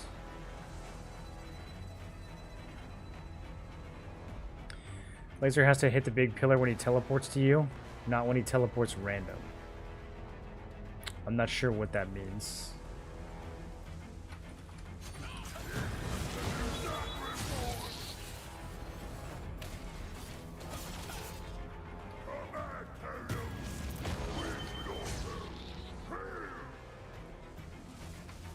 I'm just gonna do it like I did last time and see what happens.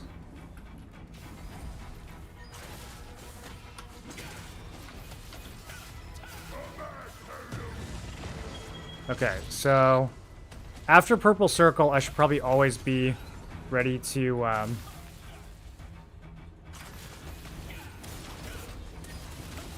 dodge a totem. I think I'm dead again.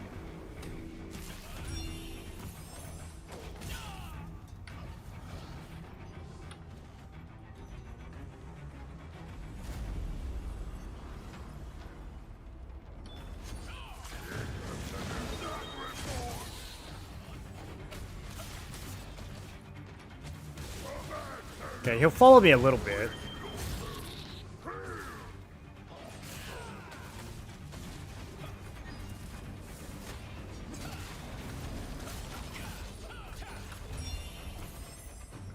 I'm gonna miss that jump every time. It's like too laggy. Didn't even try to dodge it most of the time last time. Okay, cook all 3 of these. Mulgris's red mana destroys everything. What does that mean? I didn't see that message before. Is that a new message?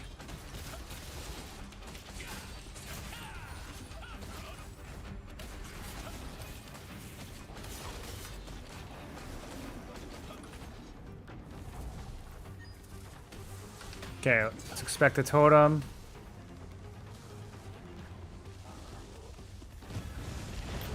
Random totem. Okay, another binds.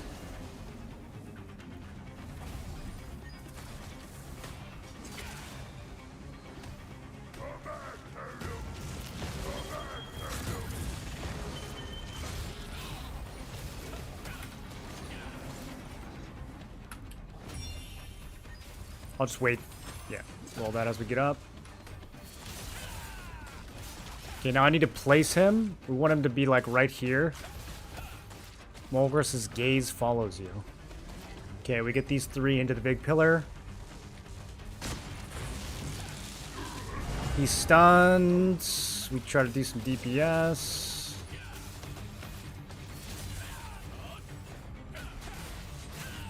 And then we go in the circle.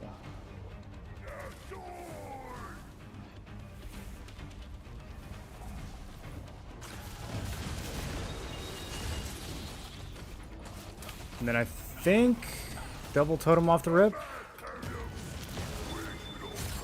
Only one. Okay. But it binds. Actually dodged that one. Total accident when I dodged those. Never once done that on purpose.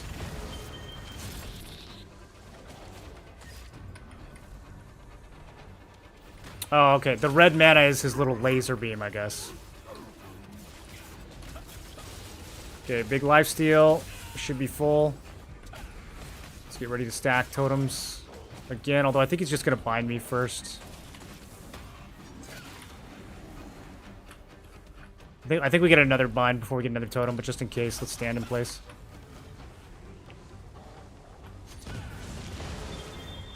Yeah, another binds.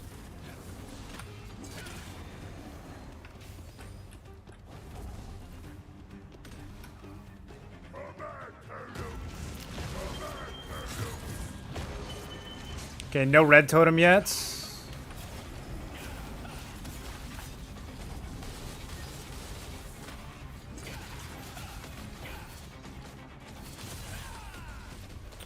I might have been too slow on that.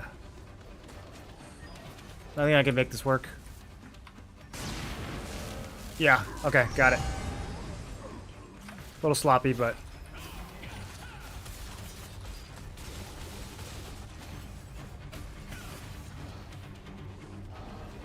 Should have popped my artifact sooner, too.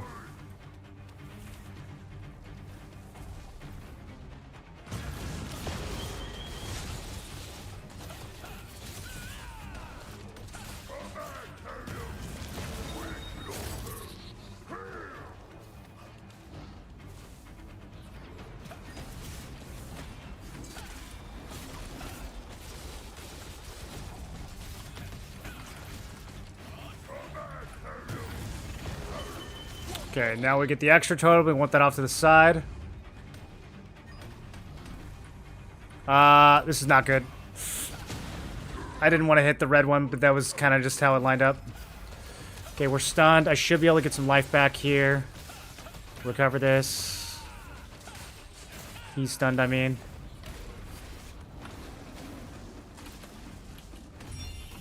I should have saved that. I'm going to be low on stam now. Should be okay. Should be okay. The binds.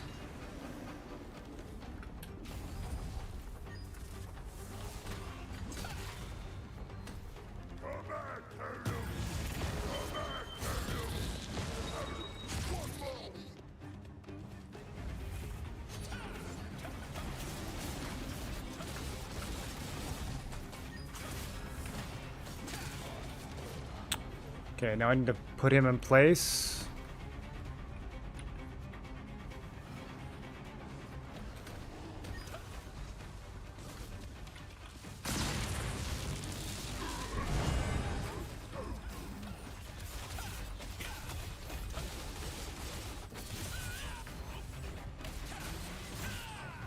Alright, and then after this we'll Guardian finish.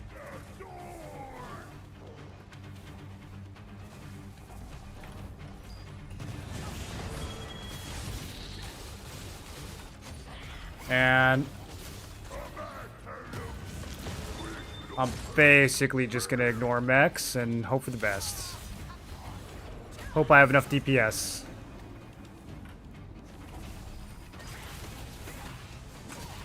I think I do.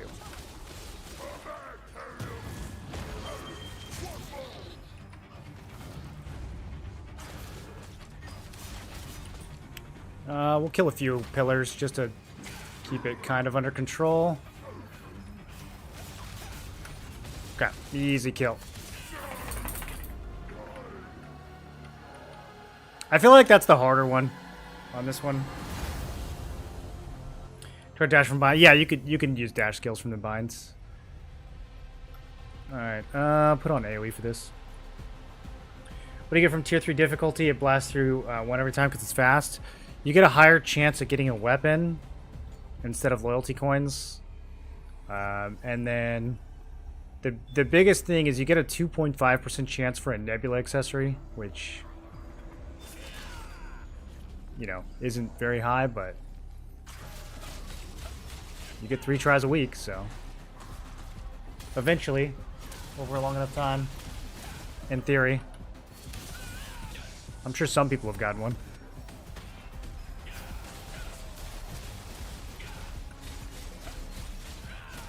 Do they make these tankier?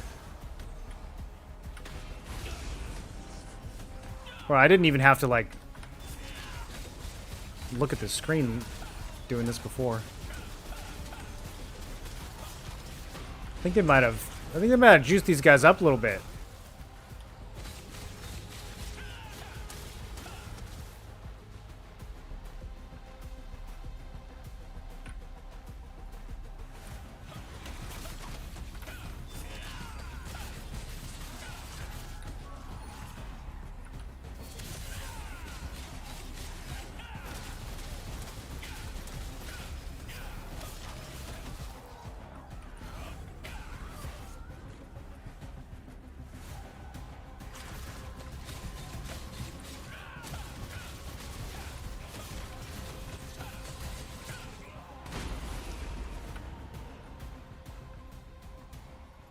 Do we not have the lazy river anymore?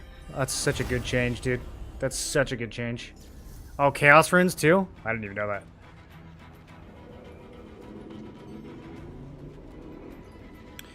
Yeah, I mean this is the jackpot here, right? Like getting one of these. But then even if you get one, the odds that you get one that fits your builds kind of low. Like the belt I need from Nebula isn't even in here for some reason. But the necklace and the ring that I need are both in here, so that would be pretty crazy if I got one of those. But yeah, I have like, I don't even know, probably a less than half of 1% chance of getting one of the Nev accessories I need. Every time we do this.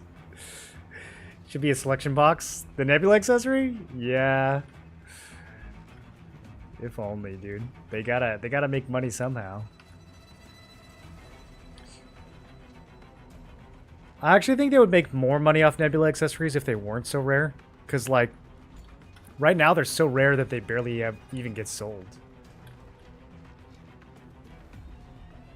They'd make way more money if instead of, like, one necklace getting sold for 80k, there was 10 necklaces getting sold for 50k. They'd make way more.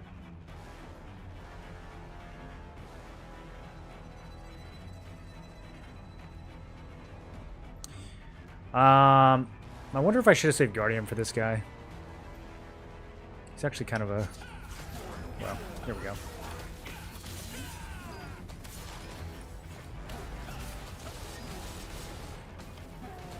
I'm gonna have to relearn all of his patterns too.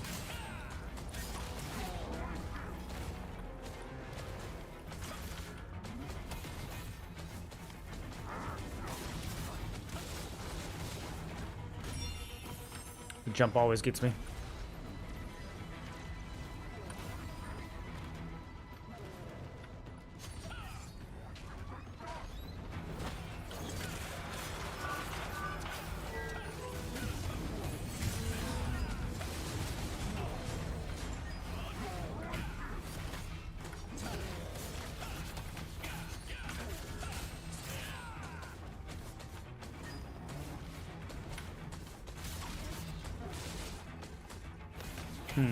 Unlucky stacks.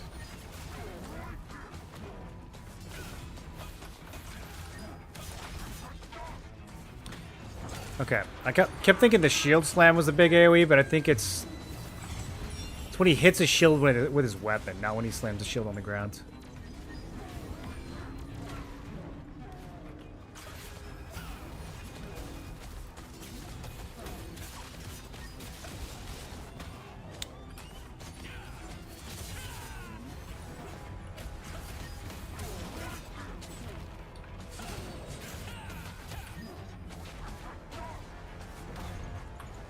Okay, whatever.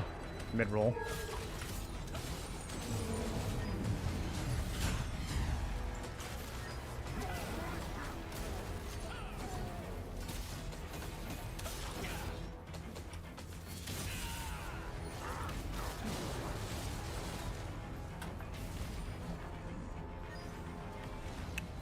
Okay, when he gets below half, this fight becomes like 10 times more sweaty.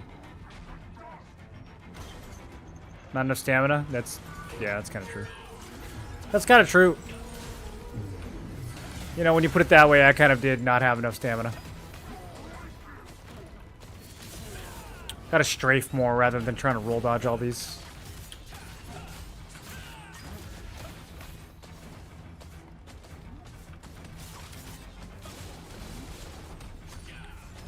Okay, now he's gonna be all crazy. I don't fully remember this. I just remember dying a lot.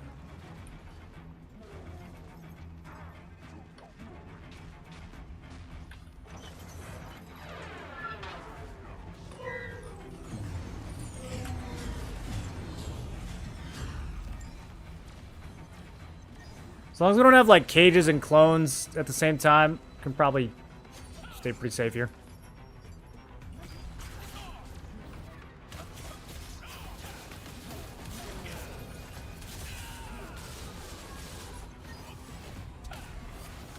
Wow. Thought I was greeting with that roll, and it was actually still too early.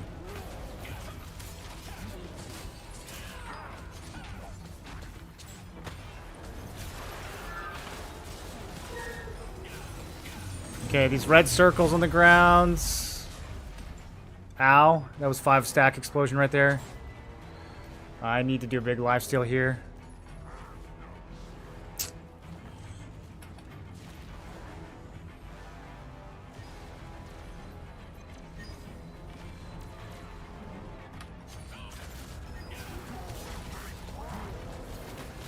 Okay, there it is. That should be decent recovery. Can do one more in a second.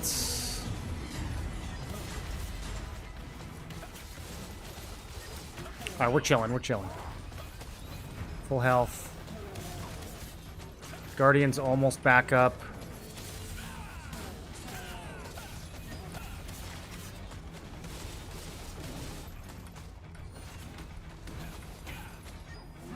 He's just so bursty, dude. I feel like I can lose the whole run in like one mistake.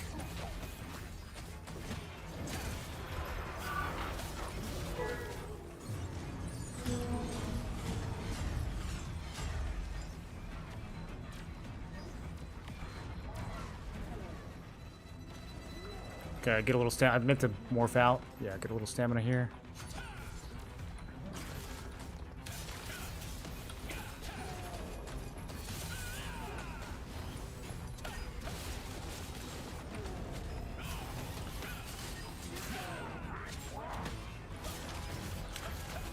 Okay, that was not too bad. Okay, don't die with 1%, please. Almost messed that up. All right, yeah, that was pretty easy. Here we go, boys. Well, my boss hit chance rune went up. If you get a nebula accessory, I'm assuming it shows you first, right? I don't have to like wait to scroll through all my runes.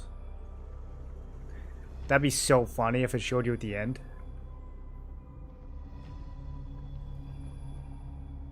Oh, I got a chaos rune. That's not guaranteed, right?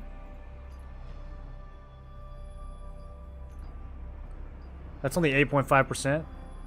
Okay. Dude, I don't even know what I want. Let's go for weapon.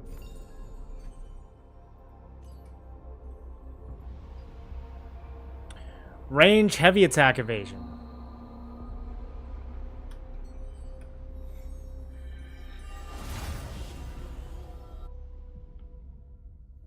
Want to see what you get and then go to sleep? Well, we got to do 2 more, so. Can't sleep yet. That wasn't too bad. Based on my food, that was only 20 minutes. 19 minutes. That wasn't too bad. Even with a couple wipes. Could probably get that down to 10 if I don't die.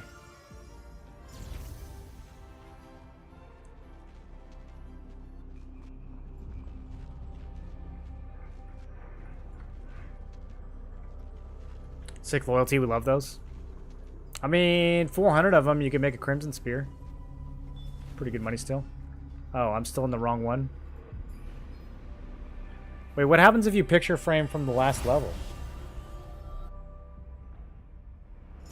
You leave. Okay, word.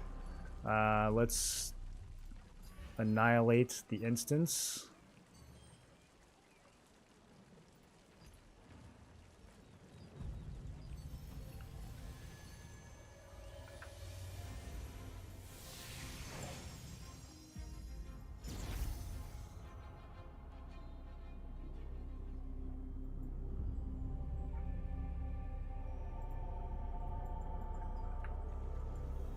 What are you running that's different for your PvE builds?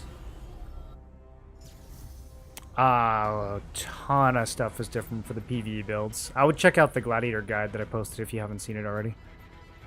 Pretty much all your skills are different in some way for PvE.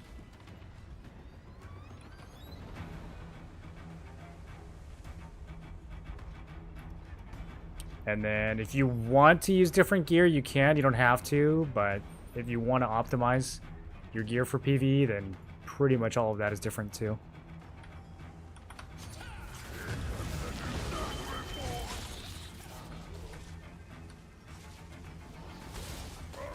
Wish you would come a little closer.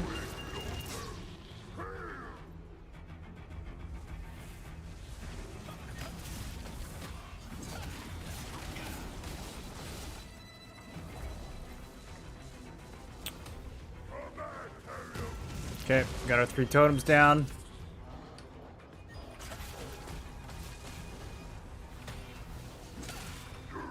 He did that fast. I guess is the first, maybe the first pattern is shorter. I should have artifacted. Well, too late now.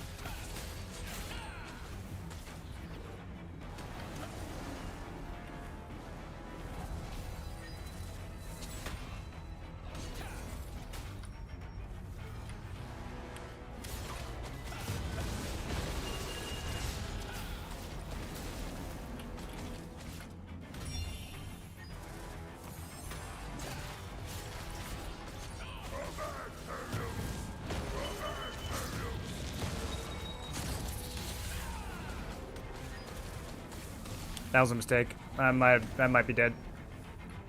Yeah, you can't mess that up. That's a one shot. Wombo combo.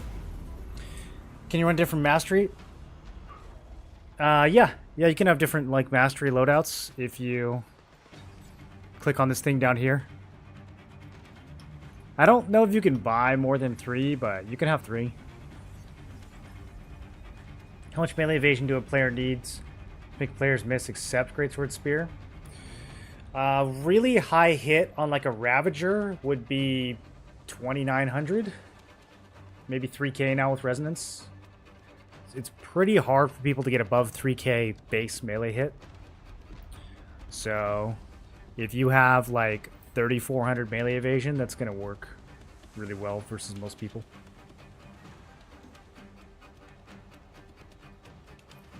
You get your Imperial. I got Imperial Circlet. I didn't get a chest. The 4-piece Vanguard's working really well, so I'm not like in a super hurry to get Seeker up and running, but it is something I plan on doing. I've got like all the traits kind of chilling in the bank ready to go. I've just been like watching the market.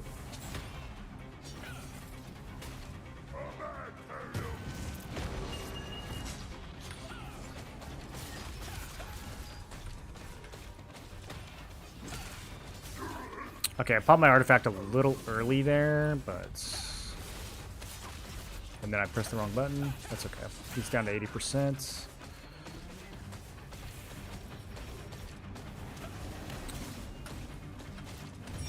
This fight isn't really a DPS race. It's just like don't get wombo comp mode. And don't mess up your totem placement.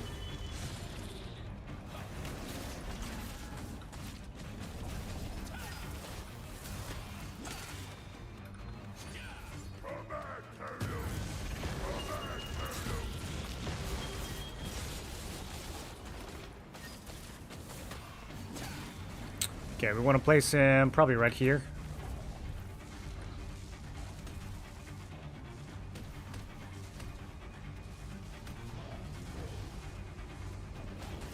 Ooh, a little bit off to the side.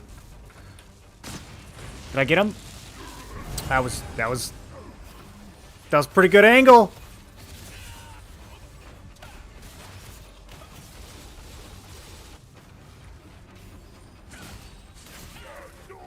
Greed a little bit. I don't know if he has DR during that or not.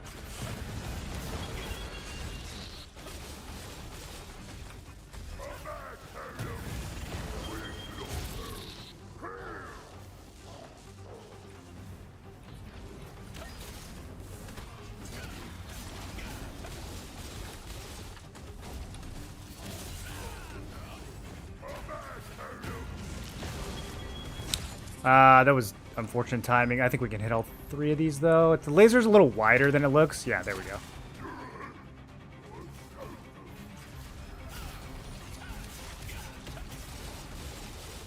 Big lifesteal. And let's get back in position.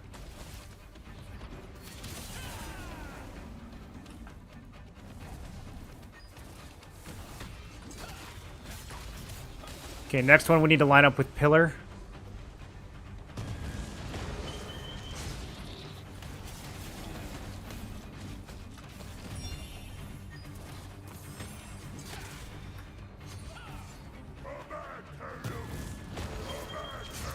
It's not 50%, so we don't get red totem yet.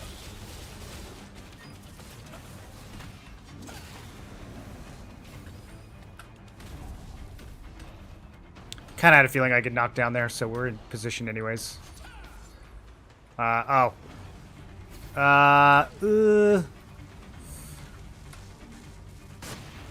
We missed one.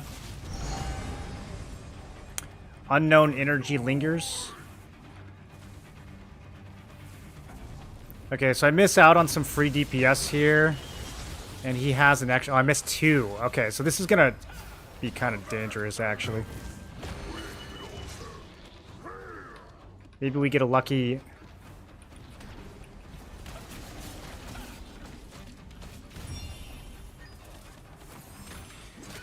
I'm hoping he positions in such a way that I can hit 2 of these clumps now.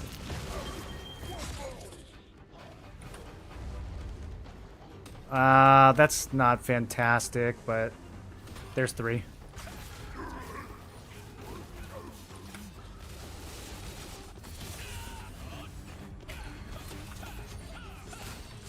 Okay, now I'm gonna just make this pile huge.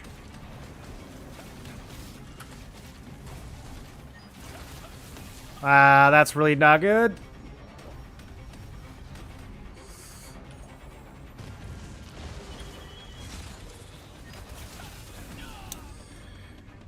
Oh. This fight snowballs so hard. Got the chest, no boots though. Not sure I want to use over 4-piece vanguards. 30 base damage versus crit damage.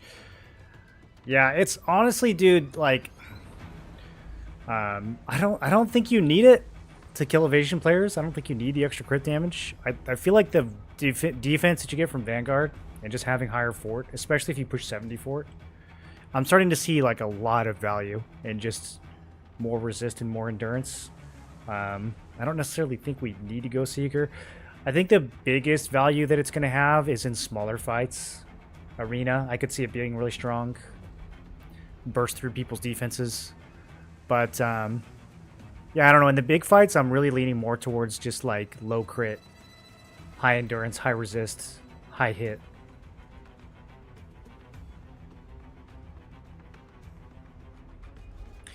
Don't need to be behind the totem. You can stay in front of him, but linear to the totems, so you can still do DPS until the roll.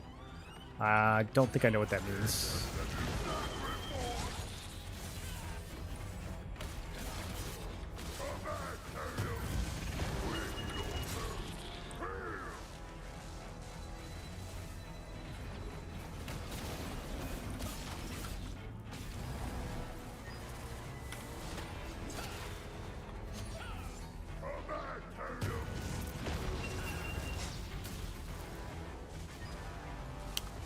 If he kills the pillar early, I think that's okay. I think it'll regrow.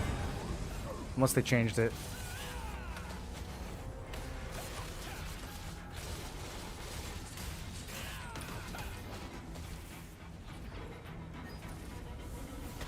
I ran as if I needed to get into it, but I don't. Don't need to get into it.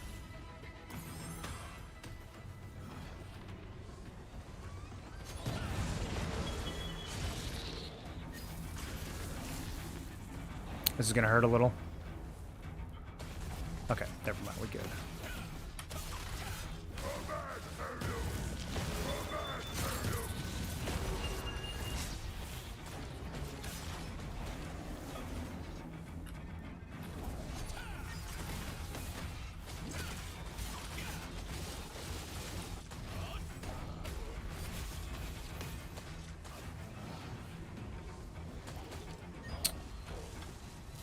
That's a really bad angle. Okay. Yeah, I gotta figure out. He kind of like stands off to the side. I gotta figure out how that works.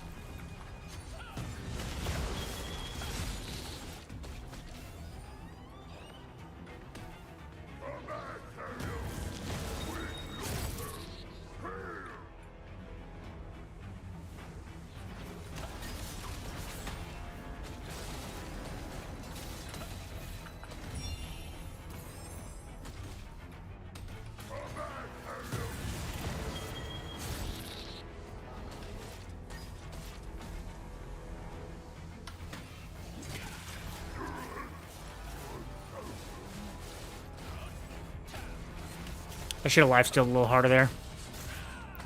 Kind of used those in the wrong order.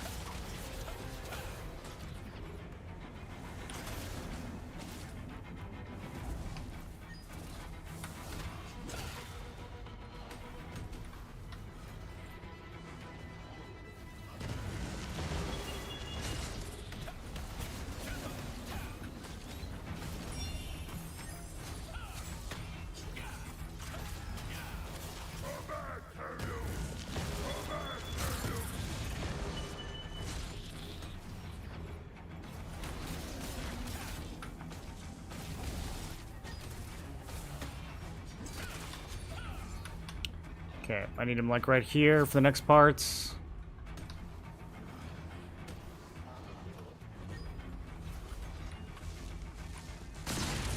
Think we got them all.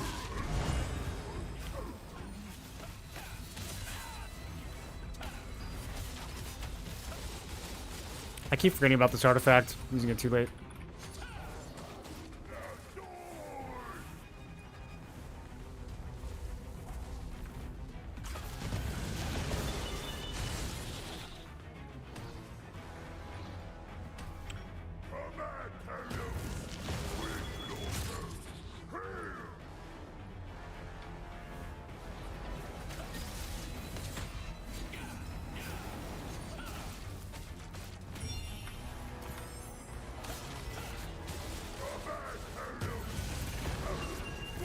Okay, he dropped below 50.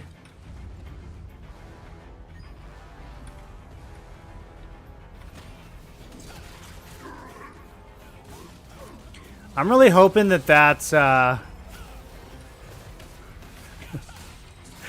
pillar still respawns the way I think it does.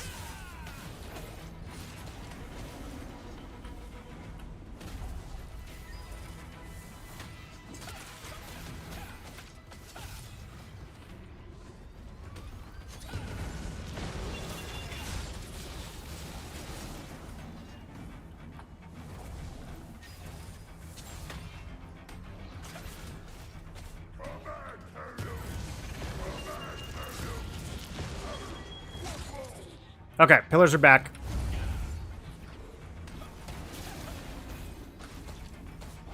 That's not good.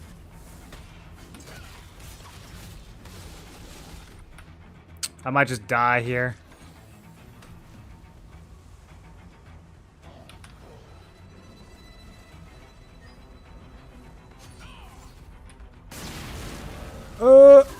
Okay. This is totally fine.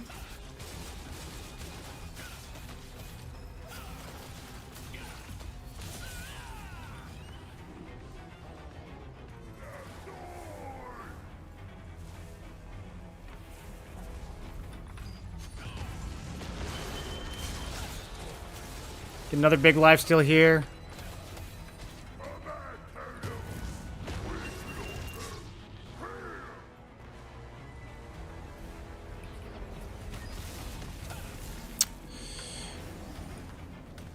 Ow.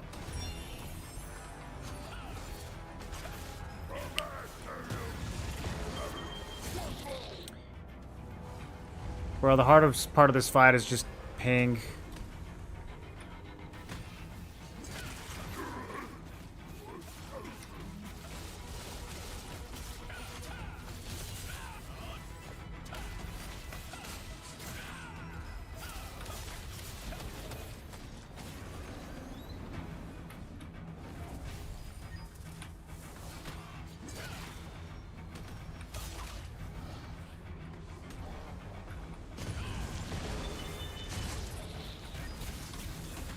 Thought it was going to be totems again.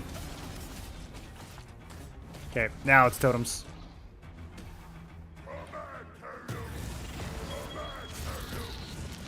Red one goes off the sides. That was a little greedy. I didn't need to... Okay, that's fine. It's fine. Everything's fine.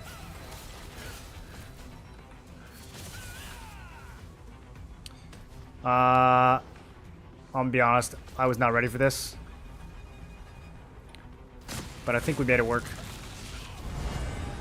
No, I only got 2. Alright, that's okay, that's okay.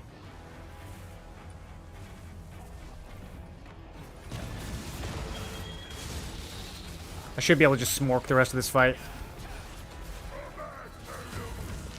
Brain off. There we go.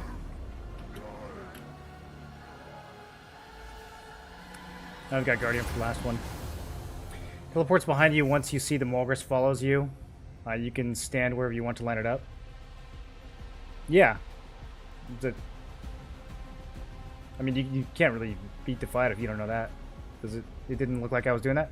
Have you heard of the Spear Staff? They got hyped a few weeks ago in Japan server. If yes, do you have an idea of the builds?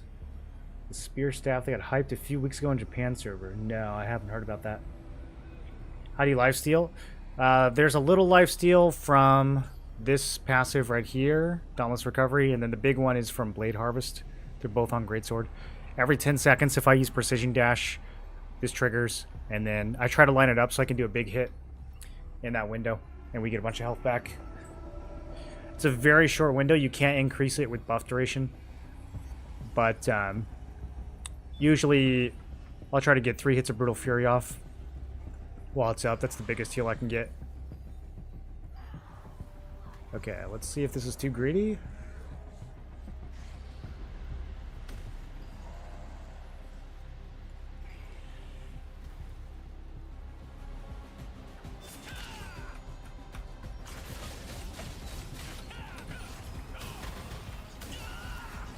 Somebody feared me.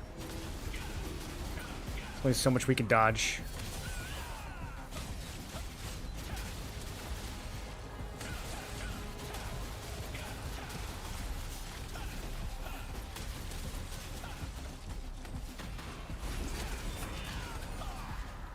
Bro, the little scary rats. I happen to think rats are adorable, and I would never run away from one. That's a lore inaccurate mechanic.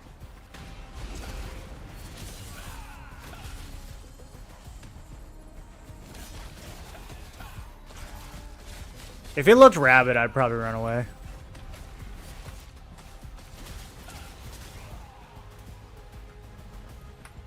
Oh, dude, I'm just glad we don't have to swim anymore. In Spirit, you convert 29% of damage to health, but you lose 20% damage. Yeah, that's on Mortal Wrath. That's one of the defensive synergies. I don't have that one on currently. You say Spear Dagger is better with Reso, or does Spear Greatsword have a better edge? They're just different builds. Spear Dagger is a lot more focused on like getting high crit and blowing up clumps. Gladiator is more focused on like staying alive and bruising, and you know, we don't have the stealth to escape, so we can't full send on offensive stats as much as Spear Dagger can. Need another mastery slot? Yeah, I kind of do too, honestly. Miss your rat, Igor. Super smart. Dude, rats, they're such good pets. They're just like little homies.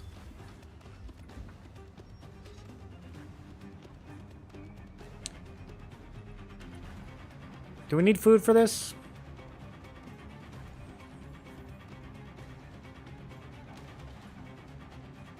Kind of running out of fish.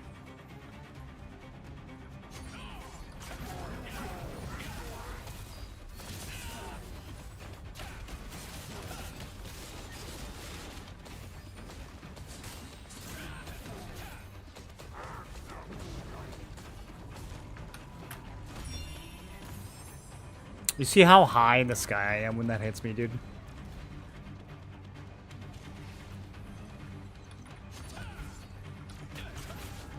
Did he hit me with that too? Alright. Okay. I mean, I only have 90 ping, bro. This game acts like I have 400 ping.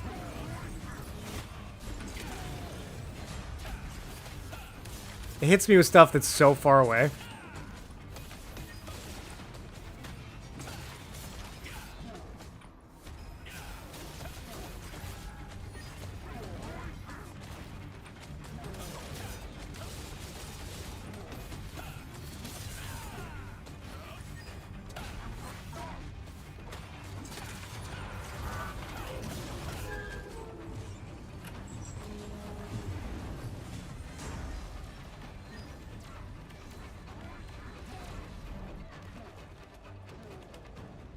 Gonna do his little charge. Make sure he's got plenty of distance for that. So I don't get ping diffed.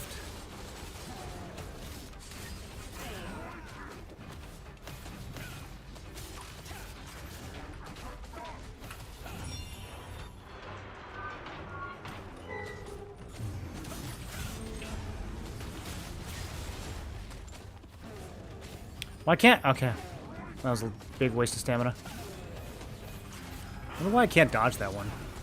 Soon Murdoch's clones will appear through the dimension. I like the little helpful messages they give you. They kind of help. I feel like they kind of help.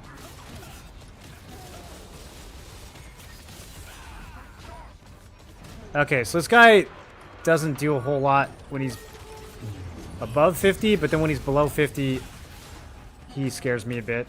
I cannot dodge that. Straight attack. Can't get that timing. Okay, so now he mad. I'm gonna walk away and get some stam. Think he wants to do a portal soon.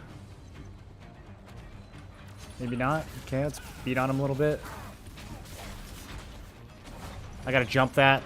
If there's no indicator, I gotta jump it.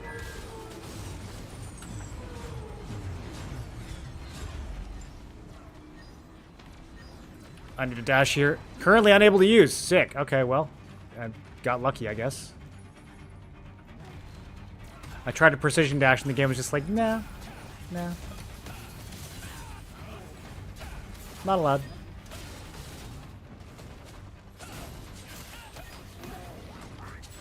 I feel like they made him easier, dude. I don't know. I remember him being a lot more bursty when I fought him a couple weeks ago. Oh, there it is. The burst has been located.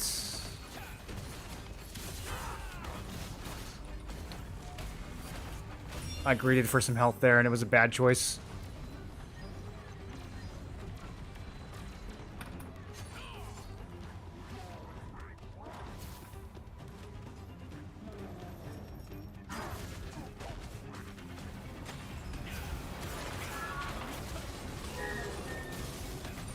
Okay, big lifesteal. Avoiding red circles, or trying to, lagging out in the process.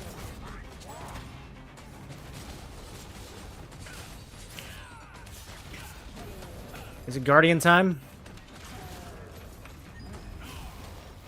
I don't know if I'm good here. I'm gonna get some health before I Guardian. Okay. We can Guardian now.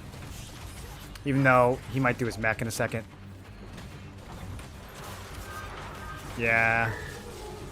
Yeah, that wasn't the best timing, honestly.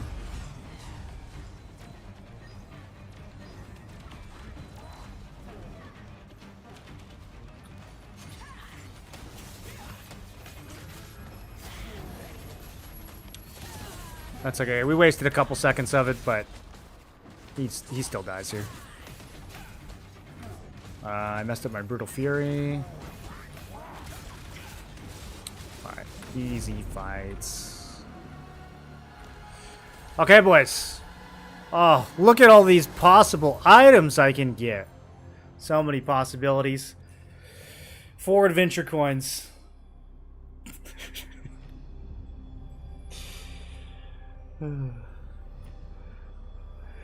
At least the rune level ups are satisfying. Kinda. Petrification resist.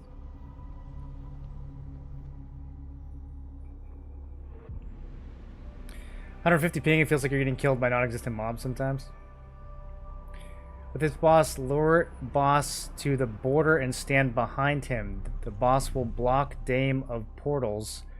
You just block fury attacks, don't need to move anywhere. The boss will block Dame of portals? He blocks his own clones? That sounds risky. I don't know if I like that strat. I've yet to die to him today, so I think what I'm doing is working.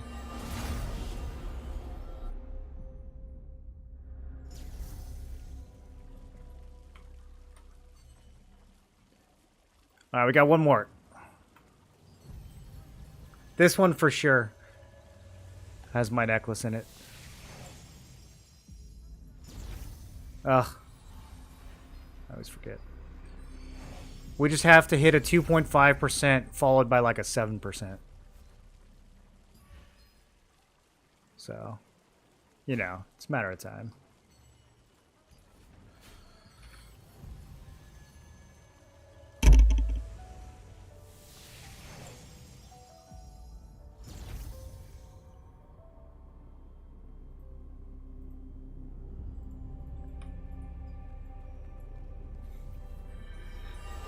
Let's see if I can beat the first boss without dying this time. He killed me on both the last runs. First one doesn't count. I was relearning him. Okay, so he does a totem early.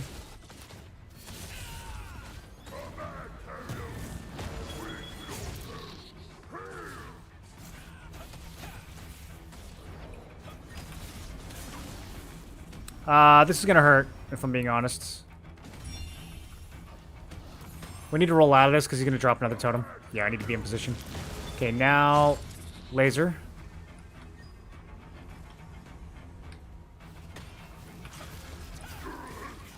We can go ahead and lifesteal this.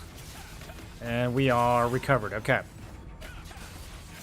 Easy. And look at that. Boss is already down to 80 and I didn't even use my skills correctly.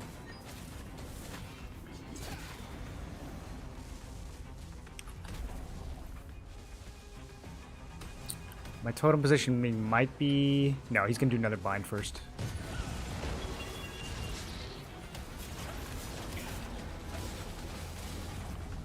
Okay, I guess it doesn't really matter. We can try to get multiple totems here.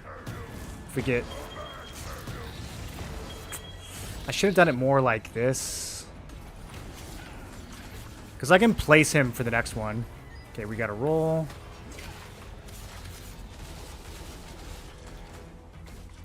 If I can get him, like...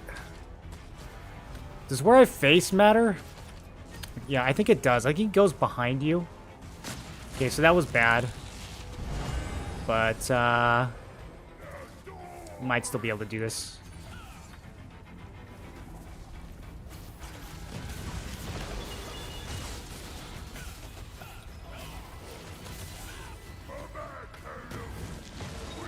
I'm joking. I should have placed that. I thought there was a bind first.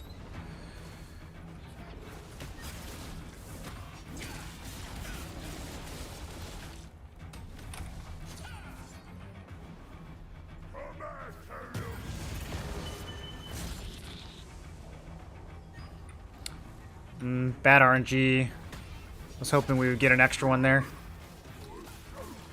I will get a lifesteal. Health will be full, but we're going to be taking a lot of damage because he's got extra totems on the field.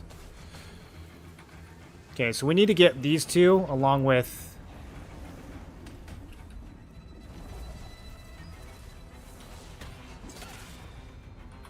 the next batch.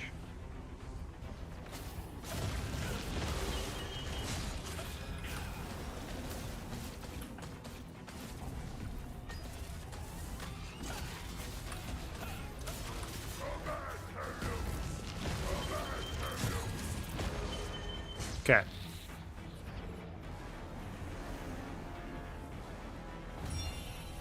That's fine.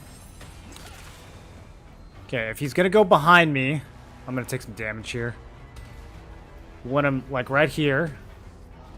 That's pretty good. He might be off a little bit to the side. I can get the angle correct. Okay. Yes! That was clean.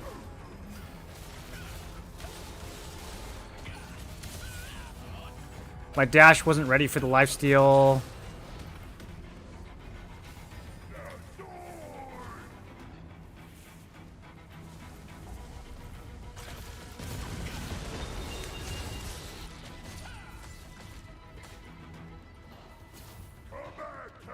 Yeah, always totem right after mech.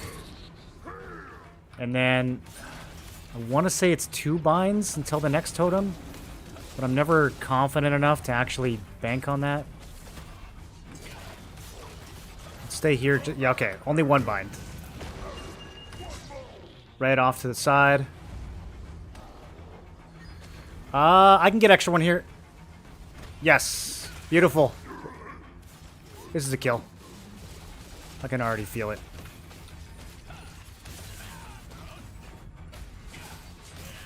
Okay, let's go for these 2 next.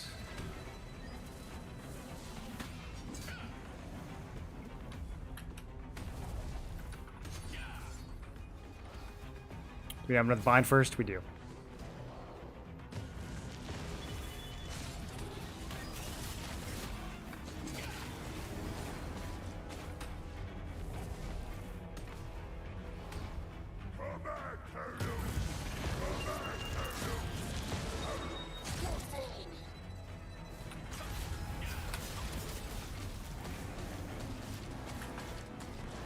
Okay, now I think we place. So, right here, it's gonna hurt a little. No, it's, I don't know, dude, the direction you face is like not, I don't know. I don't know what it is. I don't know what exactly determines the angle he takes. I must have stepped in the red totem there. I took a lot of damage. Okay, I panicked. I could have got some more hits in there. I kind of freaked out.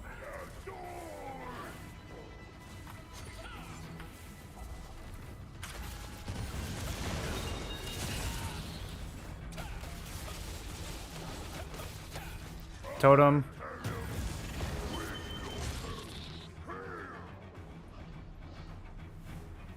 Bind. Health is looking good. Not trying to get stunned. That's unfortunate.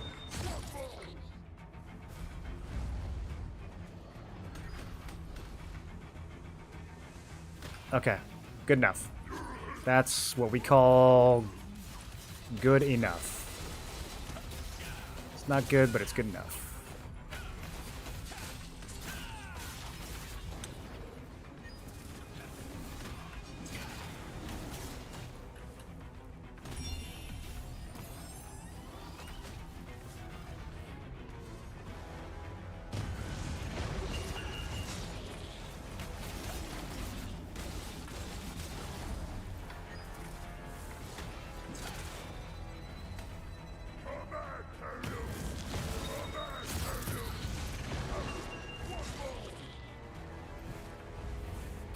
Bind, and then purple circle, and then placements.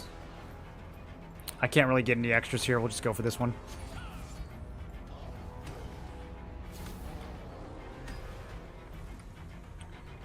That's actually not a good angle. We only got 2. Oh, wait. What? Okay. Was there... Maybe I had more in that pile than I thought I did.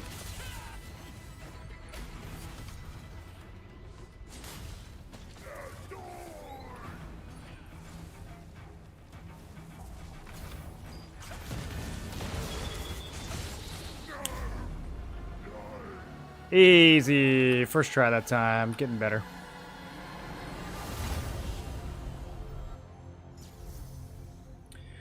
The shape of attacks is rectangle and the map is circle, so the attack can touch the border. I don't know. I think I'd have to see it. So we're gonna get mana on lifesteal as Spear Dagger. I don't think so. You can get a lot of health on Spear Dagger, but the mana on hit is from a Greatsword passive called Victor's Morale.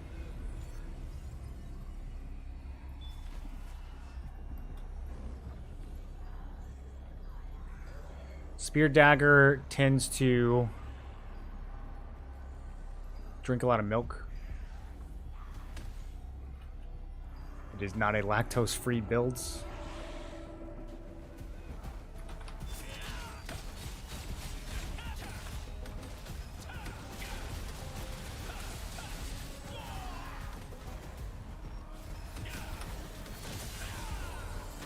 I am very binded and dead. Okay.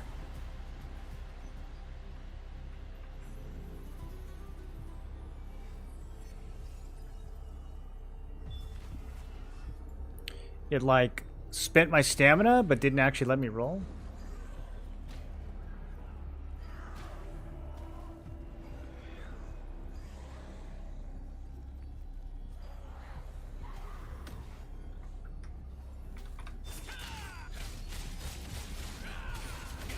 I don't know how interesting these, like, in-between levels really are.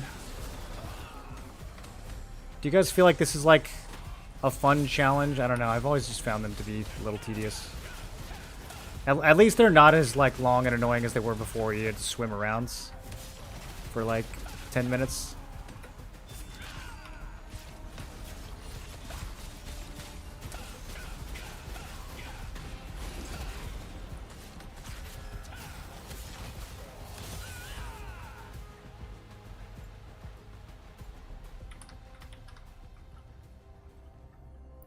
Would you say Spear Dagger is better with Reso, or does Spear Greatsword have a better edge? I think that they're just different builds, man. There's not like one's better than the other. It depends on what you're trying to do. Are you trying to play an assassin or a bruiser is really the main question there.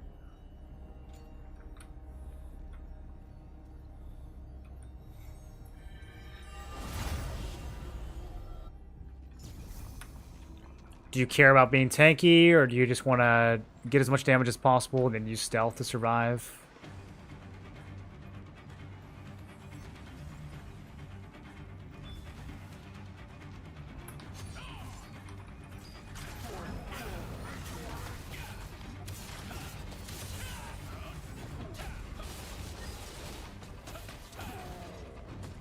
I feel like no matter when I roll that forward attack, it never gets dodged.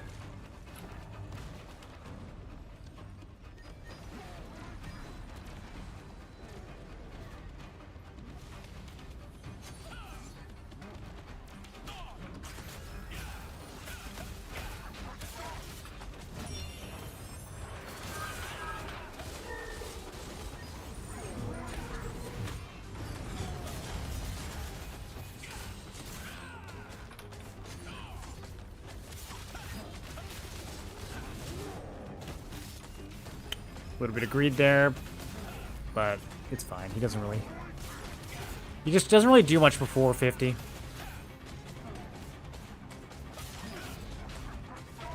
Too soon.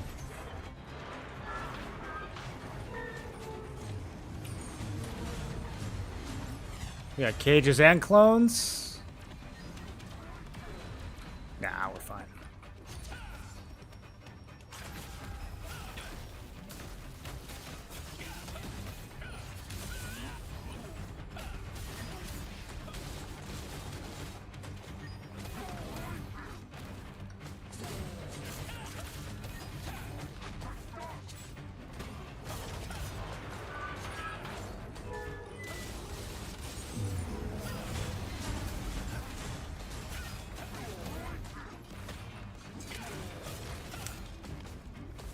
Okay, we're chilling. Let him do his thing.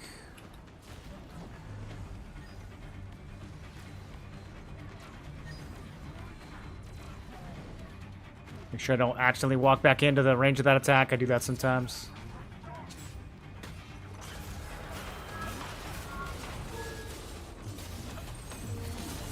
Okay, now he's going to start hurting.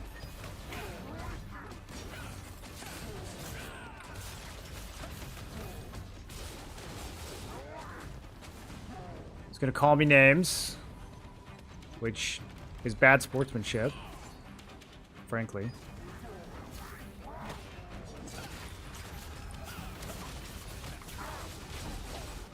Gotta jump that. If we don't hear the noise, then we jump.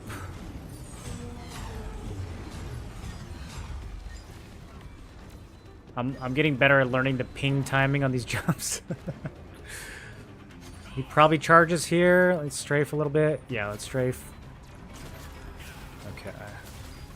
Big damage. I'm gonna Guardian here. I'm feeling confident. I think this is a kill.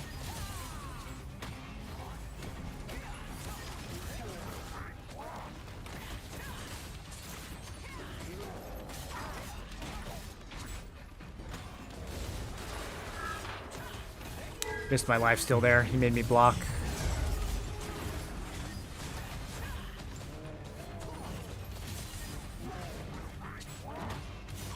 Okay, going for it here. Should be good.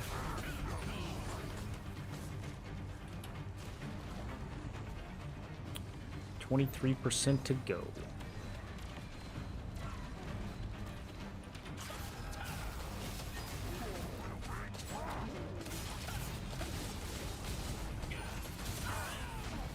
Let's jump.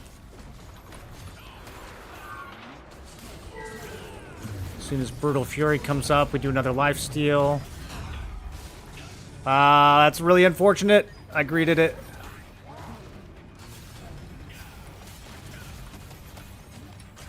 Little emergency potion, not gonna do much. Okay, I'm gonna... Oh, he keeps timing that so well. We're good, we're good.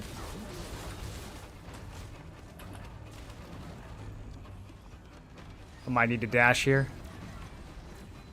Okay, angle's fine. Everything's fine.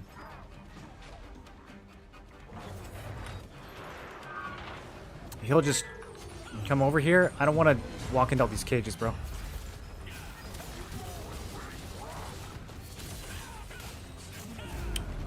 Alright. We're back. Look at all this loot I can get. Okay, so far we've gotten 4 loyalty coins, and then we got 4 loyalty coins,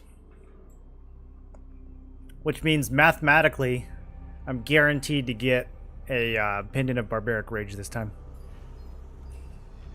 Okay, we got some daggers. Might have a good trait.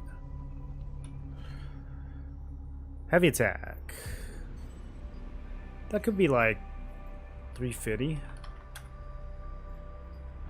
200? Damn, nobody wants these anymore. Everybody's using Bricant now.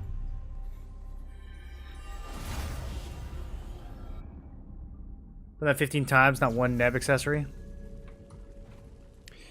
I got a Distant Echo Band, which doesn't fit my builds. Did I get it from Solo Dungeon? I don't remember. I got one from a Nebula chest. And I think I got another one from Solo Dungeon. I got 2 of the same ring, which I can't use. Trying to do more damage in war games and GVGs. Rather be tanky, but if stealth route does more damage overall and gets more kills. It's super playstyle dependent, man. I mean, if... Like, the Spear Dagger definitely does more damage if you are... Especially if you're hitting opponents with endurance, which most people are. But if you aren't hitting targets with endurance, then the extra hit from Gladiator can be worth more than the extra crit you get from the daggers. Also, being alive gets you more kills. So you can be alive because you're really good with stealth, or you could be alive because you have a lot of like resist and endurance from playing Gladiator. They both work. It's just totally a different approach to the problem. That was objectively wrong. Wonder what's going to happen when Tier 3 comes out. At this rate, no one will have Nebula accessories before the next tier comes out. I mean, they'll probably do some kind of event to flood the market eventually. Maybe we'll get Grimturg guild bosses.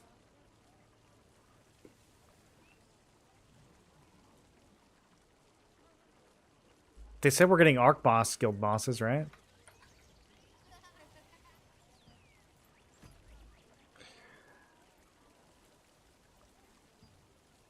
But I think I'm just going to take my unlock stones here. I don't think we need the 200 Lucent.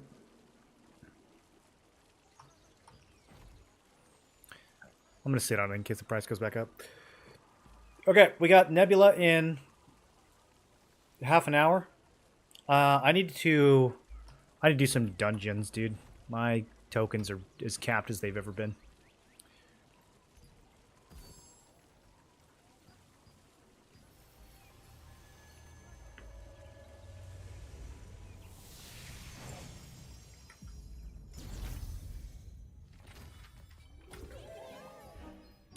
You know, it's perfect. Glad it is.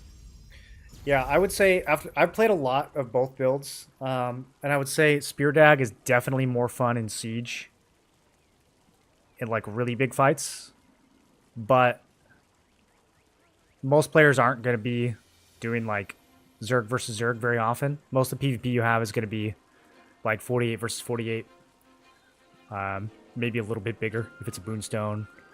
That kind of like middle grounds, and I think Gladiator's more fun in those scenarios personally.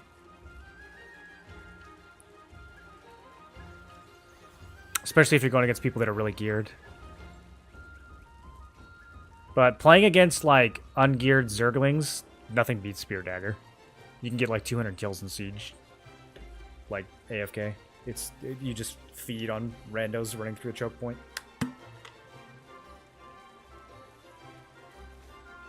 Siege is only every 2 weeks though, so kind of hard to make a whole build for it.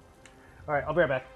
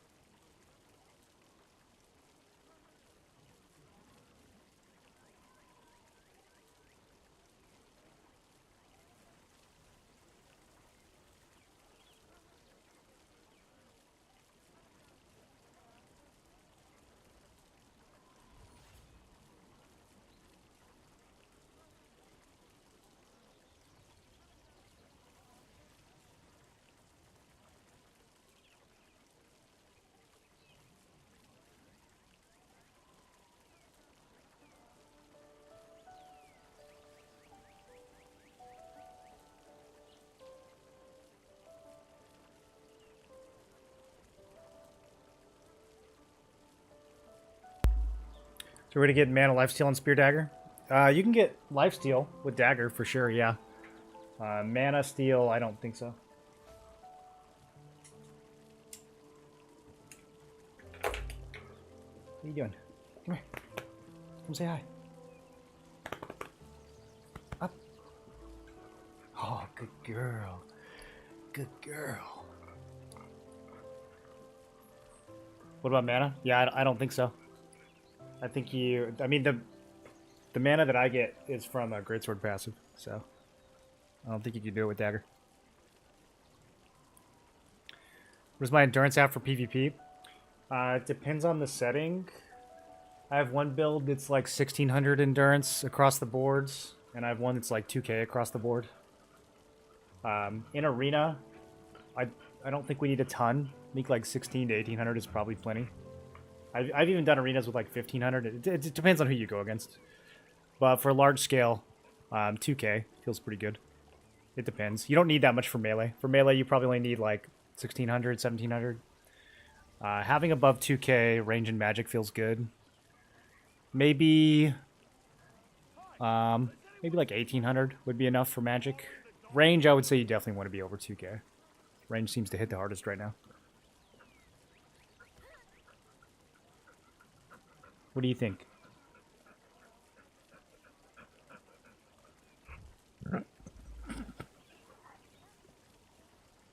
She's an evasion player. She doesn't have any thoughts on the matter.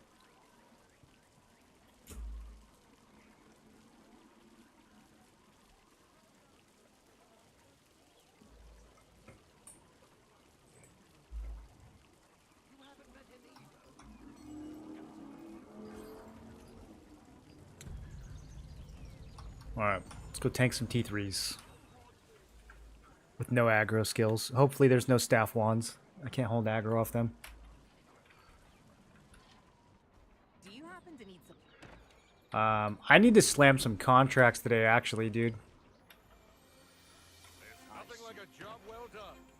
Want to try a contract? Oh yeah, I gotta do this Mystic Key event, too. I guess we could do that while we're waiting. I haven't done any of these yet. So they all open portals now? Is that the idea? And these are separate from your regular Mystic Keys?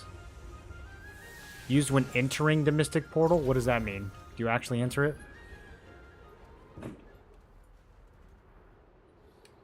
You're okay. The dog and the cat are fighting. What do you think about 2-piece Imperial, 4-piece Vanguards on Spear Greatsword, which the two builds is better? I think 4-piece Vanguard is more versatile, but 2-piece Seeker definitely 2-piece Seeker definitely has a role, but I think Vanguard's more versatile. Are you okay? Look at that.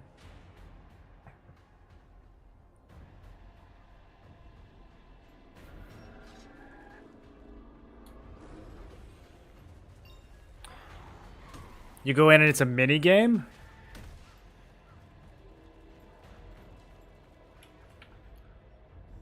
What kind of mini game? Should I just go and try it?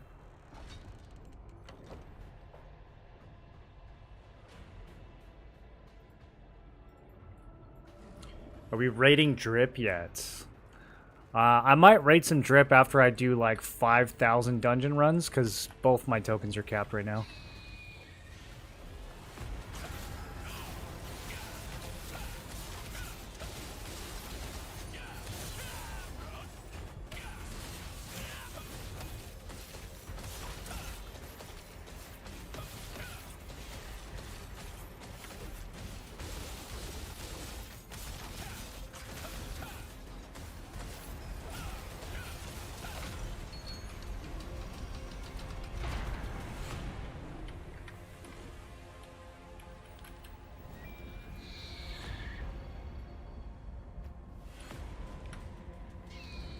Throw a note on your screen answering that question.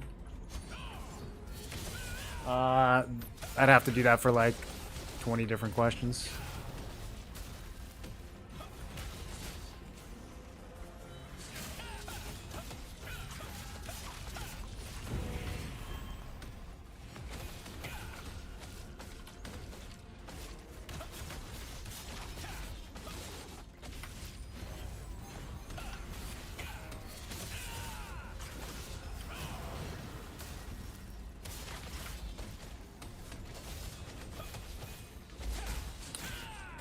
I would say the biggest weakness of Vanguard is that if you care about arena, sometimes you will go against a triple endurance team, like a triple melee endurance team in arena. And if you're like in like an 800 crit Vanguard builds, you're just not going to do a whole lot. You're kind of going to be dead weight. A lot of people don't care about arena though, so it doesn't really matter. And in large scale, you're going to get kills with either one. It's just up to you if you want to focus more on staying alive or more on getting extra kills.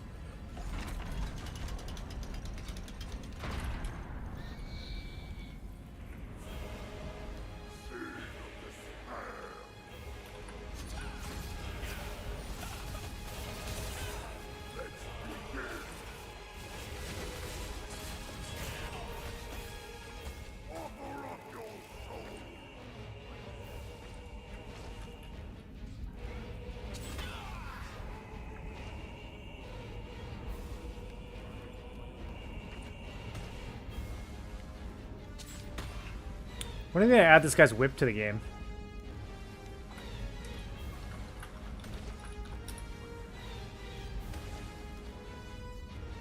We're not doing mech? Okay, we're not doing mech.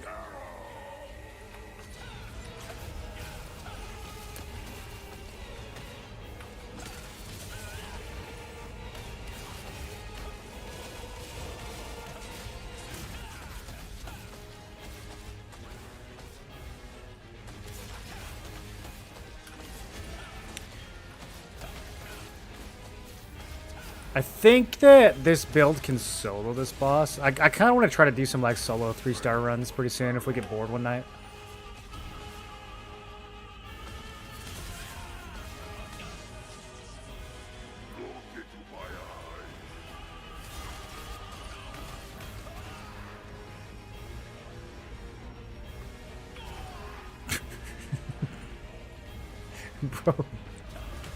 Bro, it's the wrong one.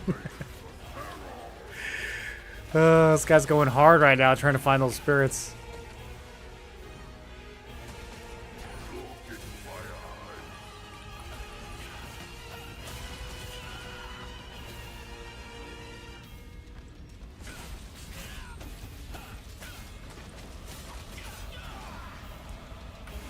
Okay, I think some people are about to die.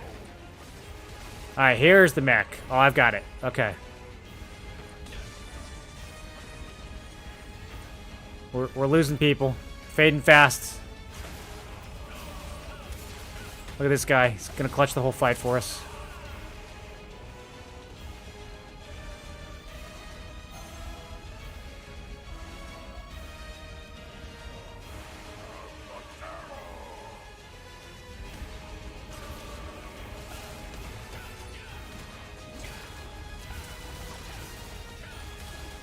Did we lose another one just there? No, we didn't.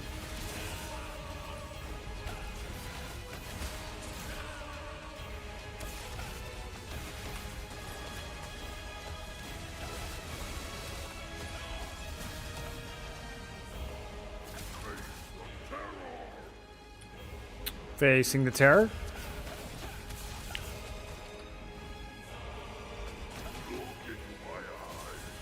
Looking into the boss's eyes.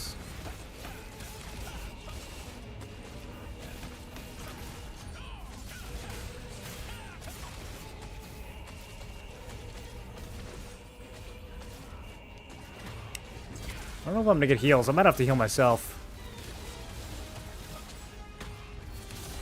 Okay, boss is dead.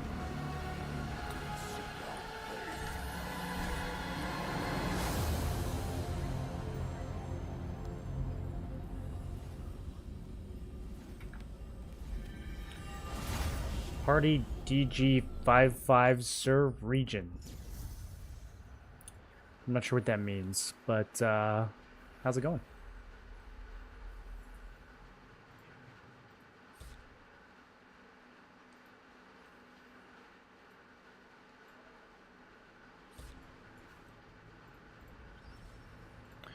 Alright, we're going to be prepping for Neb in just a few. I think I'm going to take the dog out real quick, so I'll be right back, guys.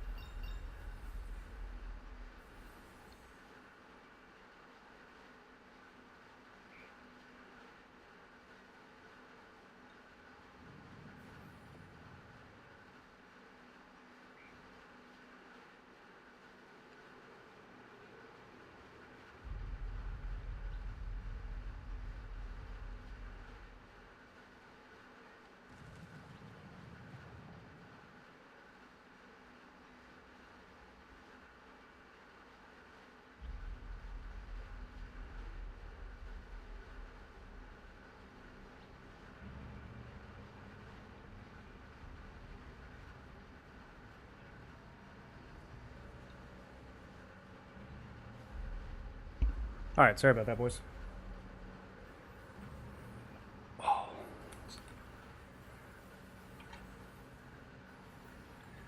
So we have Nebula pretty much right now.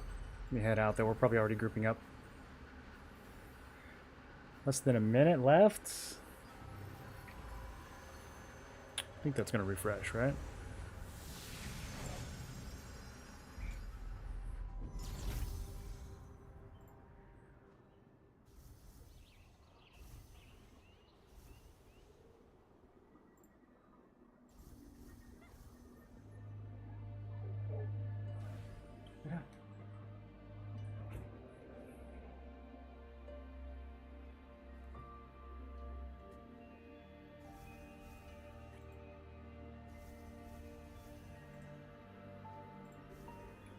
Yo.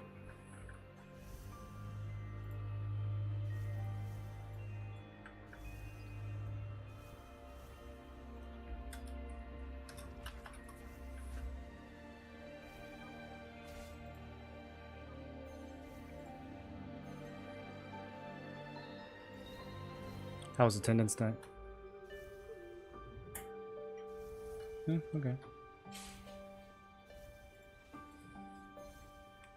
Was this game getting all the hates? I don't know if it's getting any more at the moment than it usually does, is it? Maybe. There's been some exploits recently that I think annoyed a lot of people. Also, I would say just some general PvP balance stuff that is kind of tedious that needs to get fixed. What server is this? This is the Ivory server. I'm gonna go get some more leaves before we do this. I think we still have a few minutes.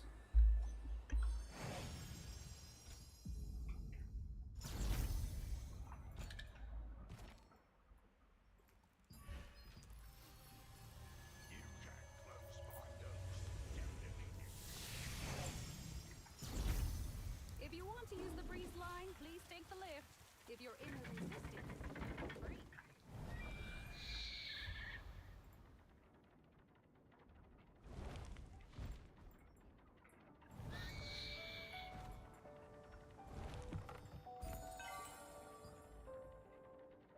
How much weekend chance do you think people are running? Uh-oh. Go ahead. Take your time. But don't take too long.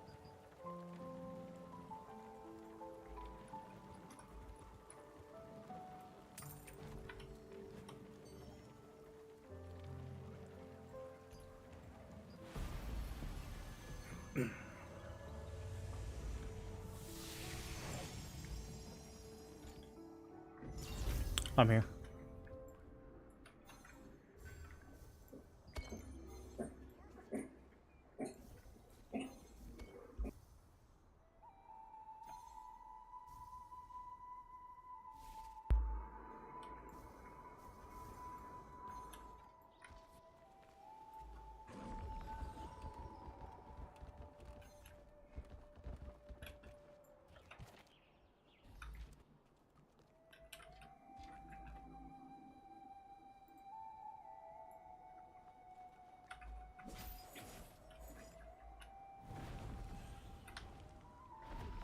So if you can just resist the curse bomb, or do you resist the debuff?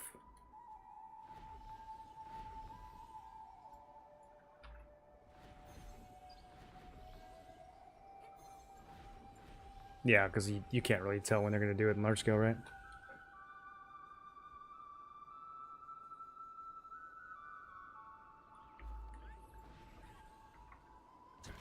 Okay.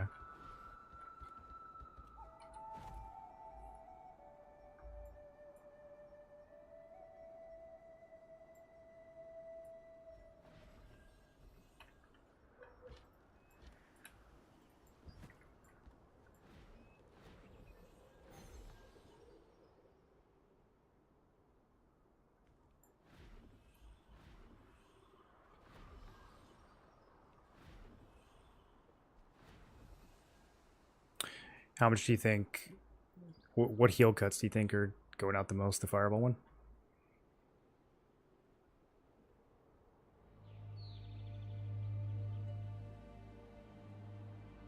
You think staffs are focusing on it?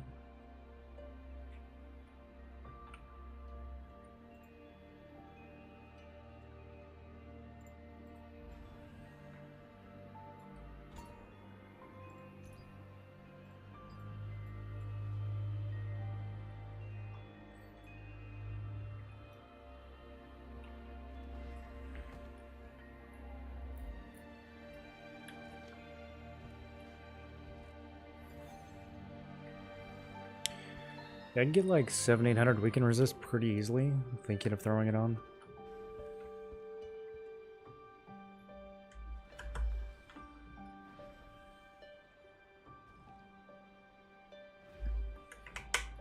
You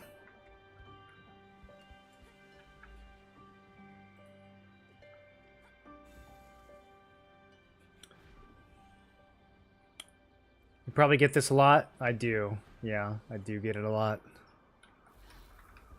If you only knew.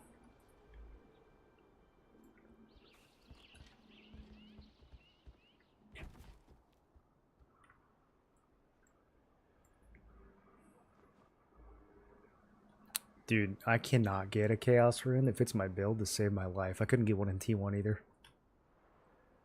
I have like every boss hit chance Chaos Rune in the game.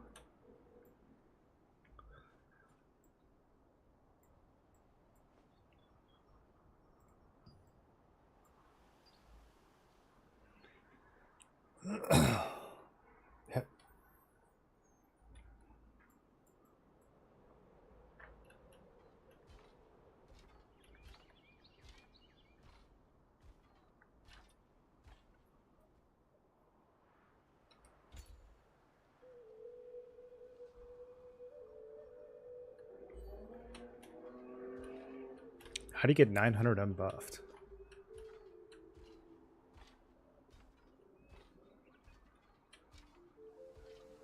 900? You're gonna have to show me that.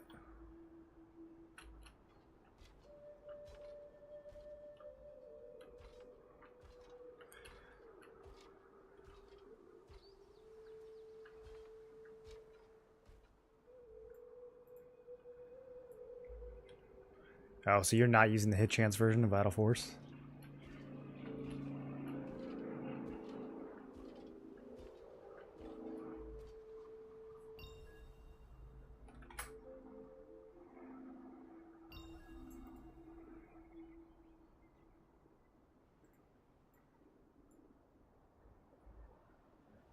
There's a lucky selection chest you can find doing the new event, which can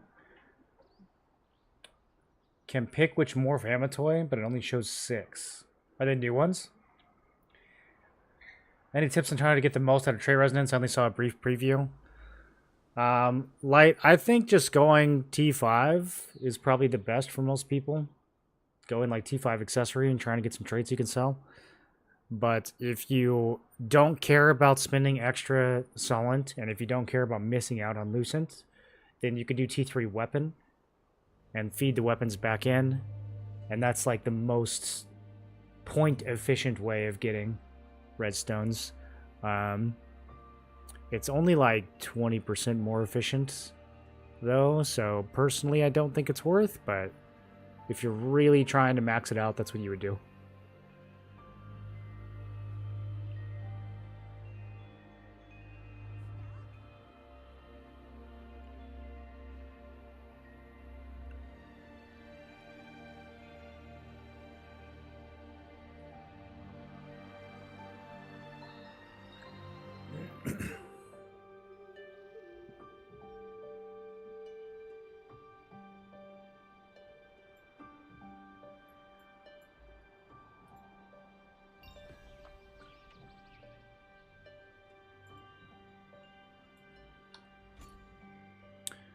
Last second checking stats.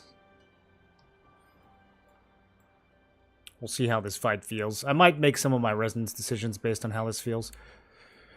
I got 1k stun, 1k collision right now. And I don't know which one I want more of. I don't know if more collision resist is going to make a difference unless I can get it to like 1500.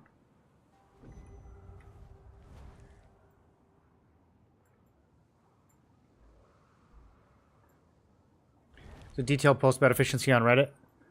Yeah, it's gonna echo what I just told you basically, but in spreadsheet form.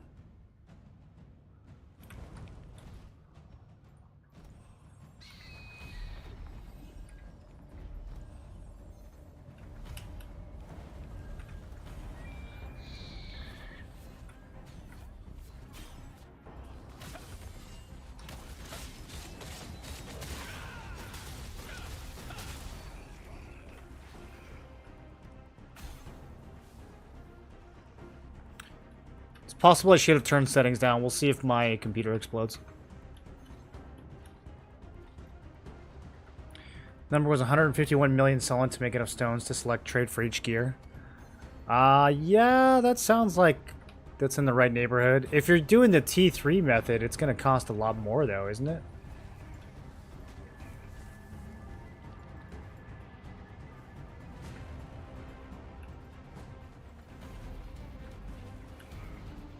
Do you know what tier that was based on? The 150 mil?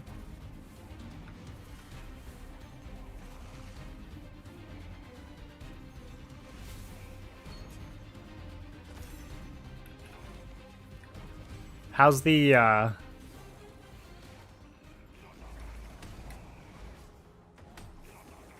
6.8 for Stalins. 20 for rubrics. That's a good day to sell those, dude.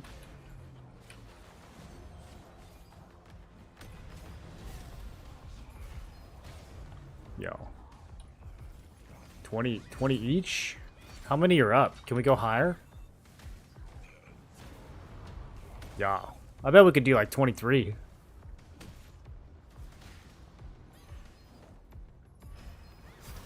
Let's do 22.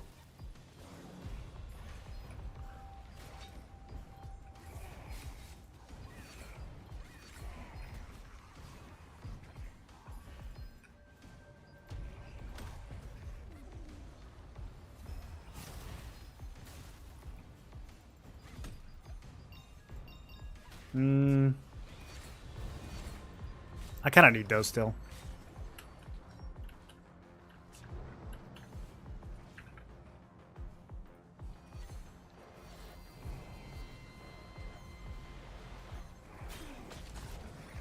Man, they got even more quarties that I got to feud now.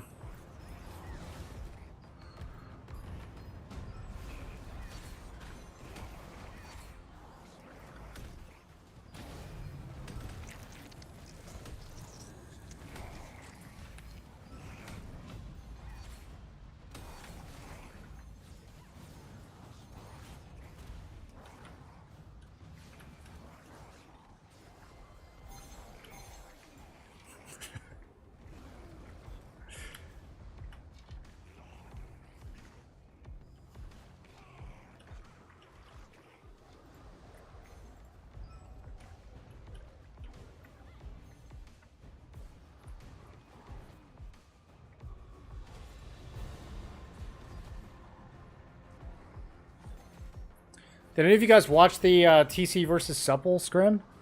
Apparently they did war games or something.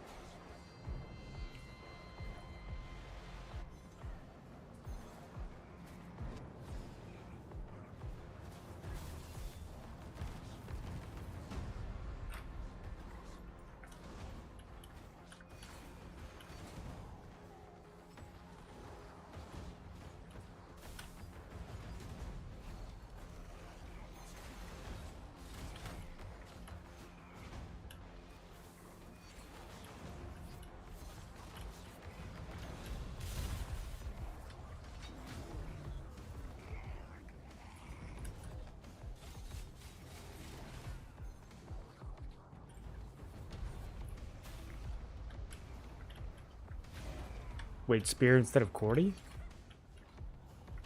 Oh no, dude.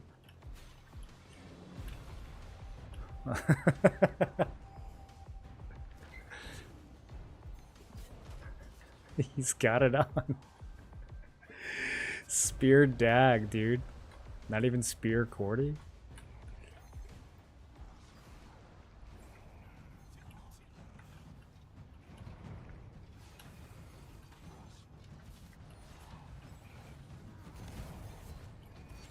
I think that could go hard.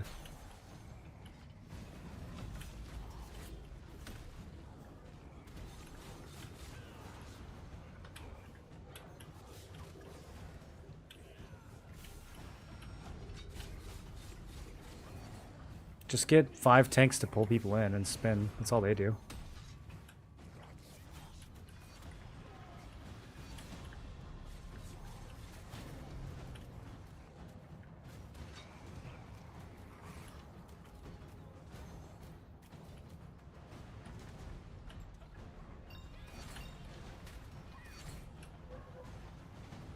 I don't know if they're showing up to this fight.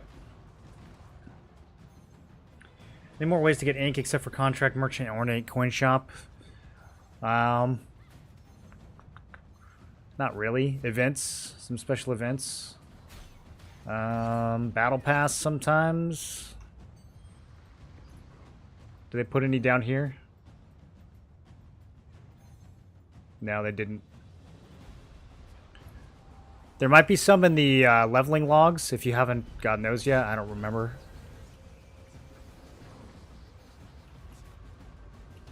I'd have to go check.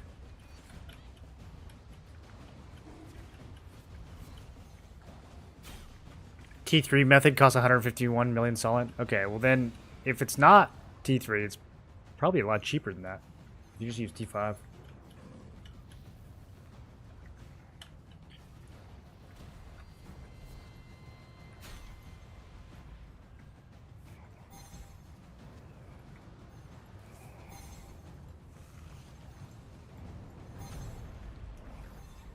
Alright, now they're showing up.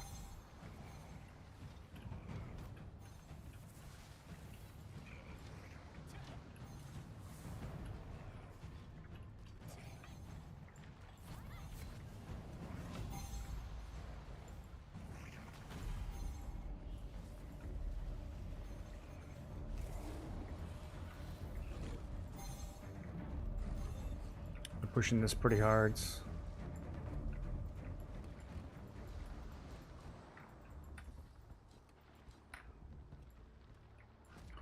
It's like randos back here. No, I guess there's several.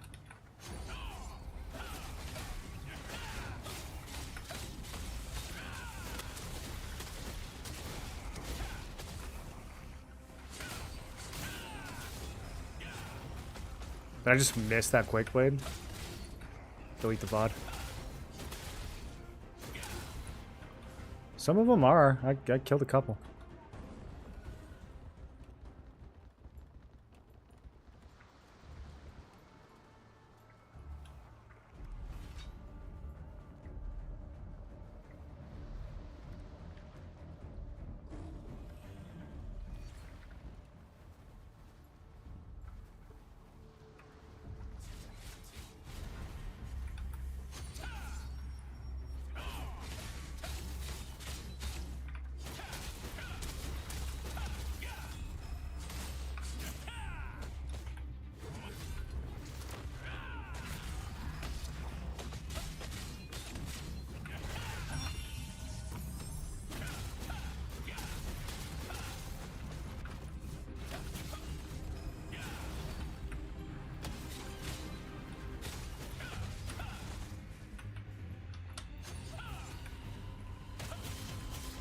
Been pretty tanky so far. I'm surprised I haven't gotten hooked. Maybe they just don't have enough presence. Oh, here they are, here they are.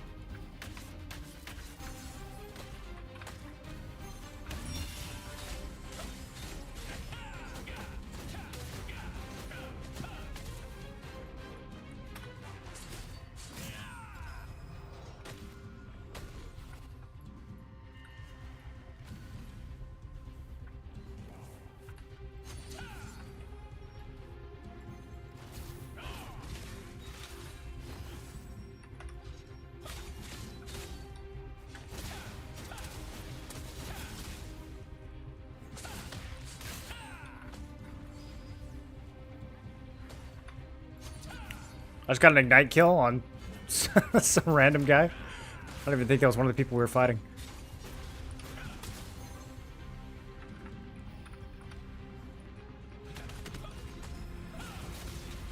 Trying to kill this spinner. Okay, he's down.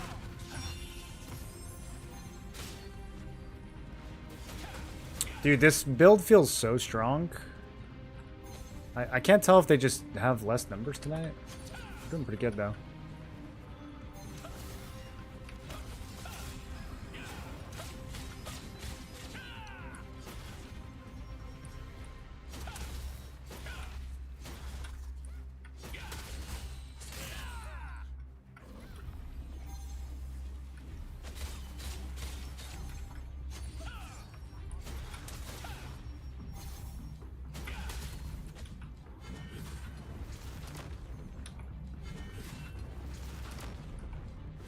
Can't interfere. Eh. Wasn't really the angle I wanted.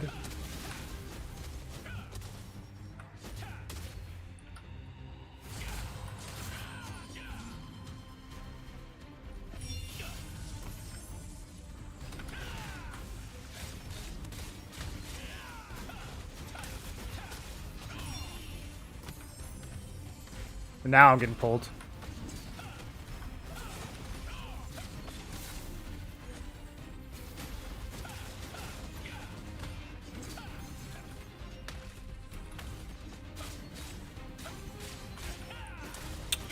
Ooh, we do not have a safe pocket here. Let's try to clear this out. Come on, with the fear, dude. Currently unable to use.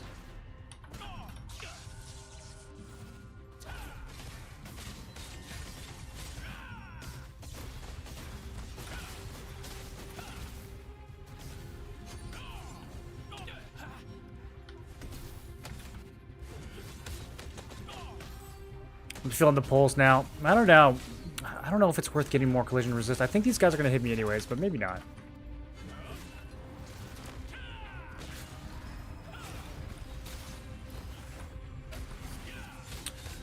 When I only had like 700 coal res, I felt like I was getting pulled constantly, so maybe this is a little better. I'm going to greed this. Let's see if that's worth.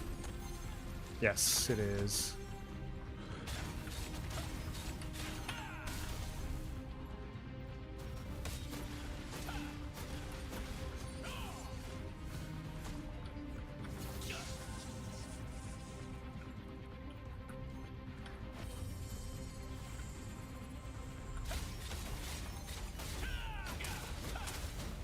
You guys want to go in or stay out?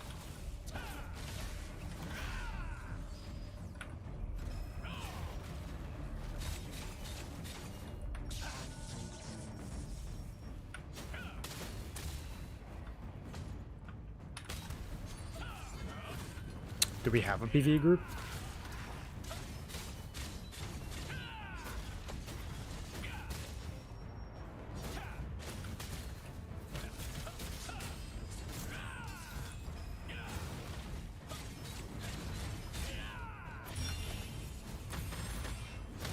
That's gonna be a spin. It's not staying there. That's another spin. Alright. Oh, I jumped out and got spun anyways. Do I still play BDO? No, I've played BDO in many years.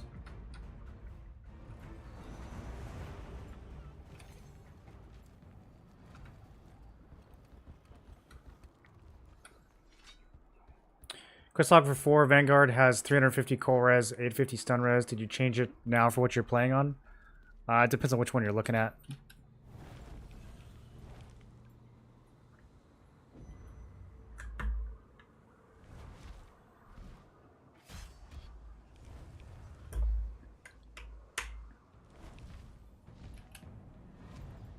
If you're looking at the mid-game builds,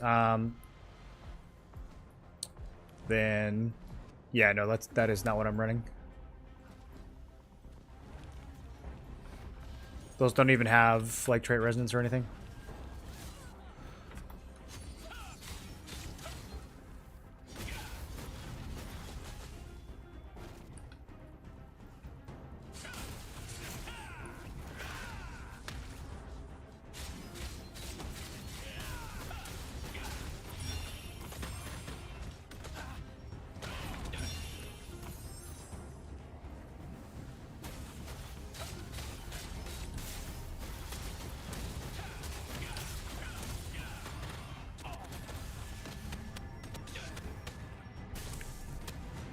Oh, single healer group. It's rough out here. Mid game before Vanguard one. Yeah, that's more of like. I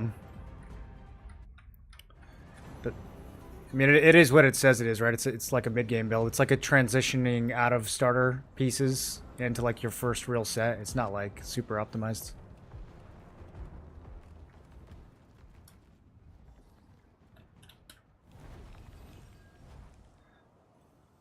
It also might 850 stun res sounds low. I don't know. You'd have to check the masteries too and see which masteries it's got attached to it, because sometimes quest log can forget which masteries to use, or change it, or have like none equipped. Would you take 3,300 max mana and 3 max damage, or 3,300 health? I don't know how to value mana on bow staff for PvE. I haven't looked into that at all. I don't know how much extra damage that is. You don't really need health in PvE most of the time, so I suspect that mana is a better value, but I don't play that class, so I wouldn't know. I shouldn't have gone in. Kind of zombied there. I gotta get back with my group.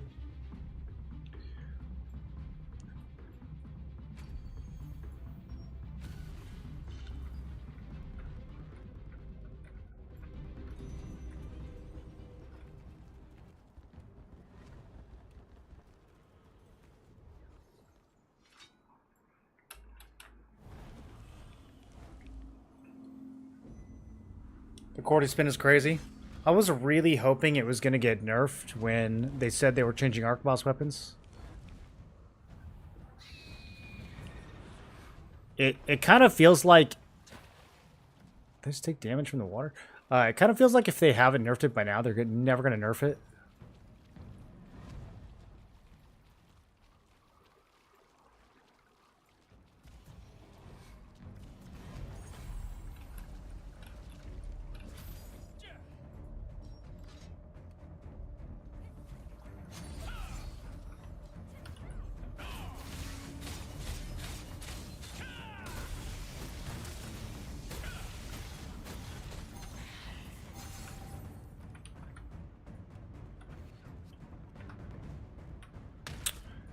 Want to fear, but I don't want to get pulled in too far.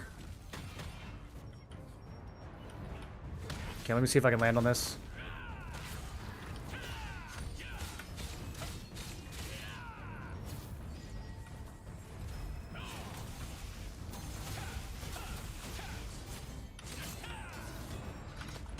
Miss? Is that a melee evasion? Crusader? What a time to be alive.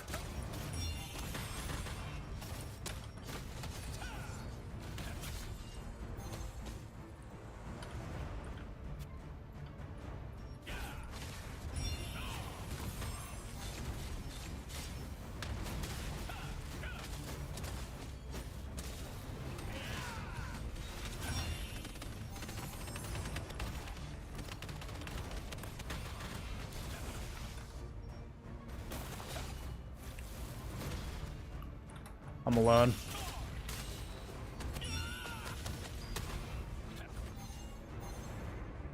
Thank you, thank you.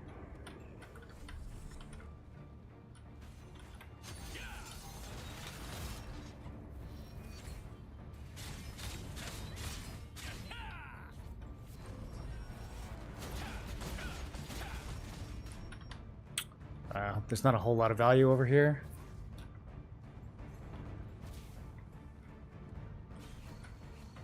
Could try to go around.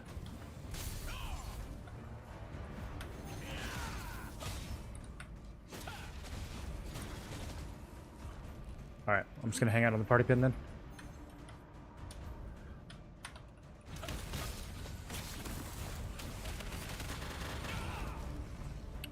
I got crossbowed.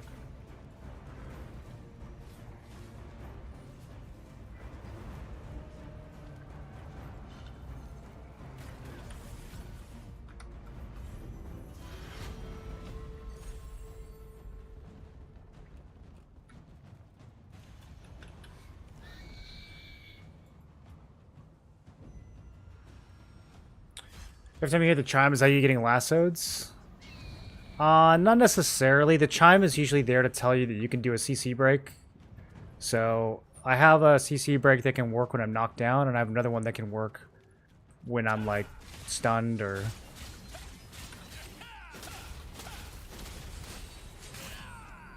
I was not expecting him to be so squishy. I was kind of just throwing skills at him. I didn't expect him to actually die. What was I saying? Yeah, I have two different CC breaks. I've got the regular Purification Stone, and then I've got the Greed Seeker Solar Stone. So I think it'll make the chime for either one of those. So it's a lot of chiming.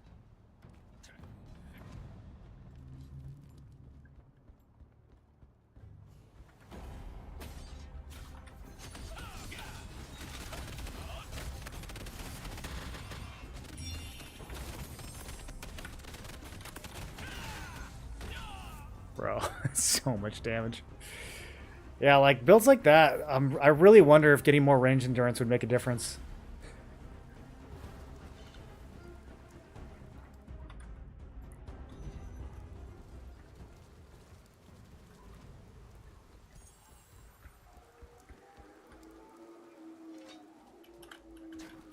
How much endurance do I have? Around 2k. Do the remedy potions work for CC break? The remedy potions? No, they just share a cooldown with the purification stones.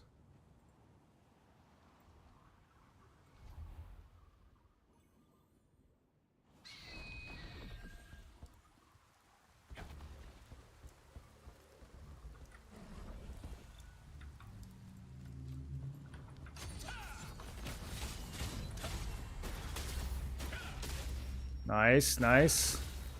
Our cursed bomber got some of them. This does not look safe. Alright, whatever. Let's help the boys.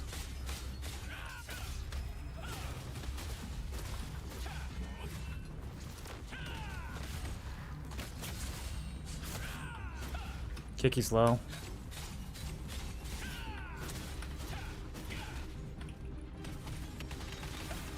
These guys both have quarties right now. This isn't going to end well. Oh, they got reinforcements.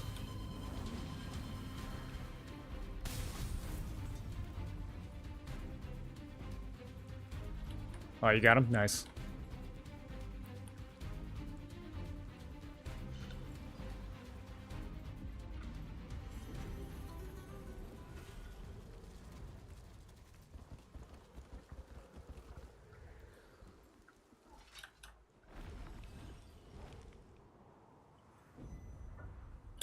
Also, I rejected my application, and one of the reasons is I didn't have defense remedy on my bar.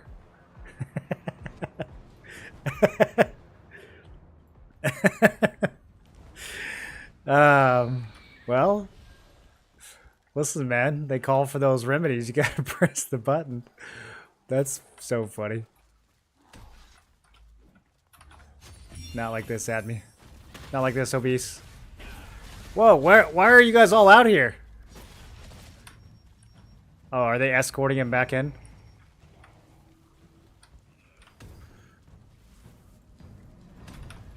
They have two quarties in one group? Maybe I can waste their time a little bit.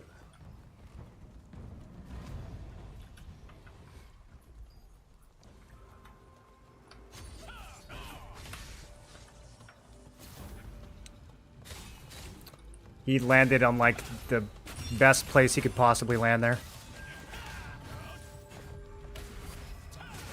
There we go. That was satisfying.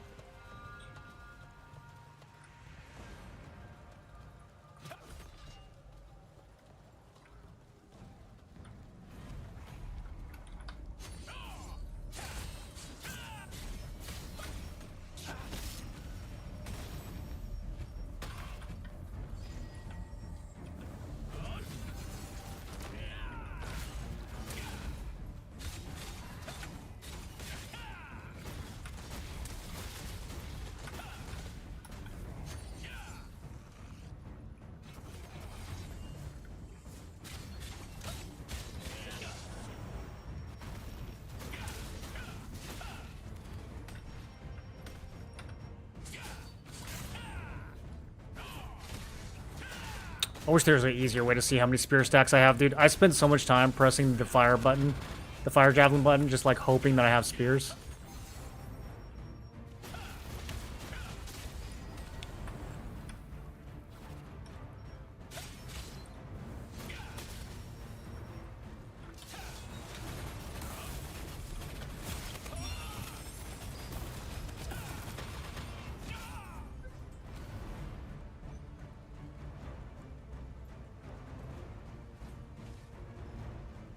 Have a pocket healer and I'm a spellblade. Yeah, and you bring in a seeker and they still wouldn't recruit you? That's crazy. All over a defense remedy, huh?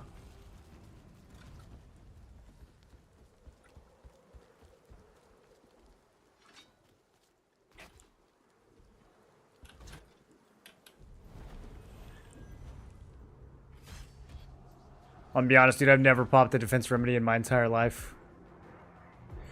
Actually, that's not true. If it's like a boonstone and everyone's standing on top of each other, like when the timer goes off, then I'll pop a defense remedy. That's pretty much it. I don't ever use them in these big fights. These big fights, like, if you're going to die, you're going to die. Defense remedy's not going to make a difference. I'd rather have my CC break. If you get Cordy spin and you have a defense remedy up, you're going to die 20% slower. You're going to die in 0.8 seconds instead of 0.6 seconds.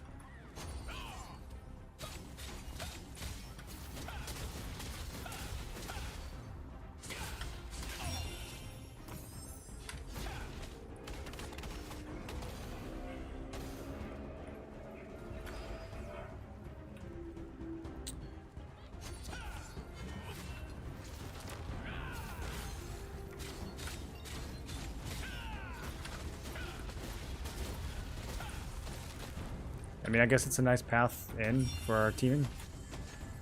I don't know.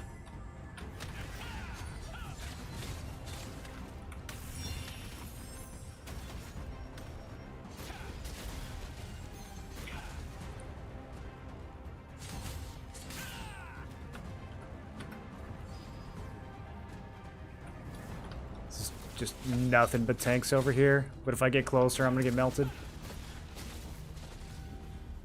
Much of our guild's at 2. Maybe we reinforce that. They're getting pinched too. Oh my god, it's not where I wanted to go.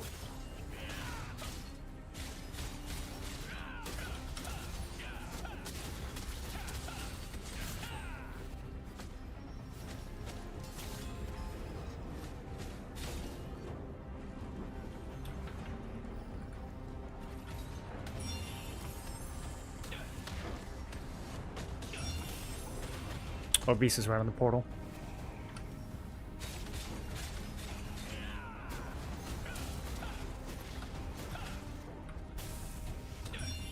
He's gonna spin.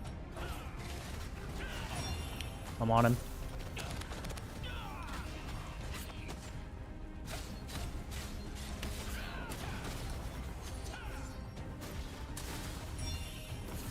He just has so much support.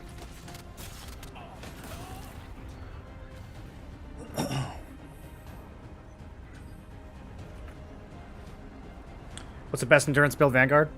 Yeah, it's kind of the only endurance build, to be honest.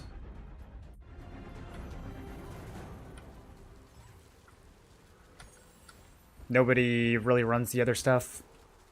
There are tanks that will run like 2-piece Royal and 2-piece Vanguard, but I think most people are just running Vanguard.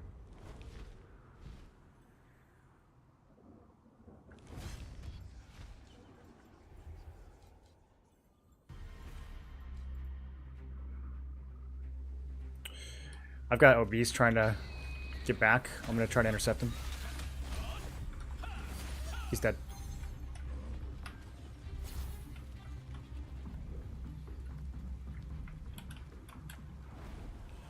They take the same route back every time.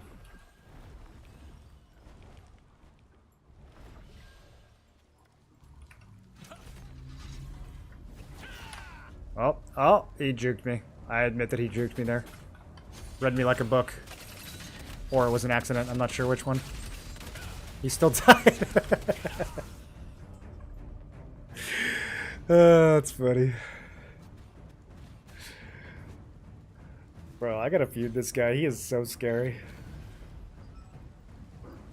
Like, I think half my deaths tonight are to that one Scorpion player.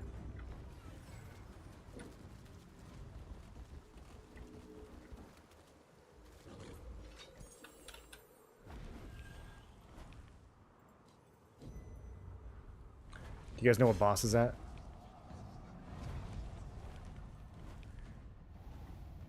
Alright, I gotta dip in a few. I've got tickets to a show tonight. I'm gonna try to stay till he dies. We could pick up Vert, maybe? He says he needs room.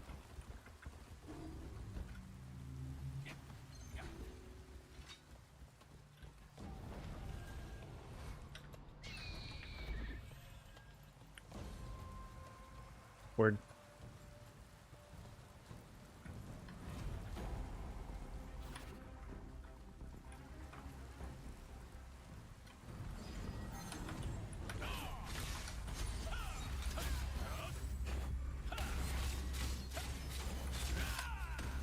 Oh, dude, I thought he was dead. Okay. I did think he was dead. I was overconfident there. Only lived with 1 HP.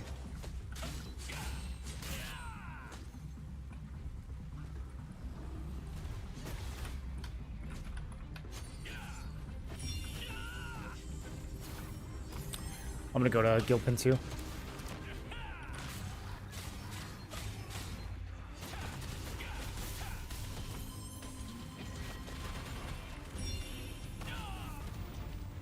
Could have lived there if I trinketed faster, I think. Does need to make bow dagger great again? Yeah, probably. Probably could use some buffs. Honestly, a lot of the DPS classes right now that aren't crossbow just feel underwhelming. It's a very tankular, heavy meta. Not nearly as much diversity as there was in T1. What's the best 4 pieces of Vanguard without helmets? Better to have all 5. You can run all 5. If you're trying to do a resistance build of any kind, 74 is good. You can also do 74 with only 4 pieces. You just have to waste a few stats, so that works too. I think the best combo for us is probably 4-piece Glad with Lotus Legs. But I think that... Or 4-piece Vanguard, rather, with Lotus Legs. But you could also do 4-piece Vanguard and Crown Helmet, and you can do 4-piece Vanguard and Regalia Chest, which is what I'm doing right now. But overall, I think the best combo probably involves the pants, the Lotus Pants.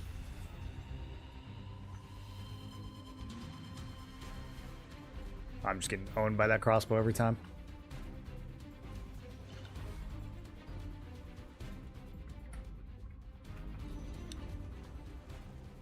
I want to know what kind of defenses he has. I need to get a hold of him.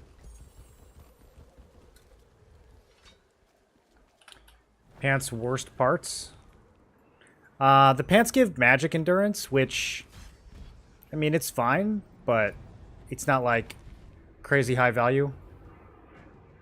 But mainly it's just the fact that the Lotus Pants are really good. They give you attack speed, health, hits, and dex.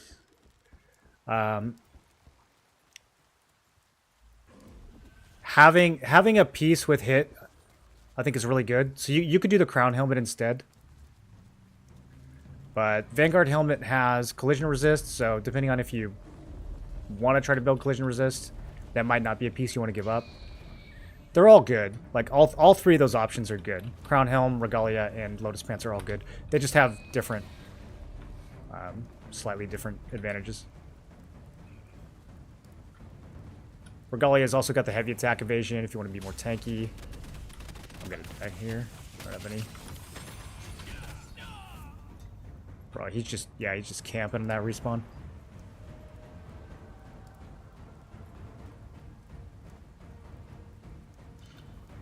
White Lotus Pants?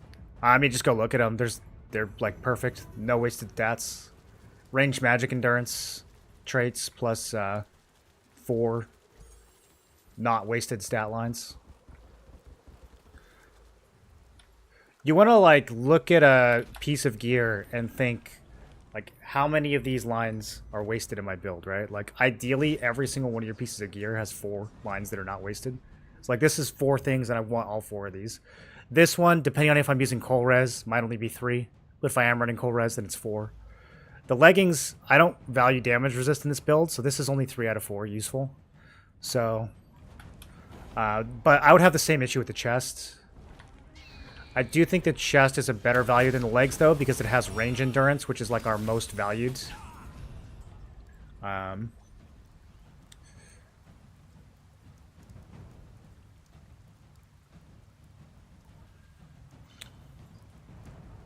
Okay, I gotta pay attention. I keep getting caught trying to respawn. I gotta get back with my group. These big fights are so rough in solo healing group.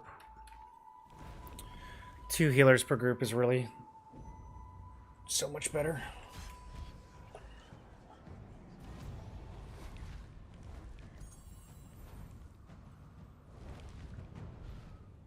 Crossbows are crazy this meta. Yeah, they do like 5 times more damage than any other DPS. It's like not even close.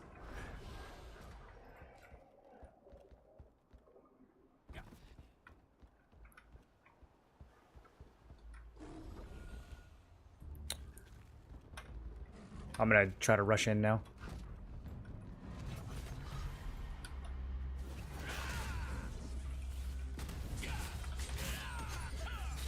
I'm with you guys.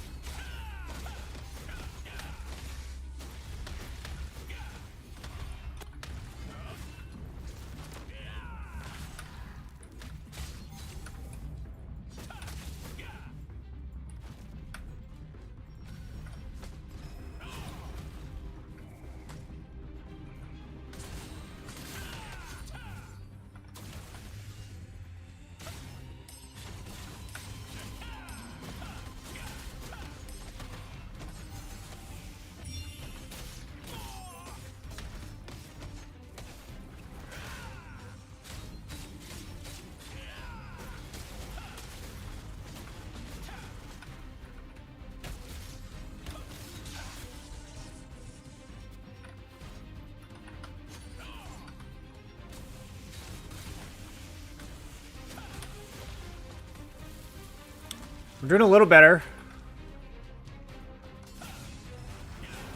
I don't know what the inside of the portal's looking like at all.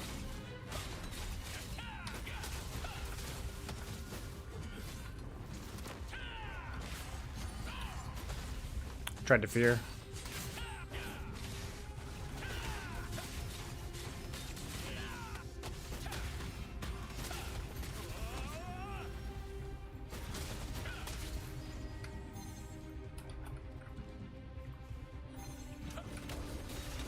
I got Arf on the ground. Someone kill this man. He's half. He's gone.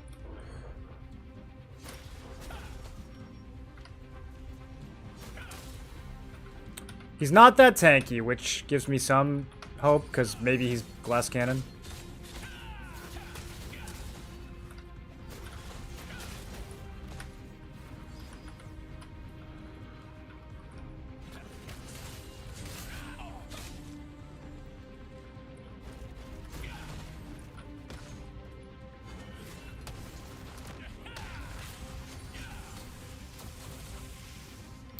My fear got resisted. Interesting. Because no anyone building fear resist? Maybe that might have just been RNG. It's always gonna miss, even if they don't have resist. It's always gonna miss like 5 or 10% of the time, I think. Maybe a little more.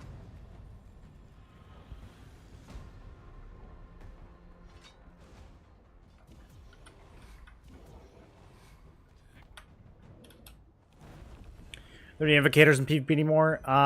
Not at this level, no. If you're gonna play Wand, you're only gonna play it with Bow as a healer, or with SNS as a bomber, usually. And then if you're gonna play Staff, usually you're playing it with a dagger, or you're playing it with a bow. I think it could probably still be good in smaller fights. Just not much of a Zerg versus Zerg builds. ZVZ is like very rigid right now, the meta. There's not a lot of classes that are good.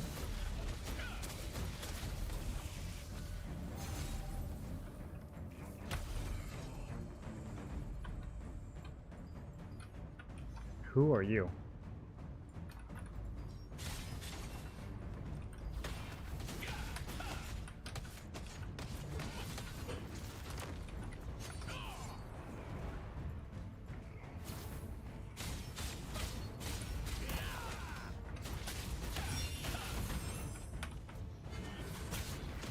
I don't know where my group is. I think they're still trying to get back. I'm not going to be able to live for too much longer here.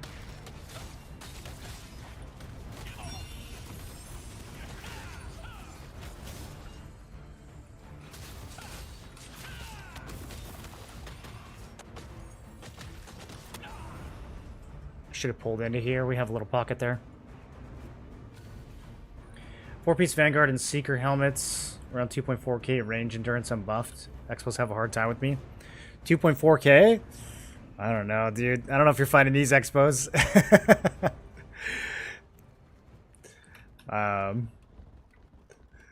Maybe. Maybe that'll make a difference. If I could get a couple hundred more.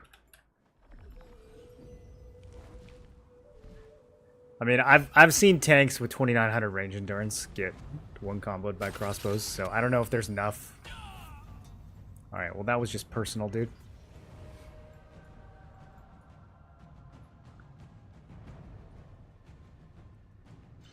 Did he suicide for that? I don't know. I think we both didn't have stamina there.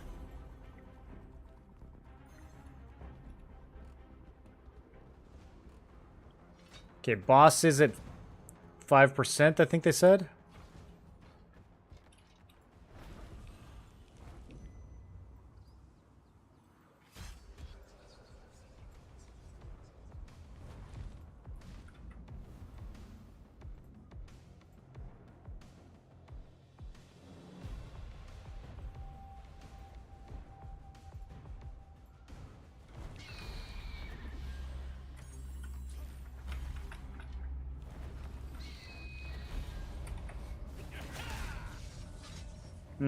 Unlucky.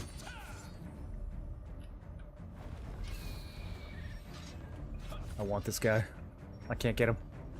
Not enough distance.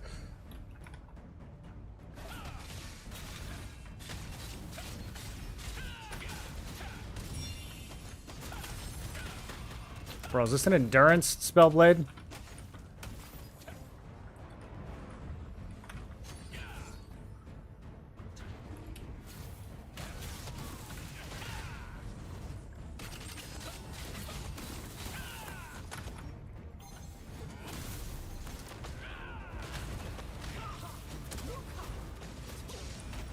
Alright, this is the last engage.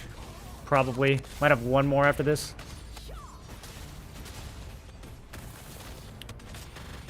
We're getting pretty wiped, though.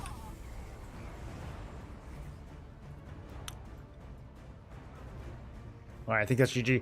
I gotta go, boys. I gotta be at a show in like 20 minutes. So, I'll be back tomorrow. I'll see you guys then. I'm going to raid somebody so y'all can keep getting your drops. Let's go decide who we want to visit.